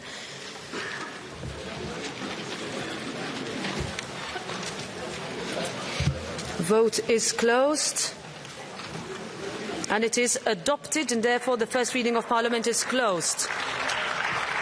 We move to the report by Birgit Sippel on screening of third country nationals at the external borders. Proposal to vote on amendments to the draft legislative act. Procedural motion by roll call. Vote is open.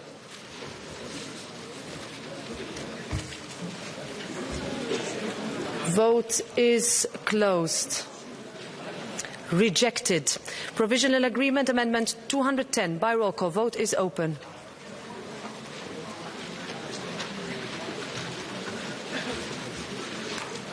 Vote is closed. Adopted. The first reading of Parliament is closed. We move to the report by Birgit Sippel on the European Criminal Records Information System for third country nationals. Provisional Agreement Amendment 21 by roll call. Vote is open.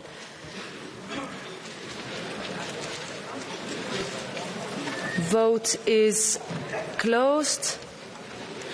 Adopted. Thereby the first reading of Parliament is closed. We move to the report by Jorge Buxade Villalba on the establishment of Eurodac. Proposal to vote on amendments to the draft legislative act. Procedural motion first by roll call. Vote is open.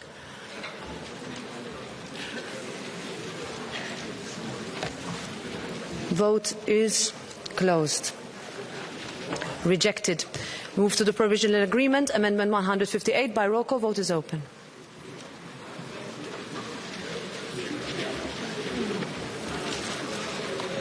Vote is closed. Adopted. First reading of Parliament is closed. We move to the report by Malin Björk on the Union Resettlement Framework. Proposal to reject the Commission proposal. Amendment 122 by roll call. Vote is open.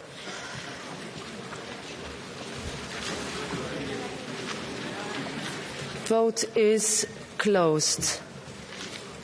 Rejected. Proposal to vote on amendments to the draft legislative act. Procedural motion by roll call. Vote is open.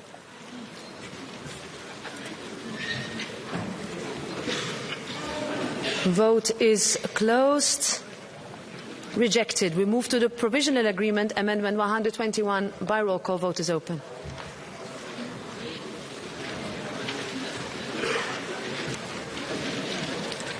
Vote is closed. And it is adopted. First reading of Parliament is closed. We move to the report by Matthias Nemetz on standards for the qualification of third country nationals or stateless persons as beneficiaries of international protection. There's a proposal to reject the Commission proposal. Amendment 179 by roll call. Vote is open.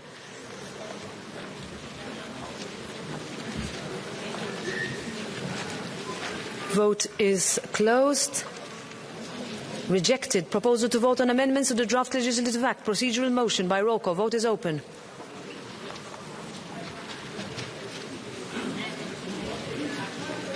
Vote is closed.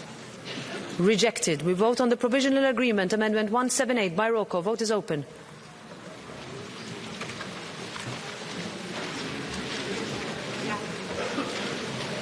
Vote is closed. And it is adopted. Therefore, the first reading of Parliament is closed. We move to the report by Sophie in 't Veld on standards for the reception of applicants for international protection. There is a proposal to vote on amendments to the draft legislative act. Procedural motion by roll call. Vote is open.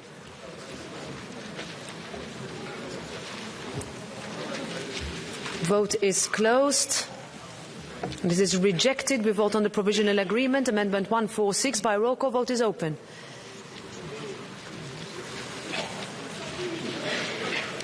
Vote is closed. And it is adopted. Thereby the first reading of Parliament is closed. We move to the report by Sergei Lagodinsky on laying down additional procedural rules relating to the enforcement of Regulation 2016-679. 205 amendments by the committee responsible. Block vote. Who's in favour? Who's against? Who abstains? Adopted. Amendment 96. Who's in favour? Who's against? Who abstains? Check. Vote is open. Vote is closed. Adopted. Amendment 146. Who is in favour? Who is against? Who abstains? Adopted. 178. Who is in favour? Who is against? Who abstains? Check. Vote is closed. Adopted. Amendment 212. Who is in favour? Who's against? Who abstains? Rejected. Amendment 64. Who's in favour? Who's against? Who abstains? Check.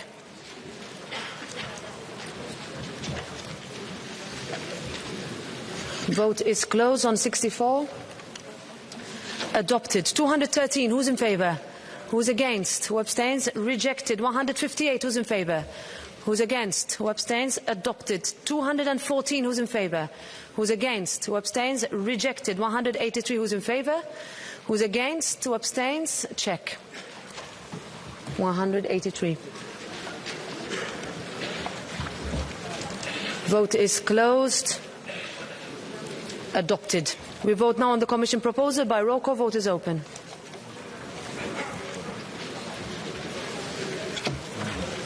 Vote is closed. Adopted. I give the floor to the Chair of the LIBE Committee, Mr. Lopez Aguilar. 1 minute? It's just to make a request. Less than 1 minute. Go ahead, Juan Fernando. Thank you, Madam President. In view of the vote, I can only invoke Article 59.4 of our Rules of Procedure and ask for the referral back to the committee for institutional negotiations. Thank you. Thank you very much, Mr. Lopez Aguilar. Therefore, we vote on the referral back. Who is in favour? Who is against? Who abstains? I need to check this.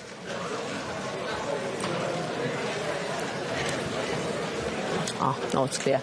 All right. Vote is closed. Broadly adopted, and therefore the report is referred back to the committee in accordance with Rule 59.4. We move to the report by Christian Doleshal on a new regulation on construction products, provisional agreement, Amendment 505 by roll call. Vote is open.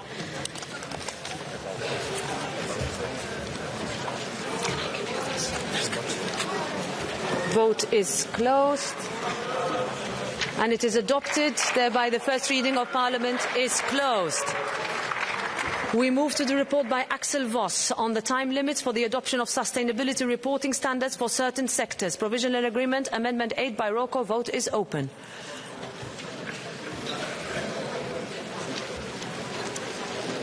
Vote is closed. Adopted. Thereby the first reading of Parliament is closed. We move to the report by Pascal Canfin and Jutta Paulus on methane emissions reduction in the energy sector. We vote on the provisional agreement, Amendment 281 by roll call. Vote is open.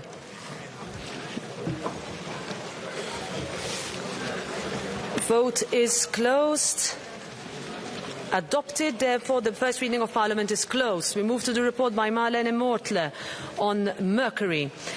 We vote on the provisional agreement, Amendment 19 by roll call. Vote is open.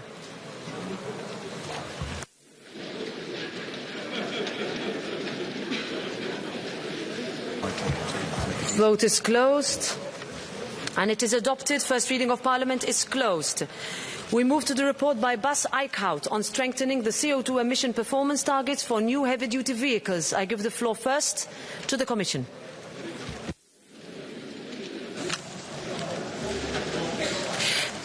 Honourable President, honourable members, I wish to thank the rapporteur, Mr. Eickhout, the shadow rapporteurs and members for their constructive approach in preparing for the vote today.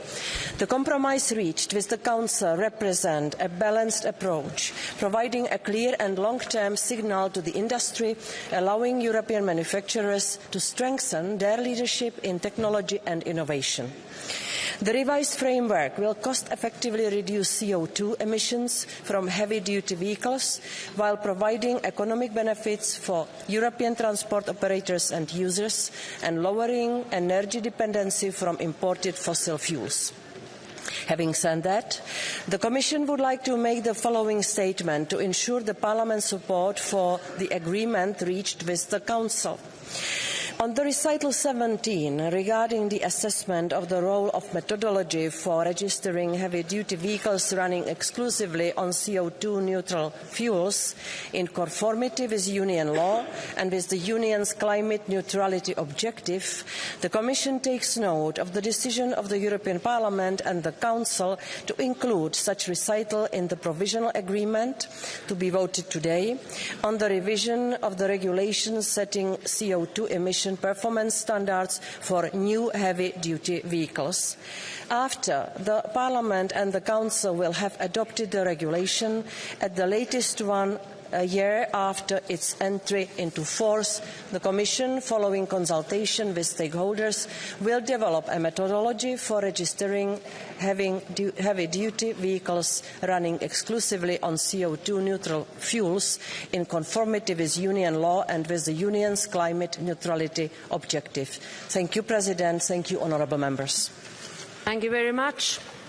Now, we vote on the proposal to vote on amendments to the draft legislative act. There is a procedural motion by roll call. Vote is open.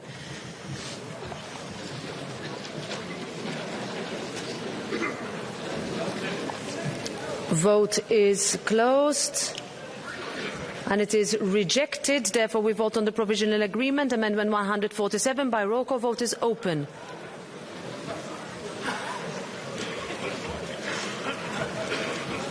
Vote is closed, and it is adopted, and therefore the first reading of Parliament is closed. We move to the report by Alexander Benhuber on foodstuffs for human consumption. Provisional Agreement, Amendment 68. By roll call, vote is open.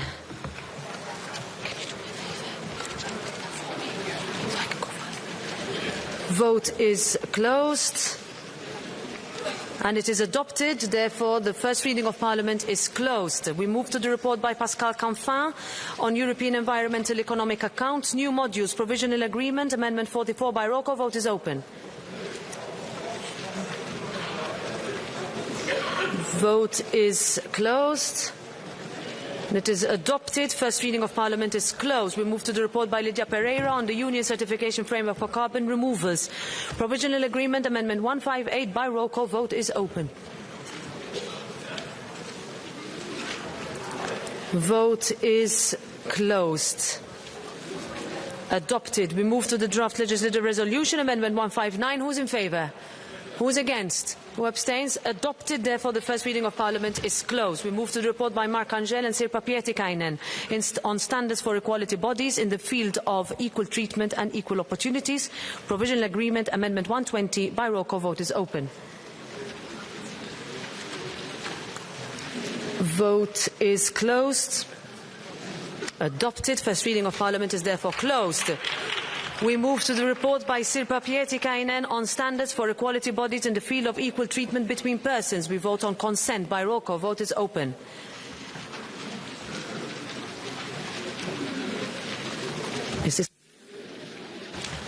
Vote is closed. Adopted. Report by Birgit Sippel on temporary derogation combating online child sexual abuse. Provisional Agreement, Amendment 13 by roll call. Vote is open. Vote is closed. Adopted. First reading of Parliament is closed. We move to the report by Francisco Guerreiro on conservation, management and control measures applicable in the area covered by the NEAFC Convention. Provisional Agreement, Amendment 61 by roll call. Vote is open. Vote is closed. Adopted. First reading of Parliament is therefore closed. We move to the report by Caroline Nachterhaal on the investigation of accidents in the maritime transport sector. Provisional Agreement, Amendment 36 by roll call. Vote is open. Vote is closed. Adopted. First reading of Parliament is closed. Broadly. We move to the report by Vera Tax on port state control. I give the report to Ms. Tax for 2 minutes. Dank u wel, president. Ik zal proberen het korter te doen. De Europese scheepvaart en onze havens zijn van groot strategisch belang. Op de eerste plaats voor onze energie- en voedselvoorziening, voor onze veiligheid en daarbij ook voor onze economische welvaart en de handelspositie in de wereld. De stemming zometeen over de havenstaatcontrole en de vlaggenstaatverplichtingen is een belangrijke update van de Europese maritieme wetgeving. De wet reguleert immers de handhaving van de internationale maritieme conventie conventies voor de vlaggenstaten in de EU. Het zorgt ervoor dat alle Europese landen aan hun verplichtingen zullen voldoen. Dat de inspecties in alle Europese havens adequaat zijn. Deze wetsvoorziening zorgt voor digitalisering. De Europese Commissie gaat een informatiedatabank opzetten waarin alle informatie rond inspecties online toegankelijk is voor vlaggenstaat- en havenstaatinspecteurs, om zodoende hun werk te vergemakkelijken. Daarnaast zal EMSA, het Europese Maritieme Veiligheidsagentschap, de vlaggenstaten bijstaan voor meer harmonisatie tussen de lidstaten. Met deze wet komt de verplichting dat alle EU-vlaggenstaten elk schip in hun vloot iedere 5 jaar moet inspecteren. De milieuparameters zijn versterkt om vervuilende schepen aan te pakken en de richtlijn voor de werkomstandigheden aan boord zijn versterkt. Deze herziening is een belangrijke update en laat zien dat wij ons hier blijvend inzetten om de veiligheidsnormen voor schepen en hun bemanning te verhogen. Het onderstreept onze toewijding aan het beschermen van levens op zee en het verbeteren van het algehele welzijn van onze Europese scheepvaartsector. Ik wil alle bedanken die hieraan hun bijdrage hebben gedaan en ik vertrouw erop dat dit parlement ons werk zal steunen. Dank u wel. Thank you. So we vote on the provisional agreement, amendment 41 by roll call. Vote is open. Vote is closed. And the first reading of Parliament is closed with its adoption. The report by Mr. Marinescu on ship source pollution and on the introduction of penalties for infringements. Provisional agreement, amendment 50 by roll call. Vote is open.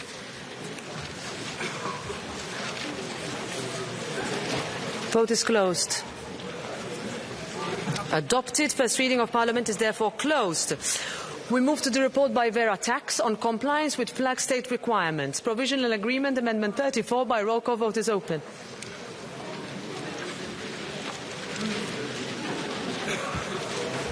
Vote is closed. And it's adopted, and the first reading of Parliament is closed. We move to the report by Martin Hojsík on soil monitoring and resilience. I will give the floor to the rapporteur, Mr. Hojsík, for 2 minutes maximum. Thank you very much, colleagues. 3 years ago, this House, overwhelmingly with 86% of you, called for this, called for a legislative framework for soil, because indeed European soil is in peril. Normally, in a handful of live soil, you find more living creatures than there are people on this planet. Yet our soils are dying. And today we can do the first important step. We can actually find out properly what's going on. We can take this information and give it to farmers and foresters around Europe that they actually can act. No, we're not putting new obligations on them. No, we're not asking for new bureaucracy. We are giving them tools and help in this hour of need. So I hope that you will be able to support this report, and I would really like to thank all the shadow rapporteurs, both in Envi and Agri, also the rapporteur in Agri and all the staff that worked on it hard, because I think it's now finally the time that Europe shall protect its precious soil. Thank you. Thank you very much, Mr. Hojsík. We vote first on a proposal to reject the Commission proposal, amendments 235 and 265 by roll call. Vote is open.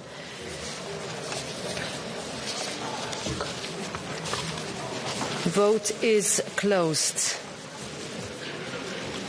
And it is rejected. We vote then on the draft legislative act, 174 amendments by the committee. Block vote. Who's in favour? Who's against? Who abstains? Adopted. Amendment 10. Who's in favour? Who's against? Who abstains? Check.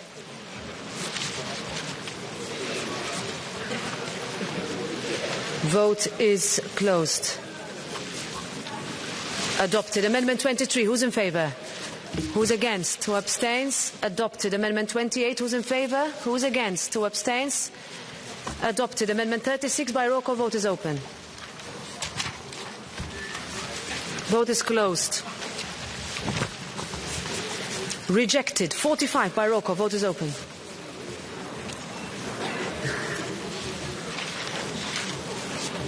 Vote is closed. Adopted. 67 by roll call. Vote is open.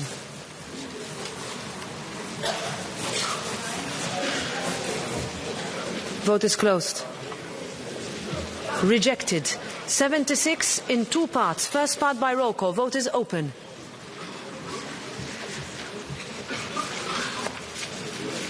Vote is closed. Adopted. Second part by roll call. Vote is open. Vote is closed. Adopted. Amendment 79. Who's in favour? Who's against? Who abstains? Check.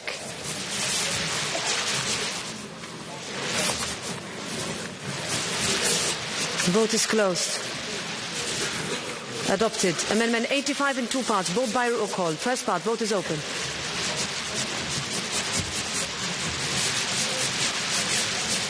Vote is closed.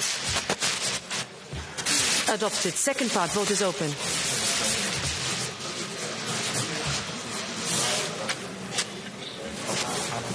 Vote is closed. Adopted. 95 in three parts, all by roll call. First part, open the vote. Vote is closed. Adopted. Second part, vote is open.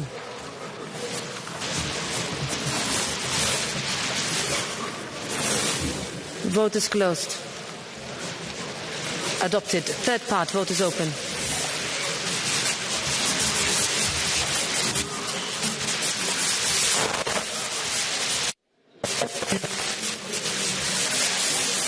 This is me. Vote is closed. Rejected. 105 by roll call. Vote is open. Sinister. Vote is closed. Adopted. 106 by roll call. Vote is open.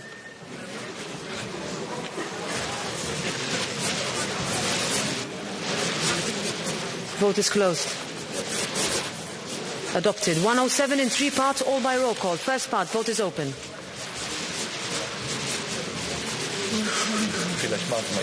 Vote is closed. Adopted. Second part, vote is open.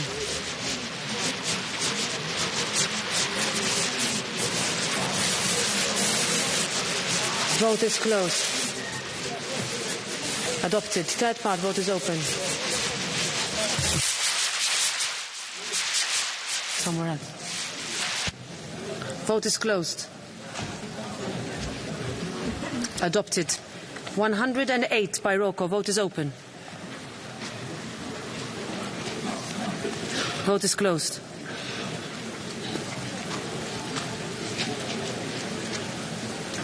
Adopted. 109 by vote is open.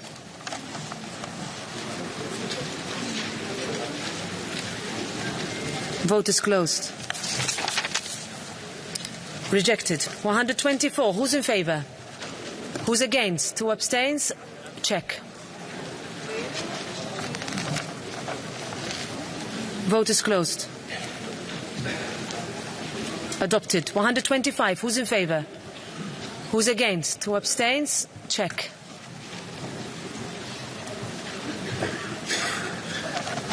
Vote is closed. Adopted. 136. Who's in favour? Who's against? Who abstains? Adopted. 198 in two parts. First part, by roll call, vote is open. Vote is closed. Adopted. Second part, by roll call, vote is open.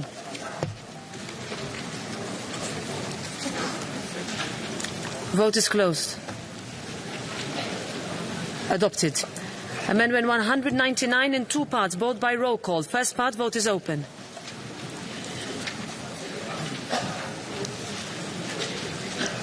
Vote is closed. Adopted. Second part by roll call. Vote is open.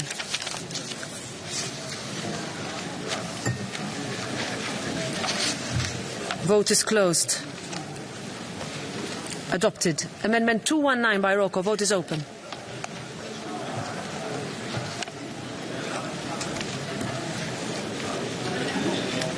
Vote is closed. Rejected. We vote on Amendment 43 by show of hands. Who's in favour? Who's against? Who abstains? Rejected. We'll check. Let's check this.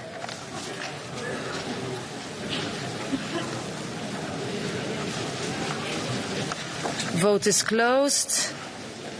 No, adopted. Broadly. Amendment 220 by roll call. Vote is open.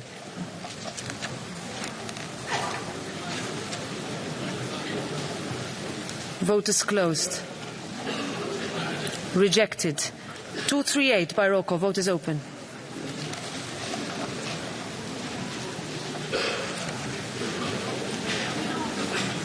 Vote is closed. Rejected. 245. Who's in favor? Who's against? Who abstains? Check.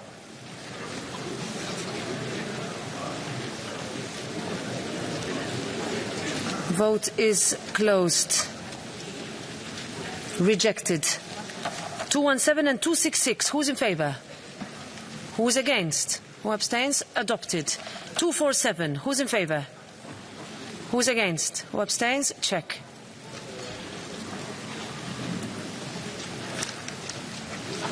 Vote is closed. Adopted. 221. Who's in favor? 221. Who's against? Who abstains? Check. Let's split right down the middle. Vote is closed on 221. Adopted. 222. Who's in favor? Who's against? Who abstains? Check.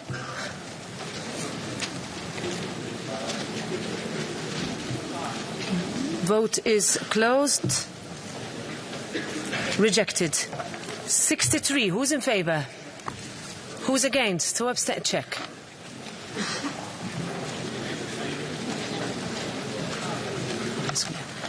Vote is closed. Adopted. 223. Who's in favor? Who's against? Who abstains? Check.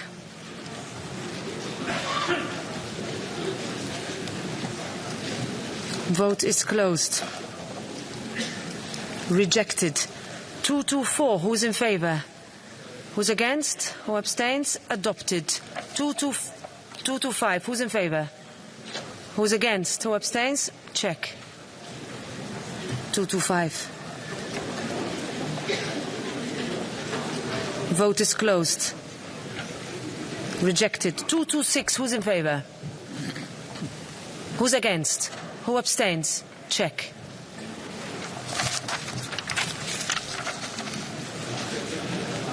Vote is closed. Adopted. 227 by roll call. Vote is open.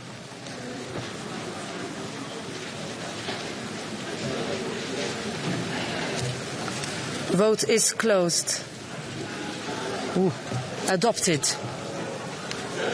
228 by roll call. Vote is open.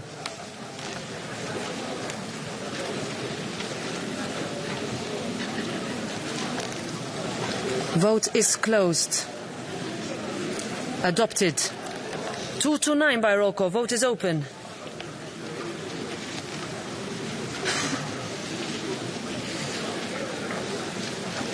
Vote is closed. Rejected. 88. Who's in favor? Who's against? Who abstains? Check. 88. Vote is closed. Adopted. 248 by roll call. Vote is open. 248.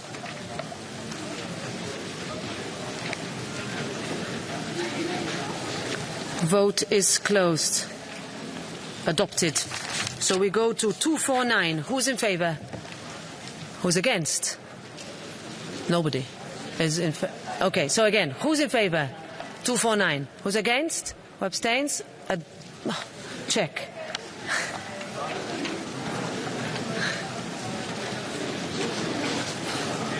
Vote is closed on 249.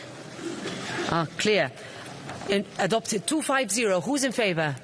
Who's against? Who abstains? Check.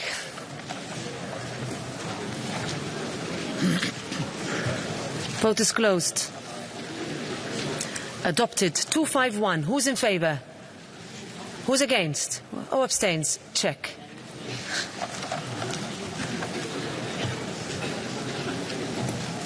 Vote is closed. Adopted. 252 and 123. Who's in favor? Who's against? Who abstains? Adopted. 127. Who's in favor? Who's against? Who abstains? Check.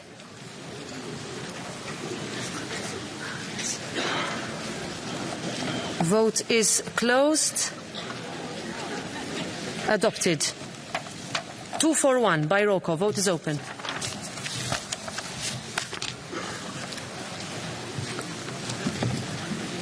Vote is closed. Rejected. 254. Who's in favour? Who's against? Who abstains? Check.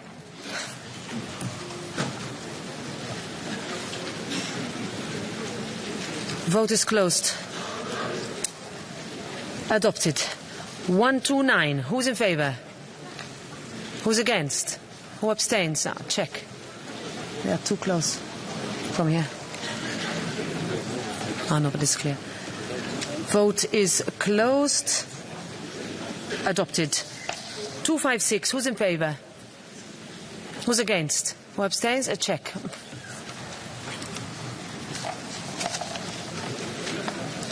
Vote is closed.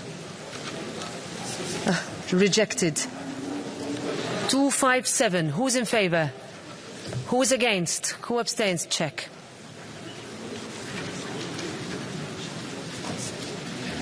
Vote is closed. Rejected. 131. Who's in favour? And who is against?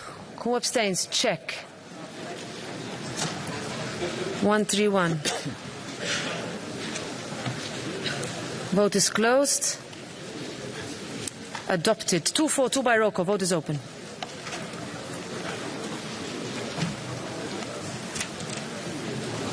Vote is closed. Rejected. 258. Who's in favour? Who's against? Who abstains? Check. Vote is closed.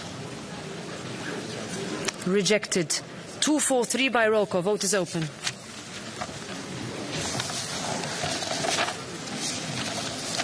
Vote is closed. Rejected. 244 by roll call. Vote is open.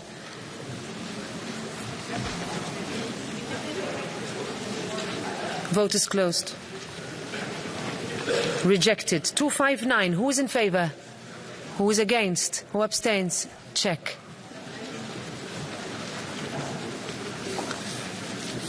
Vote is closed. Rejected.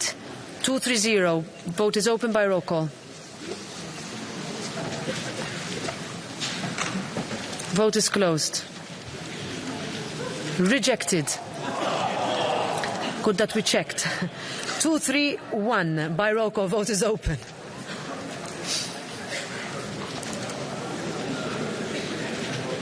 Vote is closed. Adopted. 232 by roll call. Vote is open.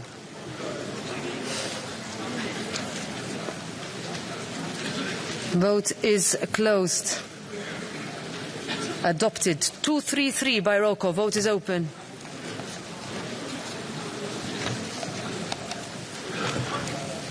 Vote is closed. Rejected. 180. Who's in favour? Who's against? Who abstains? Check. No risk. Vote is closed. Adopted. 234 by roll call. Vote is open.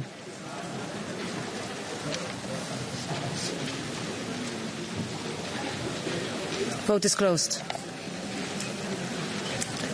Adopted. So, we move to 260 by roll call. Vote is open.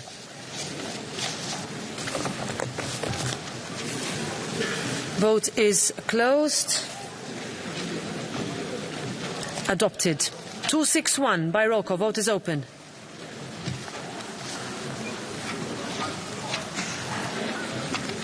Vote is closed. Rejected. The next three all by roll call. 262 by roll call. Vote is open.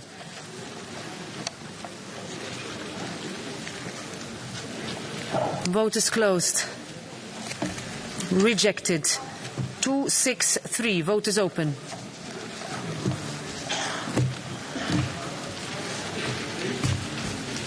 Vote is closed. Rejected. 264. Vote is open.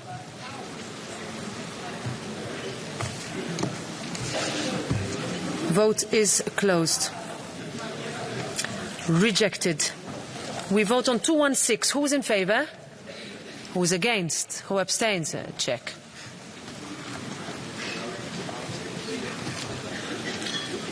Vote is closed.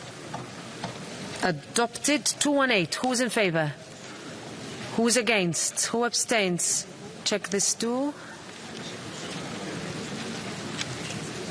Vote is closed. Rejected. I give the floor now to Ms. Marie Toussaint to move an oral amendment introducing a new recital after recital 21. Chers collègues, en Guadeloupe et en Martinique, les sols ont été pollués pendant 2 décennies par le pesticide chlordécone, classé cancérogène, qui contamine aujourd'hui 90% de la population. Alors que les populations ultramarines dénoncent l'écocide, nous voulons souligner l'urgence de dépolluer ces sols et vous proposons l'amendement suivant. Les États membres devraient prioriser la réduction des risques pour la santé humaine, la santé animale et l'environnement liés aux contaminations particulièrement nocives, telles que les fortes concentrations de chlordécone, d'arsenic ou de nickel, dans toutes les régions telles que la Guadeloupe, la Martinique, la Guyane française, et devraient par conséquent mettre en place des mesures concrètes et ambitieuses pour arrêter la dégradation des sols, étudier leur qualité et régénérer la santé des sols dans ces régions. Thank you, Ms. Toussaint. Is there anybody opposing this oral amendment? Okay, we need 38. And then someone will need to count. Not enough.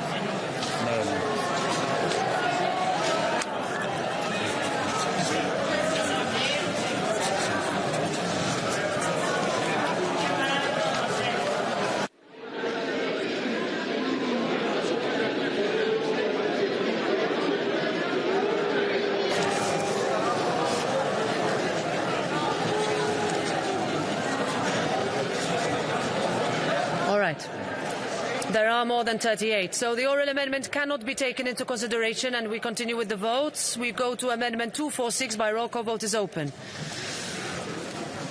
246. Vote is closed. Rejected. We vote on Amendment 9. Who's in favour? Who's against? Who abstains? Check.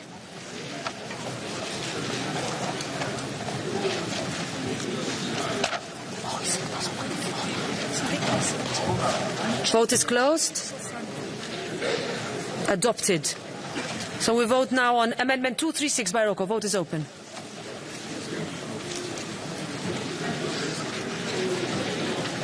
Vote is closed. Rejected. 237 by roll call. Vote is open.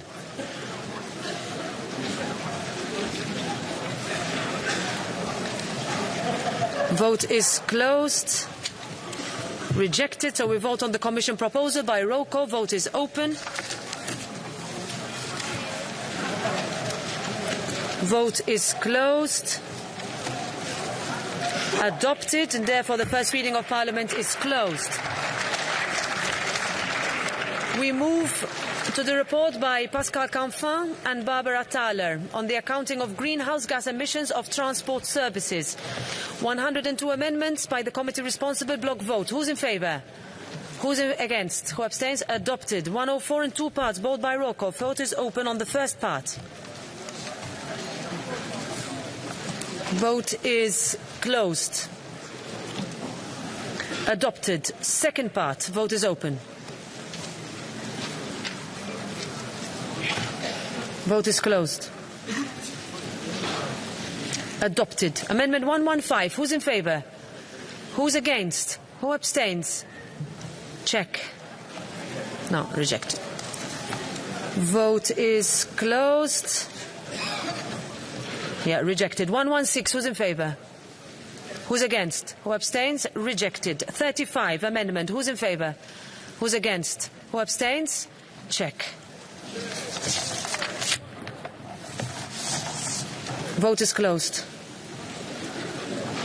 Adopted. 117. Who's in favour?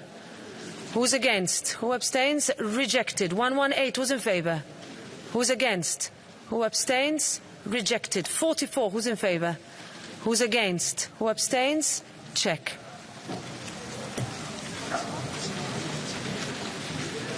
Vote is closed. Adopted. 119. Who's in favour? Who's against? Who abstains? Rejected. 120. Who's in favour? Who's against? Who abstains? Rejected. 121 by roll call. Vote is open.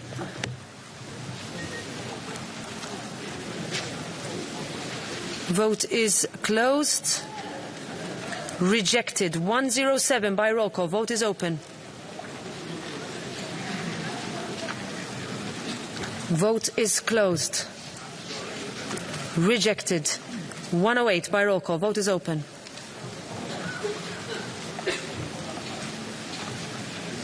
Vote is closed. Rejected. 109 by roll call. Vote is open.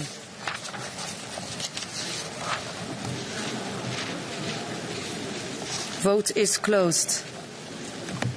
Rejected. 110. Who's in favour? Who's against? Who abstains? Rejected. 111. Who's in favour? Who's against? Who abstains? Adopted. 112. Who's in favour? Who's against? Who abstains? Adopted. 113. Who's in favour? Who's against? Who abstains? Adopted. 114. Who's in favour? Who's against? Who abstains? Check. Vote is closed. Rejected. We vote on the Commission proposal by roll call. Vote is open.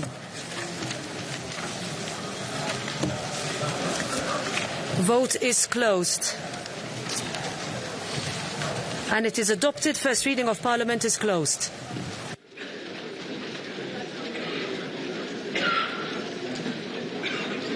Report by Thomas Tobé on the partnership agreement between the European Union and the Organisation of African, Caribbean and Pacific States. We vote on consent by roll call. Vote is open. Vote is closed. Adopted. Report by Thomas Tobé on the partnership agreement between the European Union and the Organisation of African, Caribbean and Pacific States resolution. Single vote by roll call. Vote is open. Vote is closed. Adopted. The report by Karin Karlsbro on EU-Côte d'Ivoire voluntary partnership agreement, forest law enforcement. Vote on consent by roll call. Vote is open. Vote is closed. Adopted. Report by Karen Karlsbro on the EU-Côte d'Ivoire voluntary partnership agreement on forest law enforcement resolution. Single vote by roll call. Vote is open. Vote is closed. Adopted. Report by Marco Campomenosi on the agreement with the European Union and Egypt pursuant to the General Agreement on Tariffs and Trade. Vote on consent by roll call. Vote is open. Vote is closed. Adopted. Report by Jordi Cañas on the agreement between the European Union and Argentina pursuant to the General Agreement on Tariffs and Trade. Vote on consent by roll call. Vote is open. Vote is closed. Adopted. Report by Irene Tinagli on VAT, amendment of the EU-Norway Agreement on Administrative Cooperation, combating fraud and recovery of claims. Single vote by roll call. Vote is open. Vote is closed. Adopted. Report by Malika Zmani on the EU-Iceland Agreement on the Instrument for Financial Support for Border Management. Vote of consent by roll call. Vote is open. Vote is closed. Adopted. Report by Charlie Weimers on the EU-Norway Agreement on the Instrument for Financial Support for Border Management. Vote of consent by roll call. Vote is open. Vote is closed. Adopted. Report by Jadwiga Wiśniewska on the EU-Swiss Confederation Agreement on the Instrument for Financial Support for Border Management. Vote of consent by roll call. Vote is open. Vote is closed. Adopted. Report by Thijs Reuten on the conclusion of an agreement between the European Union and Armenia. I give the floor to the rapporteur, Mr. Reuten, for 2 minutes maximum. Thank you, President, colleagues. I welcome this important step in the international judicial cooperation between the European Union and the Republic of Armenia. And I ask the floor because this agreement marks the first agreement between Eurojust and a third country since the entry into force of the Eurojust regulation of 2019. And it will improve cooperation in the investigation and prosecution of serious crimes. And it is subject to strict safeguards in relation to data protection, privacy and fundamental rights, and will be monitored. I want to thank the shadows and ask for your support. Thank you. Thank you very much, Mr. Reuten. So we vote on the consent by roll call. Vote is open. Vote is closed. Adopted. We move to the report by Paolo Rangel on the EU-Liechtenstein agreement on the instrument for financial support for border management. Vote on consent by roll call. Vote is open. Vote is closed. Adopted. Report by Lydia Pereira on establishing a head office tax system for micro, small and medium-sized enterprises. Single vote by roll call. Vote is open. Vote is closed. Adopted. Report by Kira Peter Hansen on transfer pricing. Single vote by roll call. Vote is open. Vote is closed. Adopted. Report by Pernille Weiss on the Union Code relating to medicinal products for human use. 330 amendments by the committee responsible. Block vote. Who is in favour? Who's against? Who abstains? Adopted. Amendment 25. Who's in favour? Who's against? Who abstains? Adopted. 55. Who's in favour? Who's against? Who abstains? Adopted. 85 by roll call. Vote is open. Vote is closed. Adopted. 159 in two parts, both by roll call. Vote is open on the first part. Vote is closed. Adopted. Second part. Vote is open.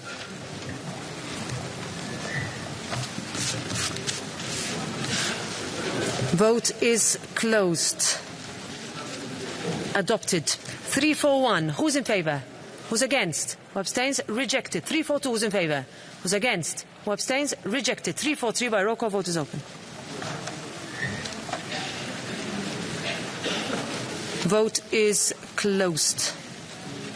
Rejected. 176. Who's in favour? Who's against? Who abstains? Adopted. 190. Who's in favour? Who's against? Who abstains? Adopted. 345 by roll call. Vote is open.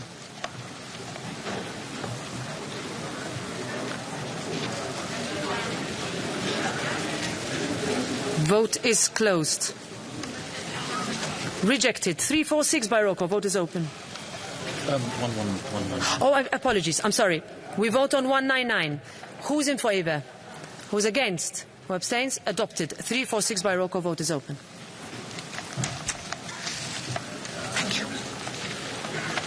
Vote is closed. Rejected. 339 by roll call. Vote is open.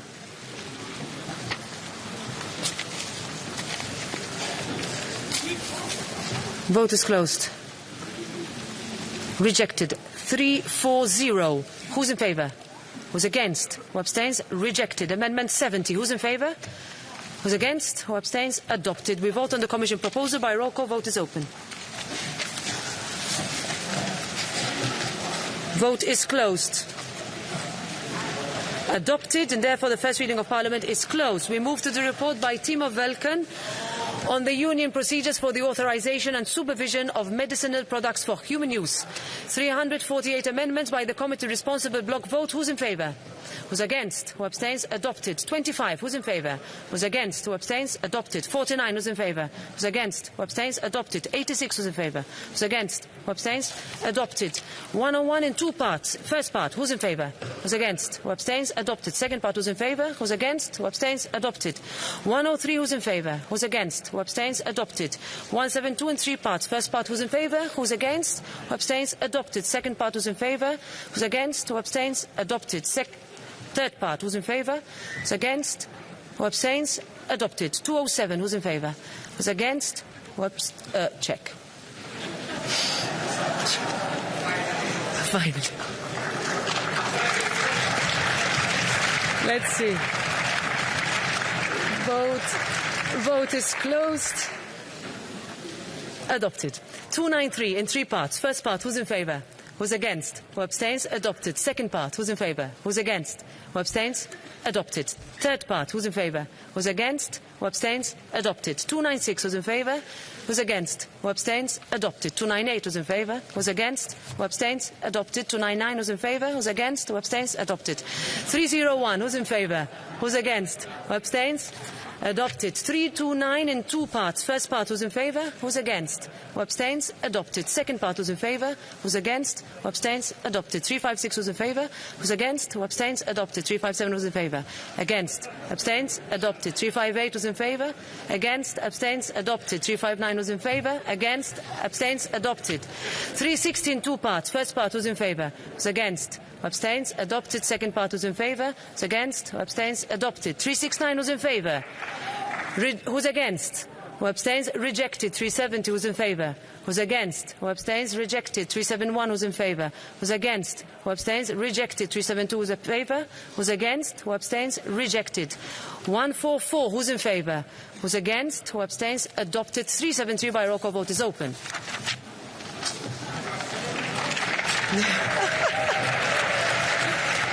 Wait. Vote is closed. We still have a few more to go, huh? Rejected. 374, who's in favour? Who's against? Who abstains? Rejected. 375, who's in favour? Who's against? Who abstains? Rejected. 376, who's in favour? Who's against? Who abstains? Rejected. 379 by roll call. Vote is open.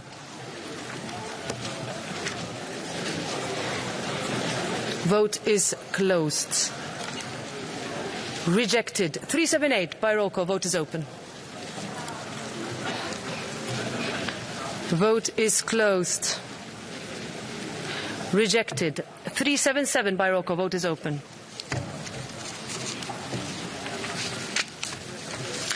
Vote is closed. Rejected. 368 by roll call. Vote is open.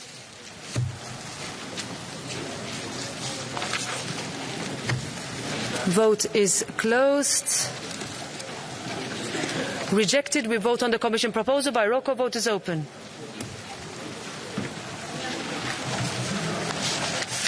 Vote is closed. And it is adopted, so the first reading of Parliament is closed. We move to the report by Niels Torvalds on urban wastewater treatment provisional agreement, Amendment 268 by roll call. Vote is open.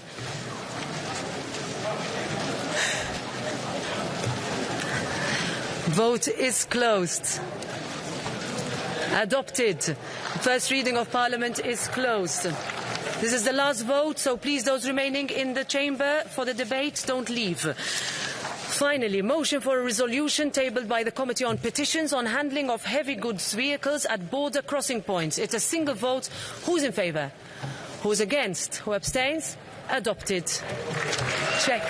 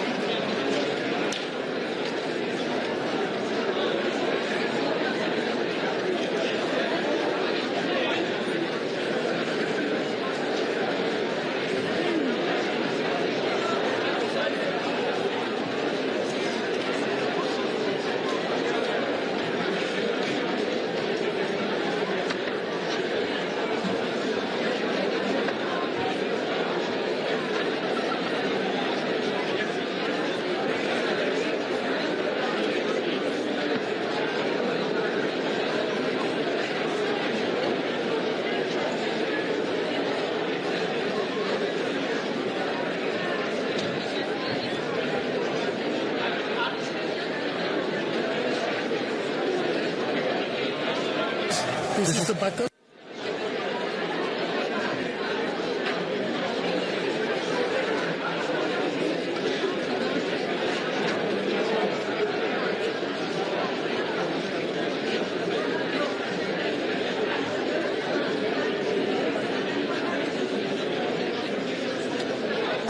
So please, colleagues, please leave the hemicycle if you want to continue your talks, because we would like to continue our business.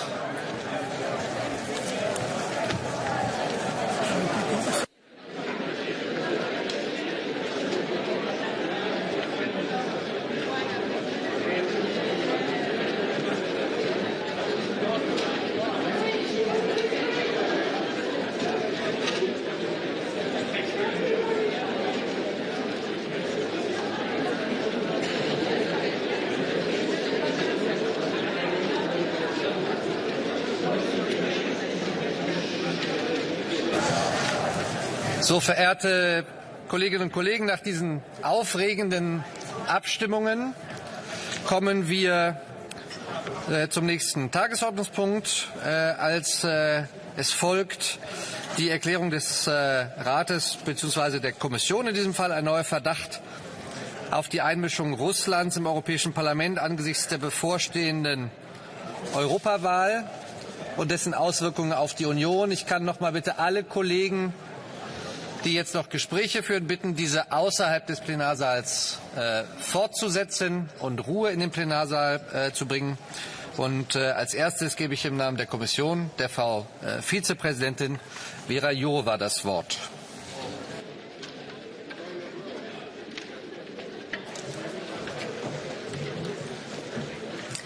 Mr. President, honourable members, 2 months ago you expressed in this Assembly your outrage and grave concern about the repeated efforts by Russia to undermine European democracy.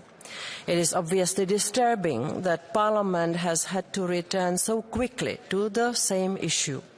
I find the recent revelations by the Czech Secret Service in cooperation with other member state services about the Russian influence network and the operations of the Voice of Europe website very troubling. But they only confirm what I have been saying for a long time. Our democracy cannot be taken for granted, and Kremlin will continue using disinformation, malign interference, corruption and any other dirty tricks from the authoritarian playbook to divide Europe.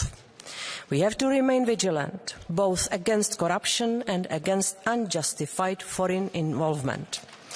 This Commission has done an unprecedented amount of work to strengthen Europe's democratic resilience. I fully agree with what you wrote in your February resolution. We need a cross-cutting approach.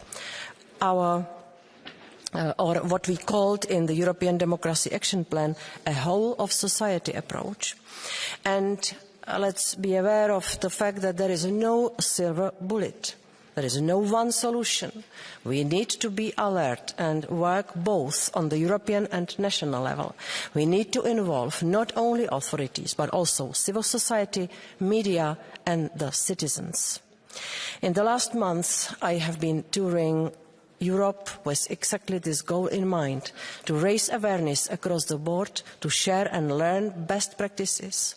I have no doubt Russia will continue to be active in our information and decision-making space.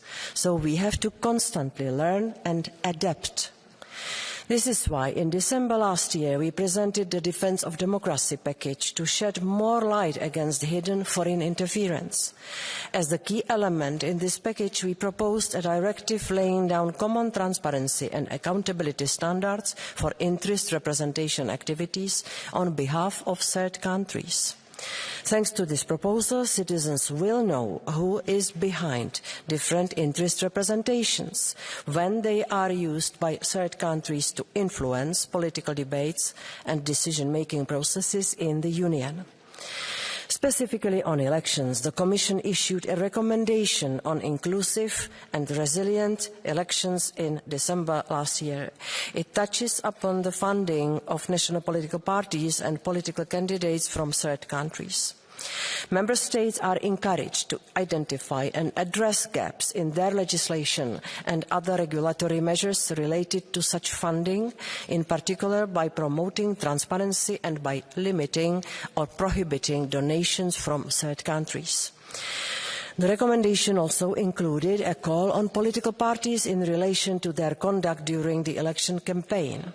I am happy to say that with the facilitation of the Commission, all the European parties signed on the 9th April such a common code of conduct ahead of the 2024 elections to the European Parliament.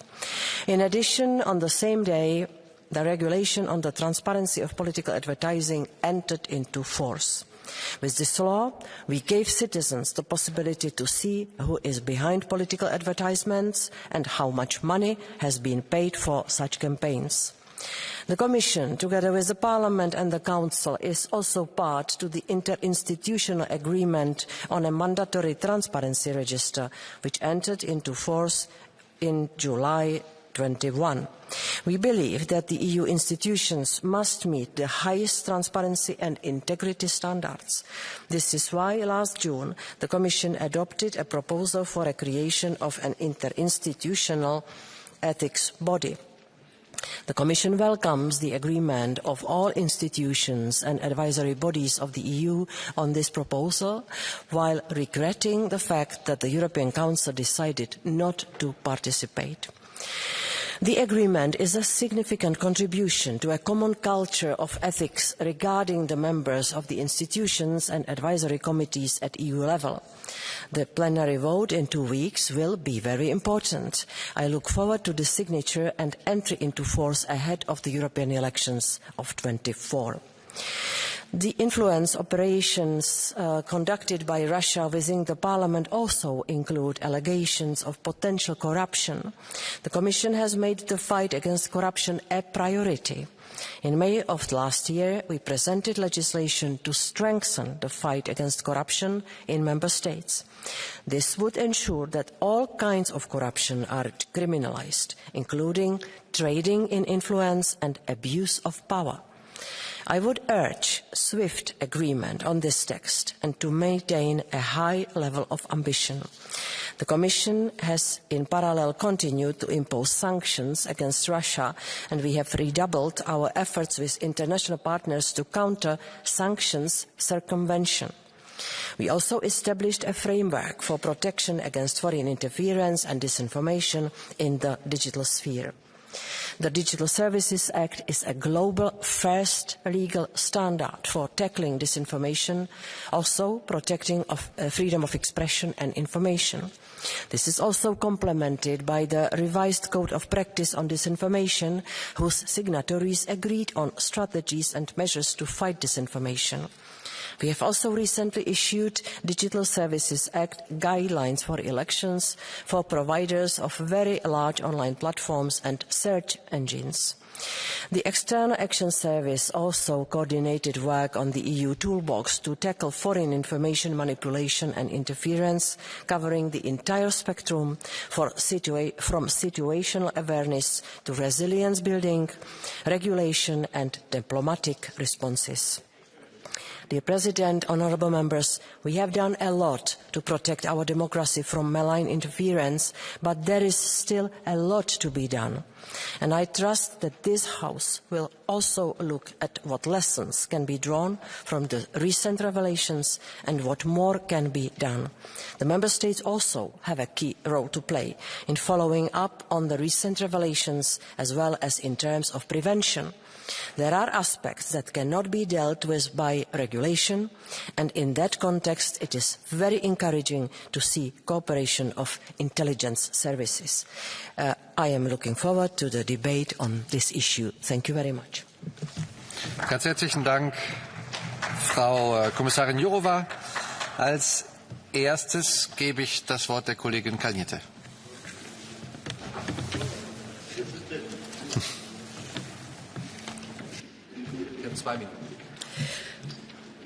Godātie kolēģi, Pēc Ždanokas sadarbības ar Krievijas spēcdienestu atklāšanas bija skaidrs, ka viņa parlamentā nav vienīgā, kur strādā Kremļa labā. Nesen Čehijas un Vācijas drošības iestādes korupciju ir apstiprinājušas. Mums jāapzinās, ka Krievijas ietekmes aģentu tīkls Eiropā ir plašs un toksisks. To Kremlis ir pārmantojis no Padomju Savienības un veiksmīgi attīstījis tajā, iepinot arī politiskās elites pārstāvis Šrēderu, Liponenu, Fijonu, parlamentu deputātus un dažādu mērogu pašvaldību vadītājus. Nākamajā 5 gadē deputātu uzdevums būs pieņemt lēmumus par Eiropas aizsardzības kapacitātes stiprināšanu un militārās industrijas attīstību, arī likumus, kur mērķis ir novērst Eiropas Savienības strateģisko atkarību no trešo valstu piegāžu ķēdēm. Tie ir lēmumi, kurus pieņemot mums ir jānodrošinās pret ārvalstu aģentu ietekmi un viņu radītajiem riskiem. Kopš Krievijas agresijas Ukrainā Eiropas Savienības institūcijas ir pakļautas arvien biežākiem plaša spektra hibrīdu uzdevumiem, un mūsu neaizsargātība pret Krievijas aģentiem ir šokējoša. Tāpēc mums neatliekami ir jānostiprina Eiropas parlamenta iekšējās drošības sistēma, izstrādājot un ieviešot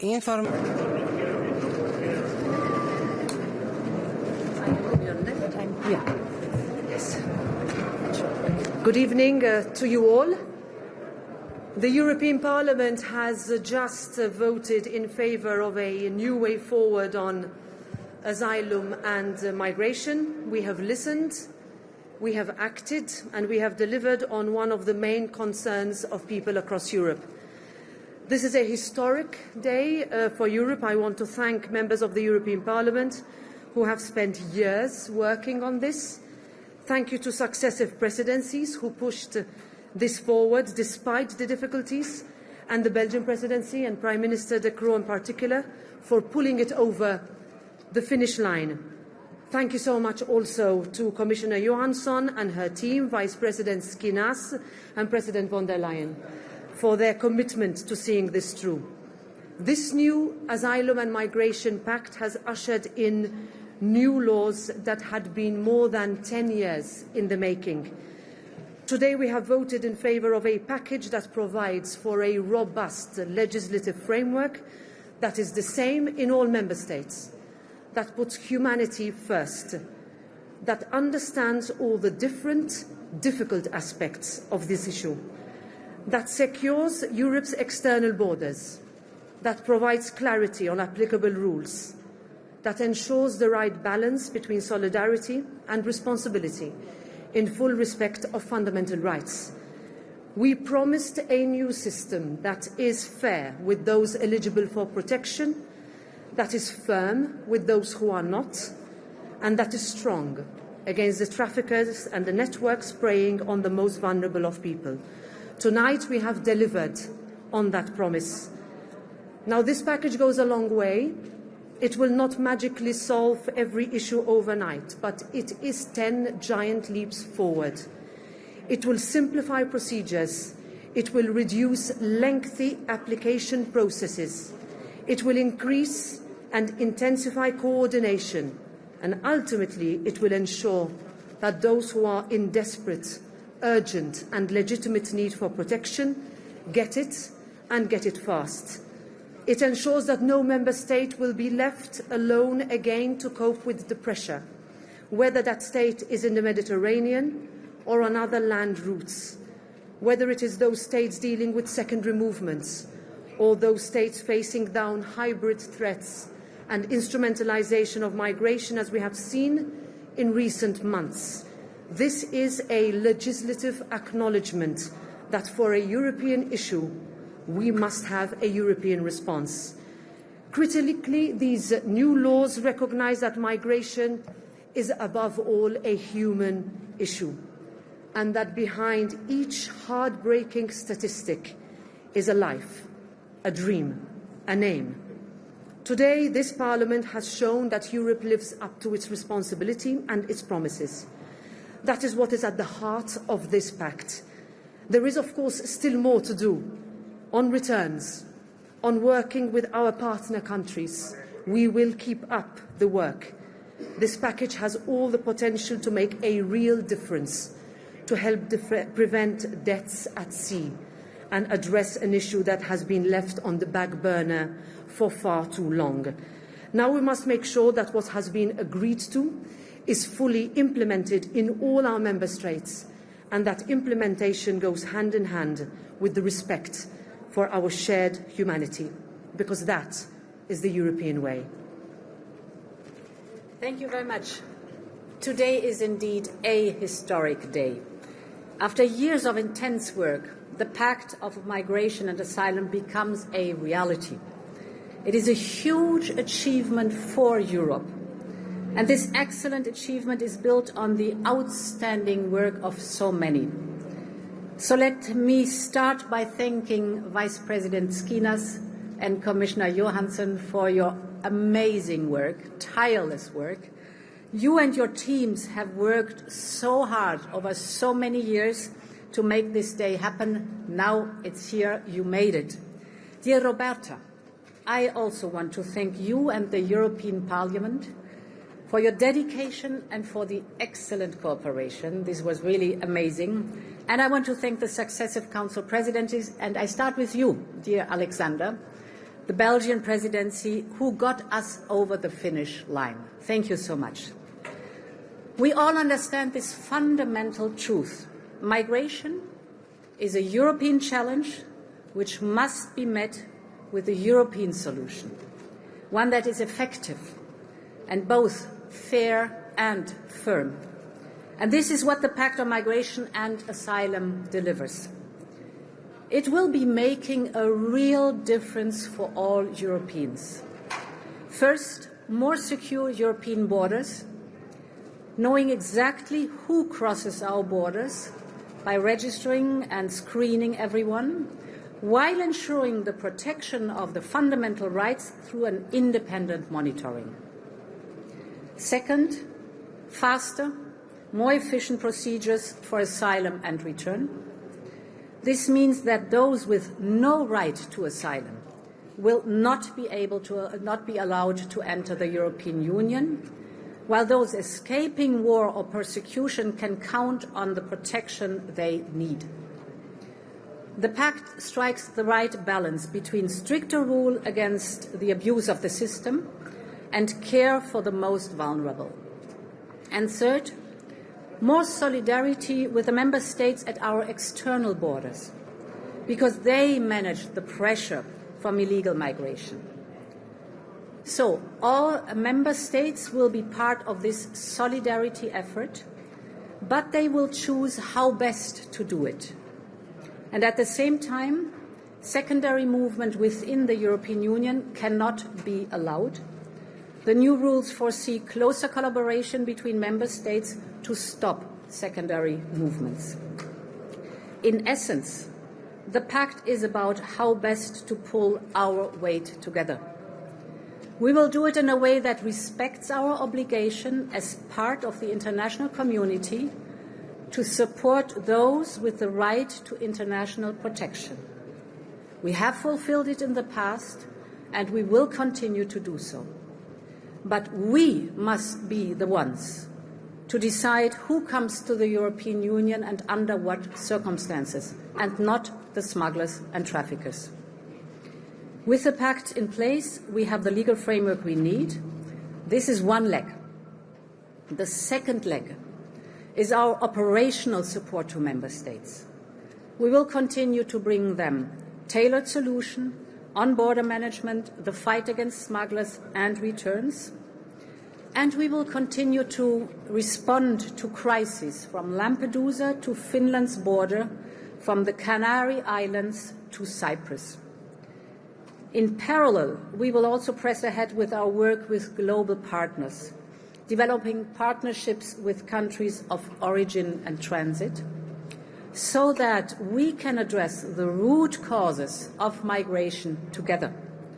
This engagement has become an essential pillar of our work, and it is delivering.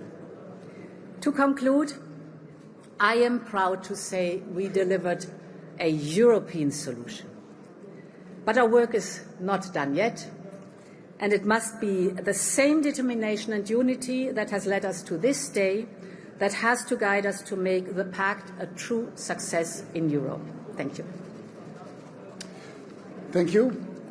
First of all, dear Roberta, dear Ursula, thank you for the very kind words. And let me join in all the thanks that have been given to people who have put so much of their effort in adapting our proposals and making compromises and in coming to an agreement. And would like to add to that big group our Belgian State Secretary Nicole de Moor for taking up that file and to bringing it into safe haven. Nicole, you really did a tremendous work and you answered to the expectations of population throughout Europe. Every day we see that migrants risk their lives to try to reach Europe. Most of these men, women and children are victims of criminals, smugglers, human traffickers, who decides who gets to go to Europe and who does not get to go to Europe. Our citizens expect us to organize migration in an orderly way.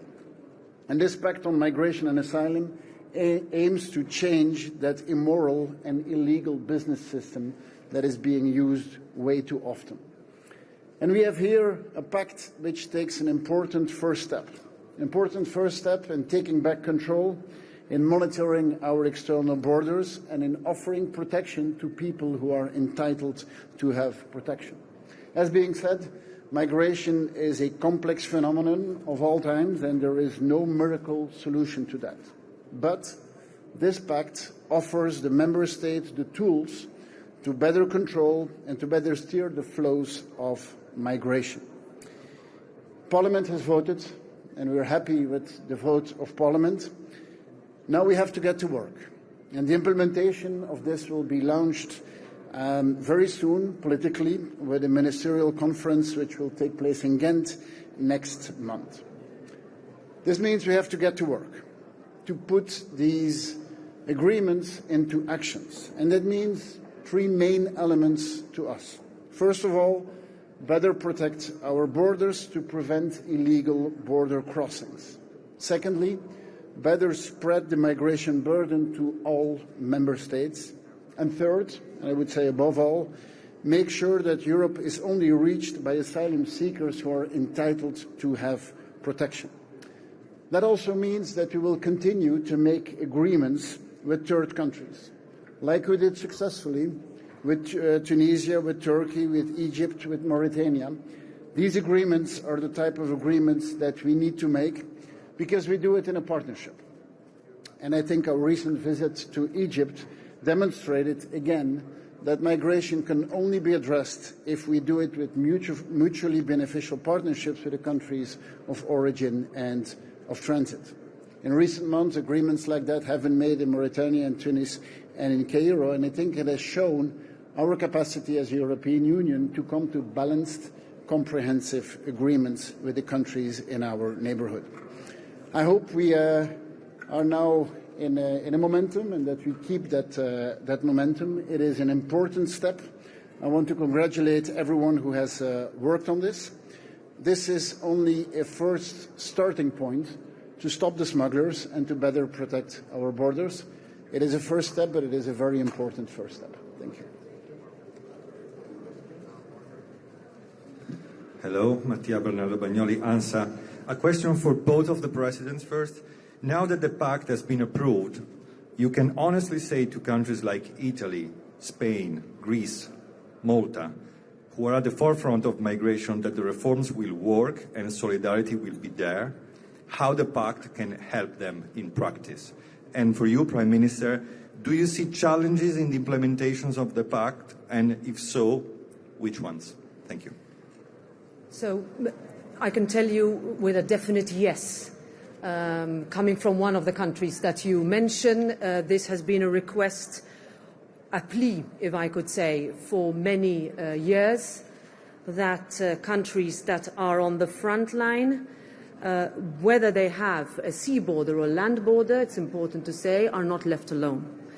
That the individual pieces of the legislative pact, whether it is the crisis instrument the border procedure, Eurodac, which will look at details of who enters, who applies for asylum, reception conditions. These are all individual elements that will serve to address the concerns long held of frontline member states. But I'd like to add one more issue.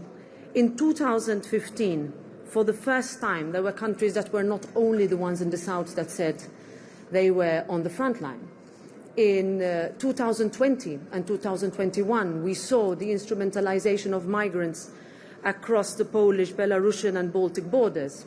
Earlier this year, we saw the instrumentalization of migrants along the Russian and Finnish border.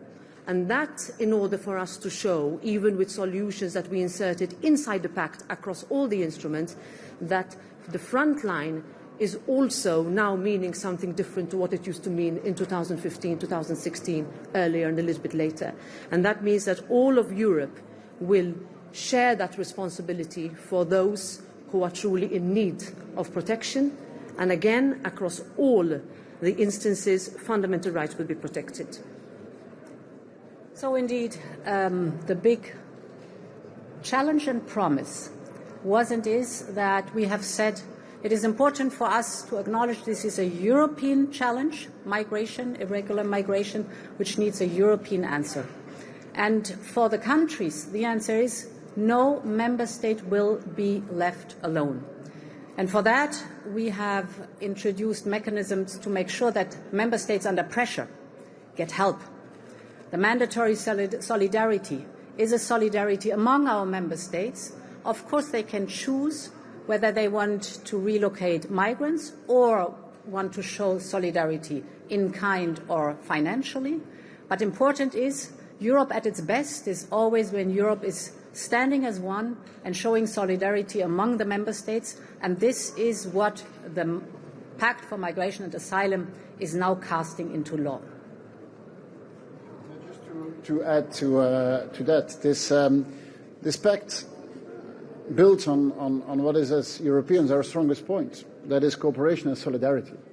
And we know that related to asylum and migration, there are moments when certain countries are in a difficult situation. And for once, we acknowledge that and we have a mechanism to help out countries. We also know that protecting our borders is something that we need to do together. All countries in the end are responsible to protect the outside borders. Specifically on implementation, as being mentioned, we have a ministerial conference which is taking place end of this month, and it really shows our ambition to immediately take the next step after this from our perspective, successful vote which took place.